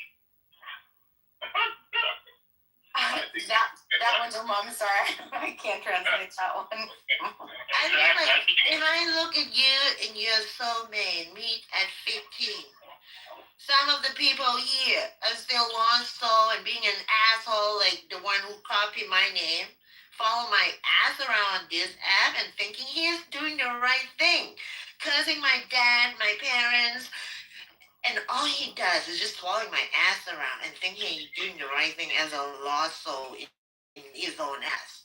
Oh, see down in the audience. Okay. And listening from the website and thinking he has power anything over me, and he's I know. She looks angry. No, you cannot block him. So this She why looks you angry. just don't know how to Bill. Yes, we hear you. Yes, not deaf, and I can hear your soul. Okay. So there's a couple things that you're doing right now that you may not be aware of. No, I am aware of all of my words. Okay. So what do you not speak for me, and I'm not. I'm not speaking for you. I said you may not be aware of it. Oh, you get rid of them. How did you do that? Okay, the number one thing how you do is stop focusing on them. No, all right. No. You don't know the whole story. I mean, I'm using this app to be a tool to learn how to read listening to soul and voice. And I let them bully me. I give them unconditional love for certain people. I'm sorry, but I don't even know what you're talking about anymore. You're talking about Aleister Crowley. Because that's your name. And Freemasonry, fuckery, occult, of whatever America. Oh, you don't like books? You don't like reading things and then talking about them or trying to incorporate it into your personal psychology or your own artwork? I know, but English isn't your first language. What do you speak? Tagalog? No. Vietnamese? No, I don't want to speak to Aleister Crowley. Okay. Uh-oh, go to hell. Ladies and gentlemen, is that personal responsibility? Edward, if somebody was personally responsible, would they ad hominem project like that? Hello? I'm surprised she hasn't kicked you, Mr. John Kitover. You boomed our room and we trusted you, and we're not happy with it. Yes, we are not happy with Aleister Well, you guys are in the same room doing the same thing. It's just nothing new under the sun. No one can boom a room. That's just an expression. That doesn't. No, you know what you did. and this is, I would say, This is retaliation.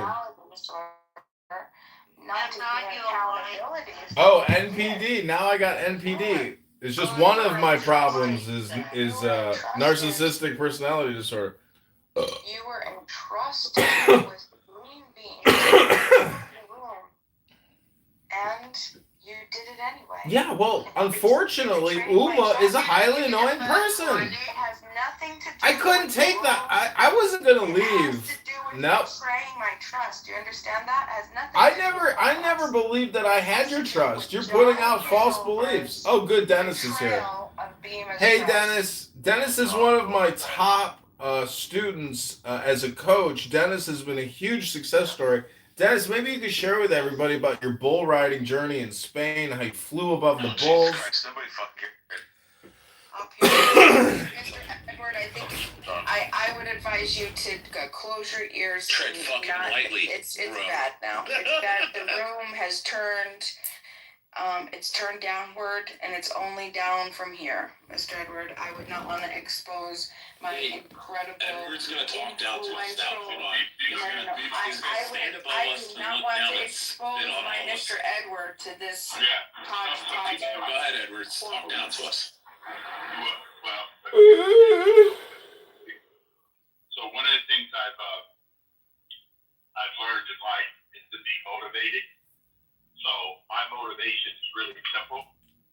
I'm very careful how I hear. It just makes the world bigger. Edward, do you still use an AOL email address? Try to get ahead with the times, Edward. Maybe you should listen, Edward, when everybody tells you that you're very fucking condescending. Listen, Mr. Edward is Be like, oh, everybody says I'm condescending and I talk down to people. Please allow Mr. Edward to respond. No, it's okay. Because he's black. Okay, so do you think that's Holy appropriate shit. because you say I'm condescending, right? Do you think that because you say that I'm condescending, that means I'm condescending? No, everyone on this app says you're condescending, except for one shark. No, I do not say. I don't think, Edward, I don't think you're condescending, so he's making an all or nothing statement here. Liar. You gave me a laughing emoji when I said it. Well, you're teasing him, but it's not totally accurate. Hey, bro, how you doing today, bro? Make John great again. What's up, bro? You know, one of my favorite Tony Soprano... Pro, you know what my favorite Tony Soprano quote is? What are they doing, Omaha? They're adding me. Like, they just come in and they add me. What do you mean? Those are my burner accounts. I added everybody on stage with my burner. I'm not sure. She's referring to me. Edward, can we try to keep this topical and stick to the room title here? Mr. Edward, I've given you authority. Oh, no, I just want to talk to Pro today. Find out what was the most motivating thing that happened to him today. What's going on, Pro? Hearing me speak was the most motivational thing he's done all day. What's up, buddy? How you doing, boss? Best day of my life, Pro. What's good with you? Nothing. I just got home here. Well, my mother's apartment, watching some UFC. Yeah. Nice. Well, I'm heading to the airport.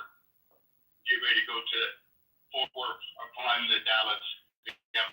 Funeral convention for the next 3 days. Something positive, or I'm hoping. Yeah. Well, it's convention. You know, convention season comes. You see all the new stuff that they have, all the new software, and how to grow our businesses. So it's going to be very positive. Edward, do you think, What's the name of the convention? Edward, ICCFA, the International Cemetery Cremation Funeral Association Convention in Fort Worth, Texas. Edward, don't you think there should be federal funding to preserve our national treasures of, burial sites, and then maybe even money to support families so they can, get a proper burial? Don't you think the government should help pay for some of that? Hello? No, I do not think the government should be involved in responsible for their citizens. I think the citizens, remember what JFK said? Do not ask what your country can do for you. You should ask what you can do for your country. I get it, but Oh wow. you know what the socialist said? Tax system is for slavery system. You know what Bima the socialist said? She said from birth to death, from the baby ward to the crematorium, Bima believes the government should help you at all steps of life, and that universal health care is a human fucking right. Yes. Hello? Yes, it should be free. Everything on this planet should be free. Yeah, everything should be free. I mean, I should be able to just. Including gender reassignment surgery for Uma. Okay, so let me ask you a question. Okay, how do you come to the conclusion that something should be free? Because we just say it. We don't think about it, Edward. We just fucking say it. That's what a good communist socialist does. That question was presented to Bima. Bima, please answer. Every fucking thing. Everything I have said. Bima's the one who made the claim. Okay, Not so John. I'm just going to ask the question. Bima, why do you believe that things should be free? Because they're as free to breathe. Wait, wow, Bima sounds so fucking different. Why do I think things should be free? I don't think things should be free. Okay, so what do you think should happen? I think that each individual and human being in the world is their own sovereign, wonderful creation. And I want to make sure that they have the full freedom scope as much as possible. Murderers and rapists. Excuse me. You're interrupting my flow. And I'm going to kick him out if you do that again. Shut the fuck up, Uma. And so, you're gonna go. And so I believe that he left. Great, thank you. No, I can't. So good.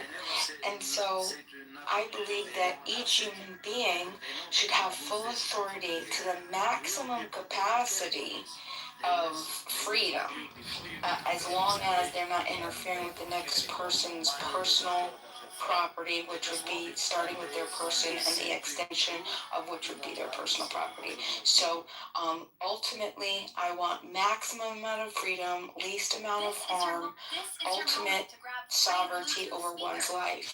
Tap the screen now. Okay. Send them straight to you. So, do you know the breakdown of the word freedom? Free delivery. Well, the way that I understand it is how I would explain it is the ability to move and make choices without negative consequences. Okay. So if you look at the word freedom, it's made up of two words, free and dome. Free means dominance. Okay? Free dominant, meaning I should be free to dominate over Edward. That I should be able to control. No. Okay, Yuma, please, 1 second. Yes, no. Alright, go ahead, Yuma. You can speak. This is the priority problem. Because in seeing, what is the most important for you, Mr. Edward? Your soul or your wife's soul? Can you answer? Which one is more important for you, mister? We're equally responsible for life. Every human being's perfect. We are soul. We are Christian or we are celestial. Or what are you doing, sir? Okay, so you're acting like you're a god over other, and we're all the goddess. Okay, so I try to figure out where you're heading. So could you please explain to me? There's no goal or objective here, Edward. There's no goal or objective, Edward. Okay, alright. So this is what I will share with you again, Ms. Bima. We have sovereignty. We have agency. Every problem I've ever had in my life is the one that I made a choice, and I suffer consequences of the choice I made. So in life, I'm going to continue to live that way. So I am personally responsible 100% for the outcome of my life. What about that Cameroonian kid that put the copper in your phone? That put the copper in your phone? Did he have the same ability to do whatever you're doing? before that. He was just not listening for what Bima was What about like all the people He that just all want the poor people any that had to action sacrifice as their negative lives even result Yeah. for you to just be able to, you know, for the woman. Edward, I recently bought what a you want from a grocery store. What about those people? Edward, I recently bought a new iPhone. You don't people don't think about those people, do they? They don't. You can go ask your wife and ask her the same They questions. just see how blessed they Edward. And I would say, oh, woman would just take the pen and the blame for him. Edward, I recently bought a new iPhone, and unfortunately, there was actually a Chinaman's finger in the box. Was it my personal responsibility, or was it the Chinaman's responsibility who manufactured the phone for me, or was it me, the buyer? Edward, do tell. How do we? What's the silver lining in personal responsibility in exchange? Kids like, hey, if you just pull yourself up by the bootstrap, you'll just Exactly. You can really do it too. Everybody can do it. That's what I wrote back to Apple. I said, unfortunately, I found a Chinese finger in my Apple iPhone 19 box, but I'm writing back a letter to say, accidents happen, and this young man can pull himself up by the bootstrap. And if he does, Should we tell him the truth? At your expense, I'm blessed. Could you say that? Could you tell him the truth? At your expense, I get to do all these fun and yeah, I get to sit on Clubhouse all day and just conference call while he has to assemble, phones all day. And there's also security jump nets outside the window if he can't take it anymore. That's how charitable we are. Sweatshops. Yeah, slavery is actually just, called something else now to try to keep it polite. But the truth is, many people's lives, they will be slaves for their entire lives. How does that make you feel, Bima? Hello? I'm still reeling from the violation of personal trust that I afforded you and you broke. This isn't a consensual contractual agreement. That was a non-consensual implicit contractual agreement. And unfortunately, you arranged it. You set it up. I asked you. You Solomon tested yourself. I trusted you, and you said I asked you, and you said no, you wouldn't. You said you wouldn't. So just for that alone, I'm gonna punish you. Ooh, you're gonna spank me, Uma? Ooh. Yes.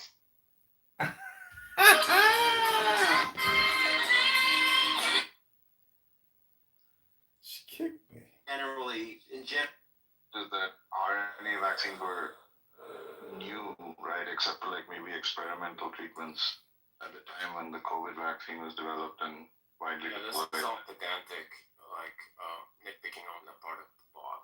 And he obviously knows what I'm talking about. It's not nitpicking. You're like presenting it like there were only two kinds of vaccines, and I'm saying there were like 5 or 6. Well, I'm not disputing that mRNA vaccines were new. yes, it is nitpicking because you're focusing on technicalities and missing the point. I'm not focusing on technicalities. I'm just correcting the wrong thing you said. Shut up.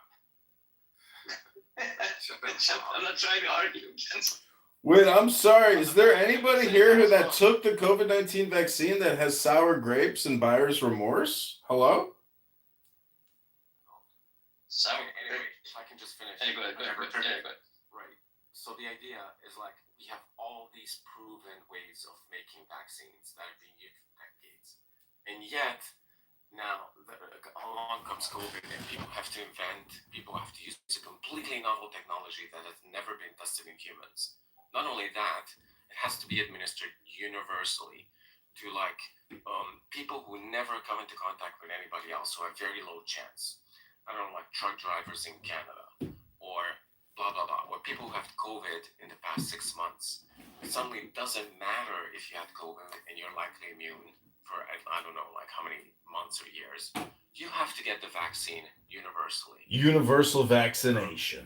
Not only that, we were told you're stupid to think this vaccine is not safe. Not only Trust the science. Trust the science. Exactly, trust the science. It was all complete. You guys are all potatoes. None of you went to school. Just them. They went to school. Right. Why does it have to be completely novel technology, never previously tested? Why do you have to lie to people and say you can test the vaccine in 6 months or like a year? traditionally FDA tests require like 10 to 15 years prior to being approved, a medication being approved. It's because it was a national emergency and Operation Warp Speed was a $2 trillion federal funding package. They had to rush it through. Don't you know that Pfizer, Moderna, J&J have your best interest at heart and they would never, ever lie to you?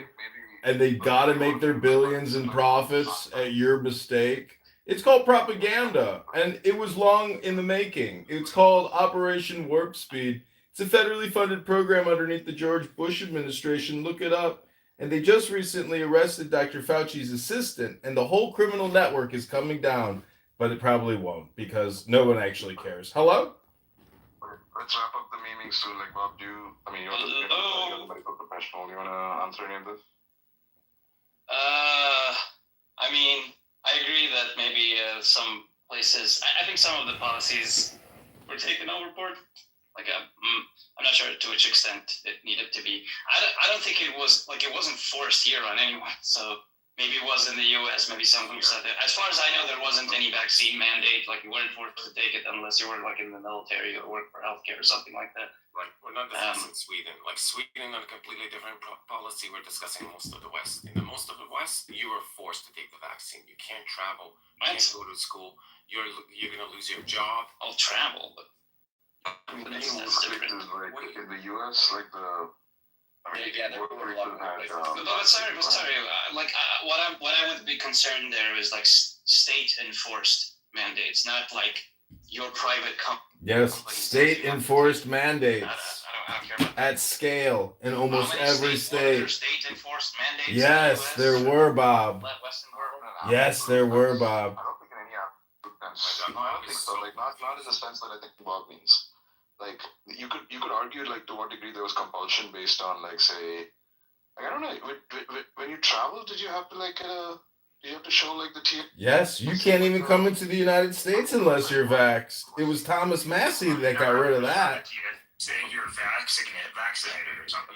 If you travel to a different country, you have to show your vaccine card. No, look, we're talking about the U.S. now, right? Just for simplicity of case, we could talk about every single country as opposed. Yes, we're talking about the U.S. You had to get vaxxed, otherwise your ass couldn't come into the country.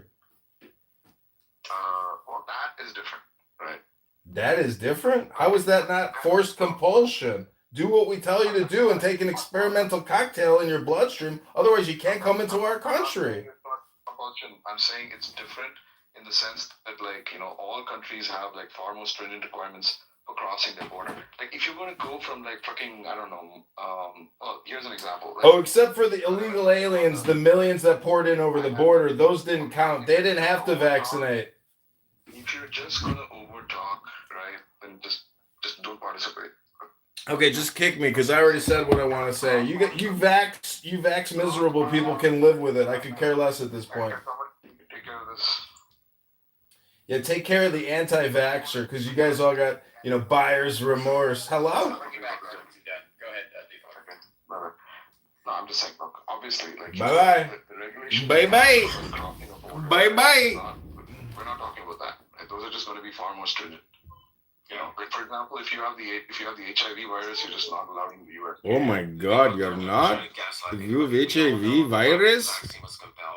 So, for instance, you can go to school. I don't know why we all know that. It depends on what we mean by compulsion. Right? What is compulsion? What does this mean? What is compulsion and what does it mean? What is compulsion and what does it mean? My company has... Don't tell me what your opinion is. I know the facts. You are interrupting me. Do not talk over me, motherfucker. Right, and make largely the same point you were going to make, which is that there was a degree of compulsion. You mother... workplace mandates. You motherfucker. So yeah, look, I'm not saying that we need to determine what the word compulsion means. Judgments, and even, given the information we had at the time, might have been like... Hello? The wrong judgment to make, right? Right. We were just let the anti-vaxxers just horribly exaggerate what happened. It's not just poor judgment. It's difficult to take seriously. Poor judgment, because you use an unproven vaccine technology to globally vaccinate everybody, right? The potential negative consequences from this could be catastrophic. And there are plausible medical reasons to think that the side effects could have been catastrophic. Like, specifically, it contains a substance that, like that crosses cell membranes. Like the mRNA was enclosed in a type of fatty acid that can cross cell membranes into any tissue, and it delivers a foreign substance that your immune system can recognize as foreign, and it affects all your tissues. So plausibly, it can increase autoimmune disorders. So there's that plausible medical reason. That plausible biomedical it had plausible side effects. So why do you have to use this unproven technology and globally vaccinate everybody? Well, I'm not sure, you're saying it's unproven, right? But, this medicine did go through, this thing did go through, stage 1, stage 2, and stage 3 trials. They were accelerated in the sense of, being paralyzed, right? Which trials, the FDA trials usually aren't, right? You go through stage 1, then stage 2, then stage 3. But, the kind of trials we kind of require for any such, vaccine, any such category of drug, right? It went through. Right. I don't So I don't know what you mean by unproven. Every new thing is unproven, right? Ozempic is unproven. Why are we letting people take Ozempic? Okay, explain to me, because it went through the usual FDA approval process. Explain to me if the typical FDA approval process for any medication, let alone a medication you're gonna force everybody to take, takes about 10 to 15 years. Is it reasonable for you to say that this vaccine is exception? And it could have undergone those processes in 6 months? I don't know actually. One thing I do know is that stage 2 and stage 3 were done in parallel, right? Which is supposed to shorten the time. Now you're saying that a typical thing takes 10 years, right? So it's reasonable, I suppose, to ask how could it possibly have been shortened to 2 years? I'd have to look up what an answer to that is, but I imagine Why it takes 10 years, Deepak? because you're looking for longitudinal studies of the long-term effect. Yeah, right. Stage 1 and stage 2 are not the problem. Stage 1 is just looking at cells in a petri dish, or giving it to animals, and then stage 2 is giving it to a couple of people. But then stage 3 and 4 is you give it to 10,000 people, and you observe for long-term side effects. How could you possibly determine if this thing has long-term side effects, specifically autoimmune side effects, just from studying it for 6 months? Off the top of my head, I don't know what the answer to that is, right? Bob, do you know? Well, obviously you couldn't. No. I haven't checked deep into that sort of thing. Yeah, this is the kind of question that I assume there were screenings, but they probably weren't as rigorous as one would want. They did have, just so you guys know, they did have multiple states that were vax or fire. The more stricter states, they'd have a vax or fire. It wasn't even an alternative. You couldn't do testing. You had to do a vaccine. If you did not do it, you would be fired. It was trade. Yeah, absolutely. Yeah. Yeah. And I'm talking. Sorry. I mean state mandated. No, I'm not talking about. I'm not talking about just private, corporations. That's fine. Or private companies. That's not a problem. Obviously, I agree. You're saying the state mandated that you couldn't work anywhere unless you were. No. Sorry. You couldn't work at a state-funded job. Yeah, and the level of and a lot of states allowed for testing. A lot of states allowed for testing as an alternative, but there were some like New York, vax or fire, Washington, Oregon. There were several states that were very strict, and they would basically say if you didn't get a vaccine, you would be fired. That was it. And so it was immediate vaccination or immediately subject to being fired.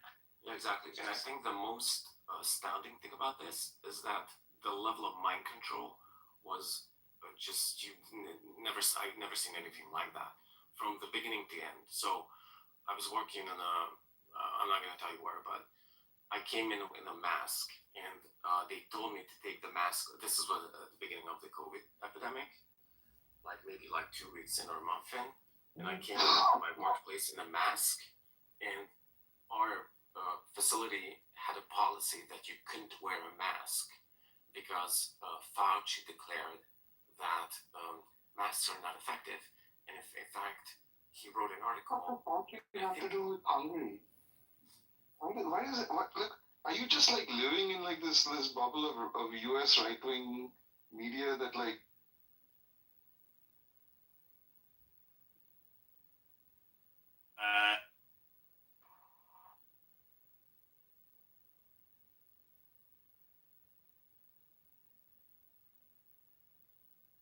These people.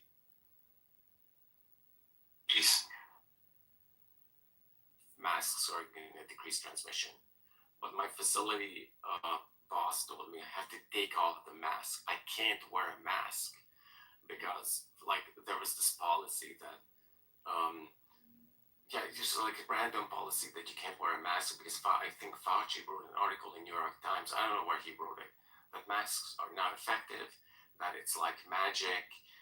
It's like akin to magical thinking. Blah blah blah. Suddenly, That like, distancing needs to be maintained. Distancing is the priority, not the mask. Yeah, anyway, suddenly a month later, everybody has to wear a mask. Doesn't matter where you go, blah blah blah. And you have to be stupid for thinking that you don't wear a mask. You have to be crazy for not wearing a mask. Then suddenly, you have to, it obviously came from a lab, and then they told you, no, you're just stupid, you're crazy. You think it came from a lab? You're obviously crazy conspiracy theorists. And it turns out that the US government, at least like I think the CIA, thought all along that it actually came from a lab. And then suddenly with the vaccines, oh, well, you have to be crazy for thinking it's not a safe vaccine. Like blah, blah, blah. It just goes on and on and on and on. Like there's pure gaslighting. It's like impossible to have these conversations when all Agamemnon wants to do is its polemics. Like these are just like widely exaggerated points. Yeah. I can't take it seriously. So what is exaggerated about it? I mean, like the masks. Nobody. First of all, nobody was vindicated about lab leak thing. Maybe some part of the CIA thought it was a lab leak, but the vast majority of the scientific consensus didn't lean that way, and still don't. So I don't know what that's about. And all the exaggerations about like, everyone has to wear a mask from 1 month to another. When was that?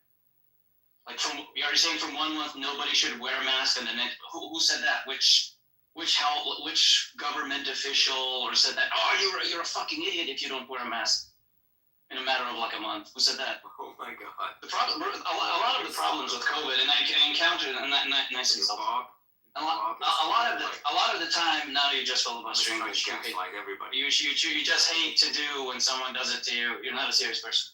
Okay. A lot of the time, what's wrong with the conversation? I love you. A lot of time, what's wrong with the conversation about COVID? Thank you. A lot of time, what's wrong with the conversations about COVID is that everyone takes all of the stuff that happened in a time span of like 2 years and compresses it into the meat grinder. It's like, this happened, then that happened, and it was like, but those were like 10 months apart, bro. And there were good reasons for saying one thing at one point, another thing at another point. But people just go, they said this, and then they said that.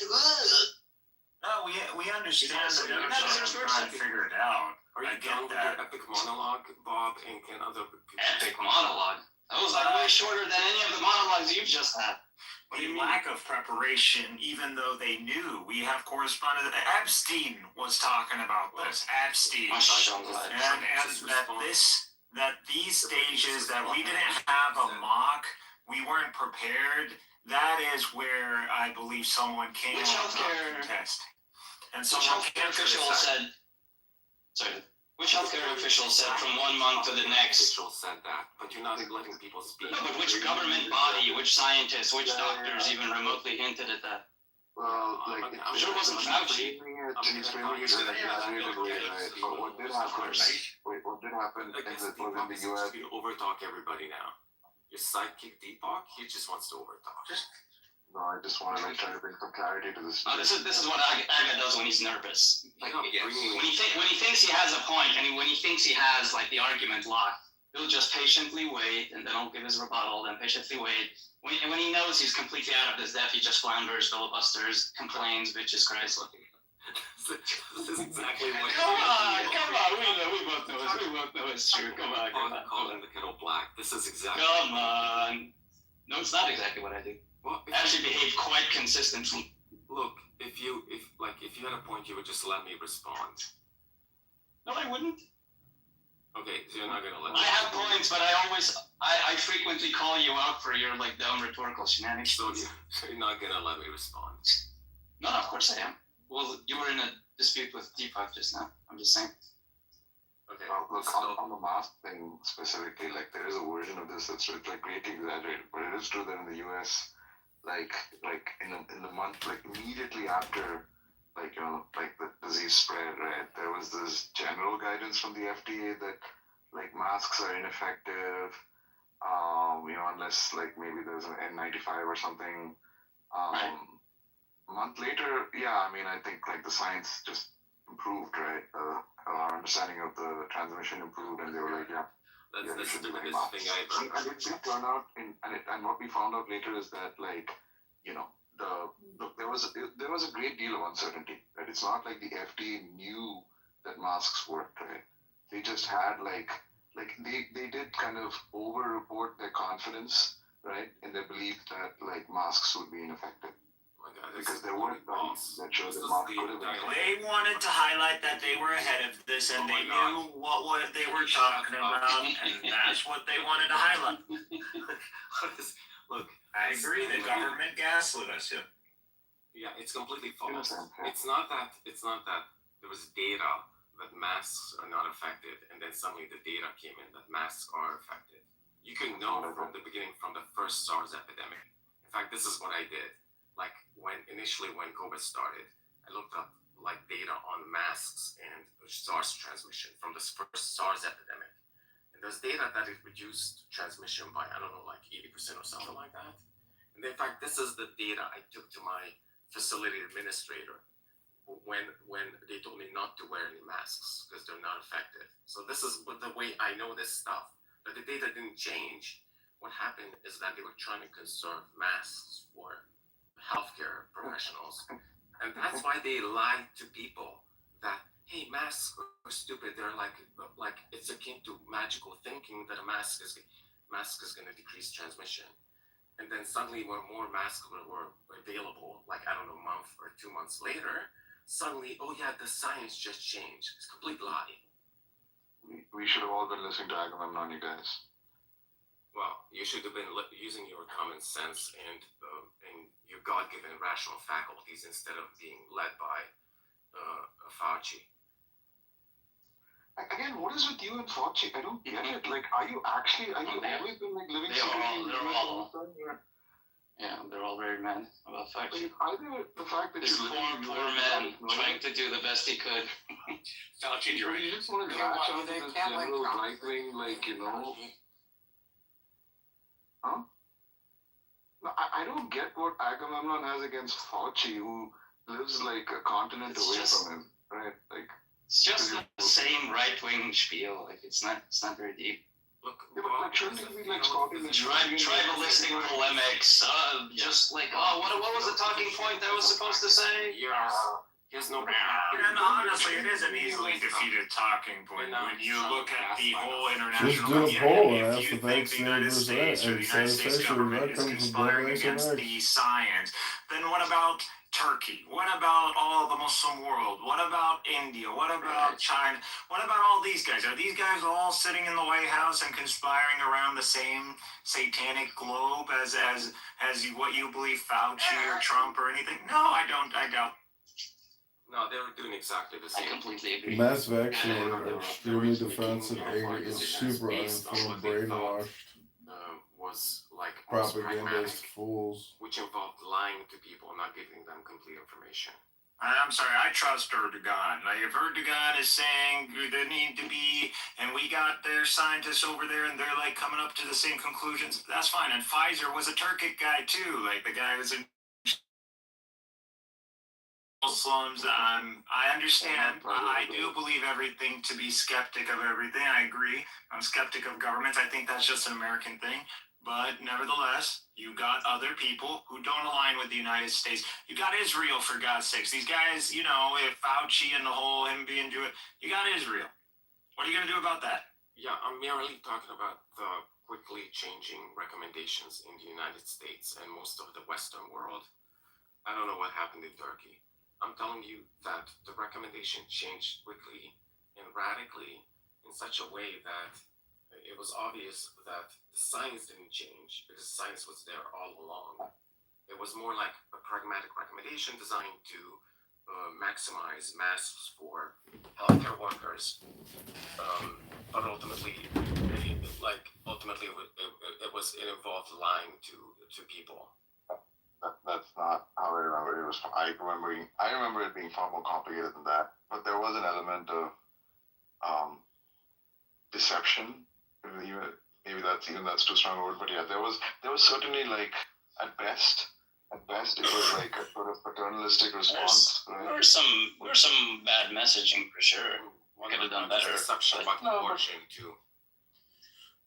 And that's a different matter, though. Like, there might have been more coercion. Like even Bob said, right? Like, in many cases there might have been more coercion than, you know, that meets the eye. Again, we'd be like comfortable with, right? No, but the problem with this type of coercion and deception is that it had long-term negative health consequences. Of the medicine itself, of the medical science itself, right? That's the point that I was starting with. Anyway, I don't know. Like, I feel like we've been trying, or at least I've been trying to, like, you know, honestly, like, reevaluate, right? Like, what we got right and what we got wrong. I'm not sure. Anyway, whatever. Like, I have to go to sleep now. I think you're doing overall maybe a good job, but you're underestimating the negative consequences, the pernicious negative consequences of deception and coercion. Specifically, when you lie to people, then first of all, their trust in the medical community obviously is gonna go down. Second, these policies had such negative long-term health consequences that a lot of people with cancer or heart attacks simply didn't come to the hospital. They failed to get cancer screenings, and so it wasn't simply that people died during the COVID epidemic, rather the negative health consequences or long-term. People were neglected. Yeah, people were neglected and died. So, for instance, like, there were dying patients in the facility that I worked in, where like the staff didn't allow family to go in, and they just like inflated like plastic gloves for the dying patient to hold. Like, just horrible stuff.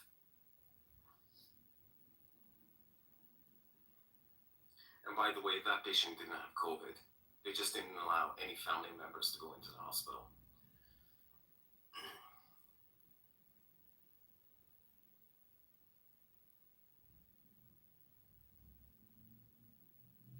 And did we learn from the lessons of COVID? Or is there funding meant for these emergency epidemics? Nope.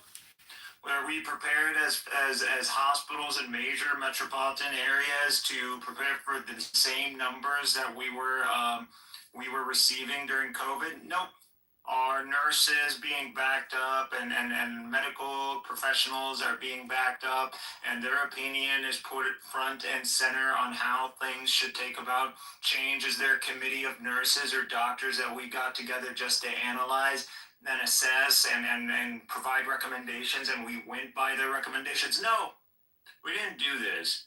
See, we got Trump, and we got into the political debacle, and we let all the people whose opinions, all those soldiers, all those medical staff that literally were on the front lines, and no one took their consideration. We still don't take their consideration into regard. And so when we repeat this problem again, and I believe this will happen again, we'll see where the American people are at. But unfortunately, after COVID, we didn't hit the streets we didn't force accountability, and not only that, but we re-elected Trump. It just seems like people don't really care about What does Trump have to do with any of this? Holy Trump. base. Seriously. Trump is the source of misinformation. He was a strong source of misinformation, contradicting the expert. Like, listen, Trump, you're not an expert. If you can provide me an expert that holds to your views, I'm down to listen. But you don't got no experts. You're leading to confusing masses. And then we got people running around, and you're dismantling the whole system that we have to prevent this disease from spread, regardless of whether you hold to the legitimacy of these strategies or these implementations. It doesn't matter. I'm just saying. When did you become so based? Always been based, but you guys just always ignore because I'm a Muslim. I know. I'm sorry. I shouldn't do that. Extremely base takes, though. This is my country. I'm an American, and I believe that in the prosperity of this nation. And obviously, we have problems, and we need to really address those problems instead of gaslighting each other into ignoring the crux of the matter. Yeah, I'm waiting for Agamemnon to defend the RFK pick. The RFK pick. I think picking RFK has certain positive, like from the perspective that there's not enough resources for public health. And so, for instance, there's a massive obesity epidemic in the U.S. And there's a massive, and like the roots of the obesity epidemic is like never directly, right? At least RFK is going to have positive effects on that. Right. Yeah, we started blaming fat people. Let's ignore all the negative effects. Yeah, we started blaming fat people. We're saying the death toll has to do with people who vape, who do weed, who are fat, who are lazy millennials that are sitting at home. That's what we started blaming. Oh, he doesn't believe it. Where are you getting that from? It was an interview he did. I don't remember if it was Joe Rogan. A while back, a few years ago. I mean, I'm sure you can find it if you Google it. Yeah, I typically just lie. You're right. So you think he doesn't believe? Yeah, typically what happens is I make a claim and then someone easily finds and debunks it, right? That happens. Bob is Trump, and we just believe anything he said. You think he doesn't believe it in front? I believe he believes in disease. If you believe something, have you missed that he's like an enormous vaccine skeptic or conspiracy theorist? So you are right. Has this somehow eluded you? We have in reality, they exist only in your own mind. I'm just saying that's one part of the puzzle. You seem like you don't know much about him, so maybe you go read it. Maybe you go read up and I don't do your homework. Okay, like I do every time. Typical Bob. It's not like if you just Google right now RFK and then you go into his Wikipedia page, there's like an extensive, really long list of stuff you could read. No, I have to sit and do it for you. Yeah, make an extravagant claim and get like. Okay, let's go. Okay. Honestly, Agamemnon Junior, Wikipedia. That's the only thing that Agamemnon. I'll do this for you, Agamemnon. I'm feeling particularly RFK Junior. Here he is. Remember, the claim you're trying to support is he doesn't believe in germ theory. Okay. Right.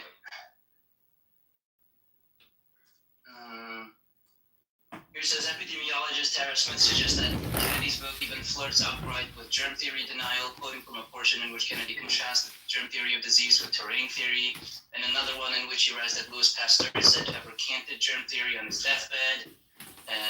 There's lots of unproven claims among which is a common trope among germ theory denialists. And then I do remember he was on Joe Rogan one time and spoke.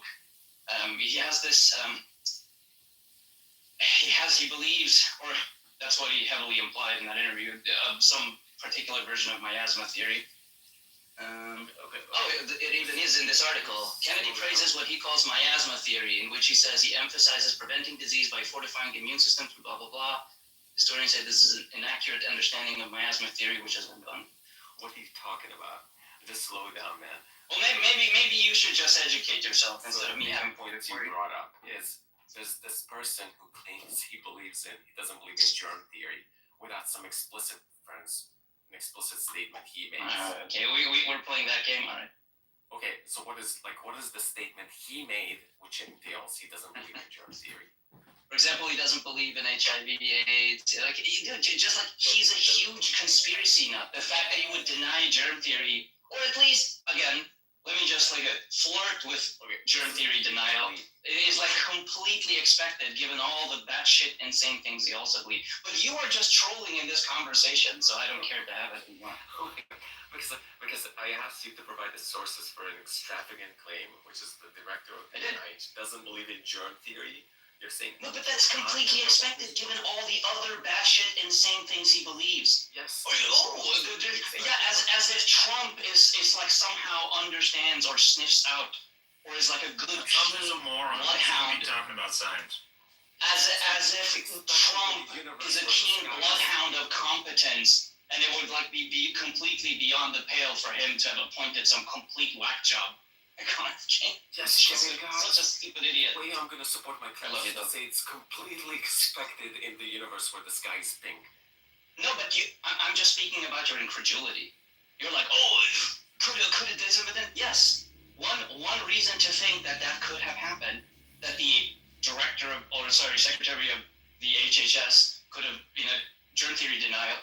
One piece of big evidence is that he believes in a lot of kooky shit. A second one is Trump is a horrible judge of character, and he doesn't care that the people he surrounds himself are competent in their fields. He just cares about the fact that they're loyalists. So those two in conjunction makes it, really plausible. Like, we're past the era of cabinet members being competent at their jobs. Like, the person he picked to be Secretary of Defense is some guy who holds the rank of Major in the National Guard and has since been a drunk. And has since been a drunk and a Fox News host. Yeah. Like, who expects Trump to appoint actually competent people? And an extremist who has a tattoo on his arm that literally says idolater. That's right.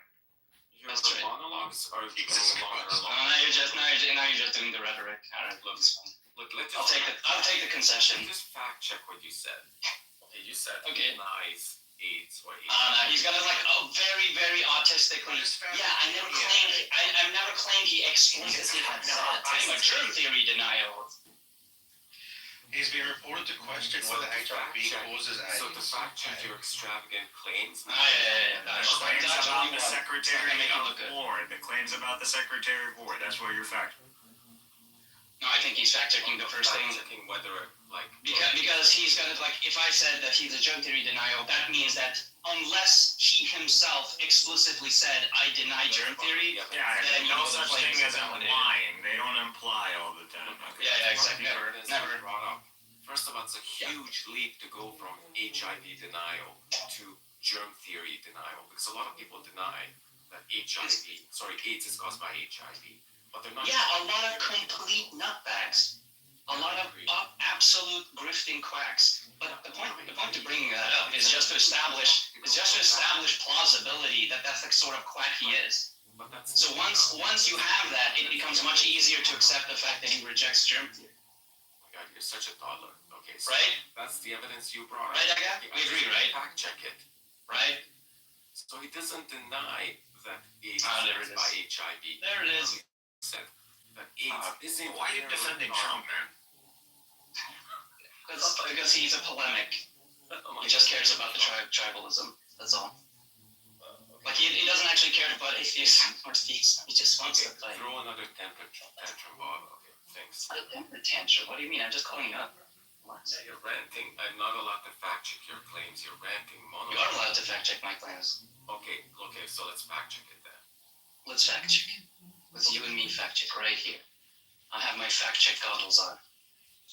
That sounds kind of creepy, but so yeah, you said that the evidence he's a germ theory denialist is that he denies HIV causes AIDS. So that was a huge jump. Okay, you. I didn't say that. First actually. evidence you brought up which is obviously demonstrably false. He doesn't deny that AIDS is caused by HIV. He said AIDS is partly caused by HIV virus. Rather, there are also other factors, like he says amyl nitrate, also called poppers, is AIDS. Okay, that's not as ludicrous as saying AIDS isn't caused by HIV, and it's completely. Okay, but I didn't say any of that in the beginning.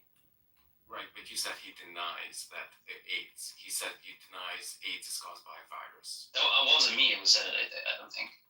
Oh no, I might have mentioned it at some point, but it was way after the other evidence. Like lying or like have memory loss. Yeah, I'm just saying that's not what I started off with. That wasn't the first, second, or third piece of evidence I gave you. Give the strongest piece of evidence since you're germ theory denialist. Well, for example, he's talked a lot about terrain theory, if you know what that is, which is like a germ theory denialist alternative. He talks a lot about that. He thinks that's more important than pathogens. Okay, what's the other? He's like skeptical about viruses being the cause of certain illnesses. Another huge piece of evidence that he's a germ theory denialist. It just sounds like a lot of rhetoric downplaying the roles of bacteria and other similar pathogens. He's never actually explicitly said, I don't believe in germ theory, but I don't think you have to go there. Also, he's a complete nut job in basically almost every field. So it's not, you can create a very, very plausible story about him just believing in wacko shit stuff. And so germ theory, like this incredulity about him not like rejecting germ theory, just, I don't know where it comes from. We already have high priors about him believing this sort of nutty stuff. Then you have these various pieces of evidence that heavily imply that he denies germ theory. Okay, just like so you said the strongest piece of evidence. That's where I'm placing my bets. Because you said the strongest piece of evidence is that he advocated for terrain theory. I have never heard of the terrain theory, but I just looked it up. It says terrain theory posits that the body's internal environment or terrain determines health, suggesting that a balanced, healthy body resists disease, while an imbalanced one allows microbes to cause illness. Okay, like, is there something really wrong with this? Like, oh my god, yeah, you're gonna do the hyper charitable route of this thing. Well, actually, if you look at it in some way, doesn't this kind of make some sense? Kind of. I don't know. I'm not interested in this. Like terrain theory is a very well-established trope of germ theory denialism. You just want to make, well, if we look at it from this angle and squint, does it kind of make sense though? I'm not interested in that. This is all like this office anyway. It's not like you think Trump is a moron. You think RFK is a quack. Like I don't know why we're having this conversation. It's not incompatible with germ theory. No. From what I've read here, it's not incompatible. Okay. Like, look, it just says if you have a balance, like talk to Cynic Michaela. Like I like when you troll other people. Hey Bob, I gotta tell you, Bob, you are a horrible person to talk to. You don't even know how to have a conversation. You say nothing intelligent. You're highly brainwashed, completely programmed. You're just a fucking highly annoying person, an extremely annoying person. So the Swedish government. Bitch Bob! I hope he kicks me. There you have it, ladies and Based. Extremely based. They brainwashed you. You'd rather. I just found a book. Very interesting book. Robert F. K. Wrote. It's the book. In the book, Kennedy promotes HIV and AIDS denialism and misinformation about Fauci's role during the HIV epidemic and COVID-19 pandemic in the United States. The book's called The Real Anthony Fauci. It is him denying HIV/AIDS.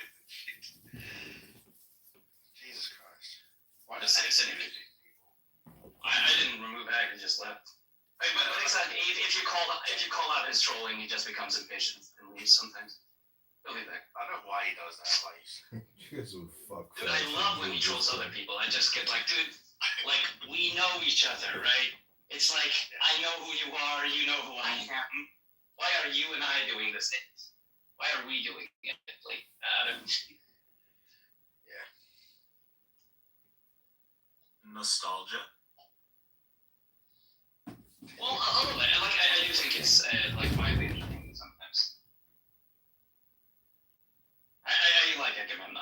I don't have anything against. I think he's a good person to have in these spaces. He's a good op. He brings a lot of technical arguments. But like when he does this like polemic trolling, Polemic trolling. What is you mean? Like when he talks to you and asks you questions, tries to have conversation, it is polemic trolling. What makes it polemicism? What is polemicism? when he lost, he's like, I never really supported. Time for me to go to bed and kiss these losers goodbye. Bye bye.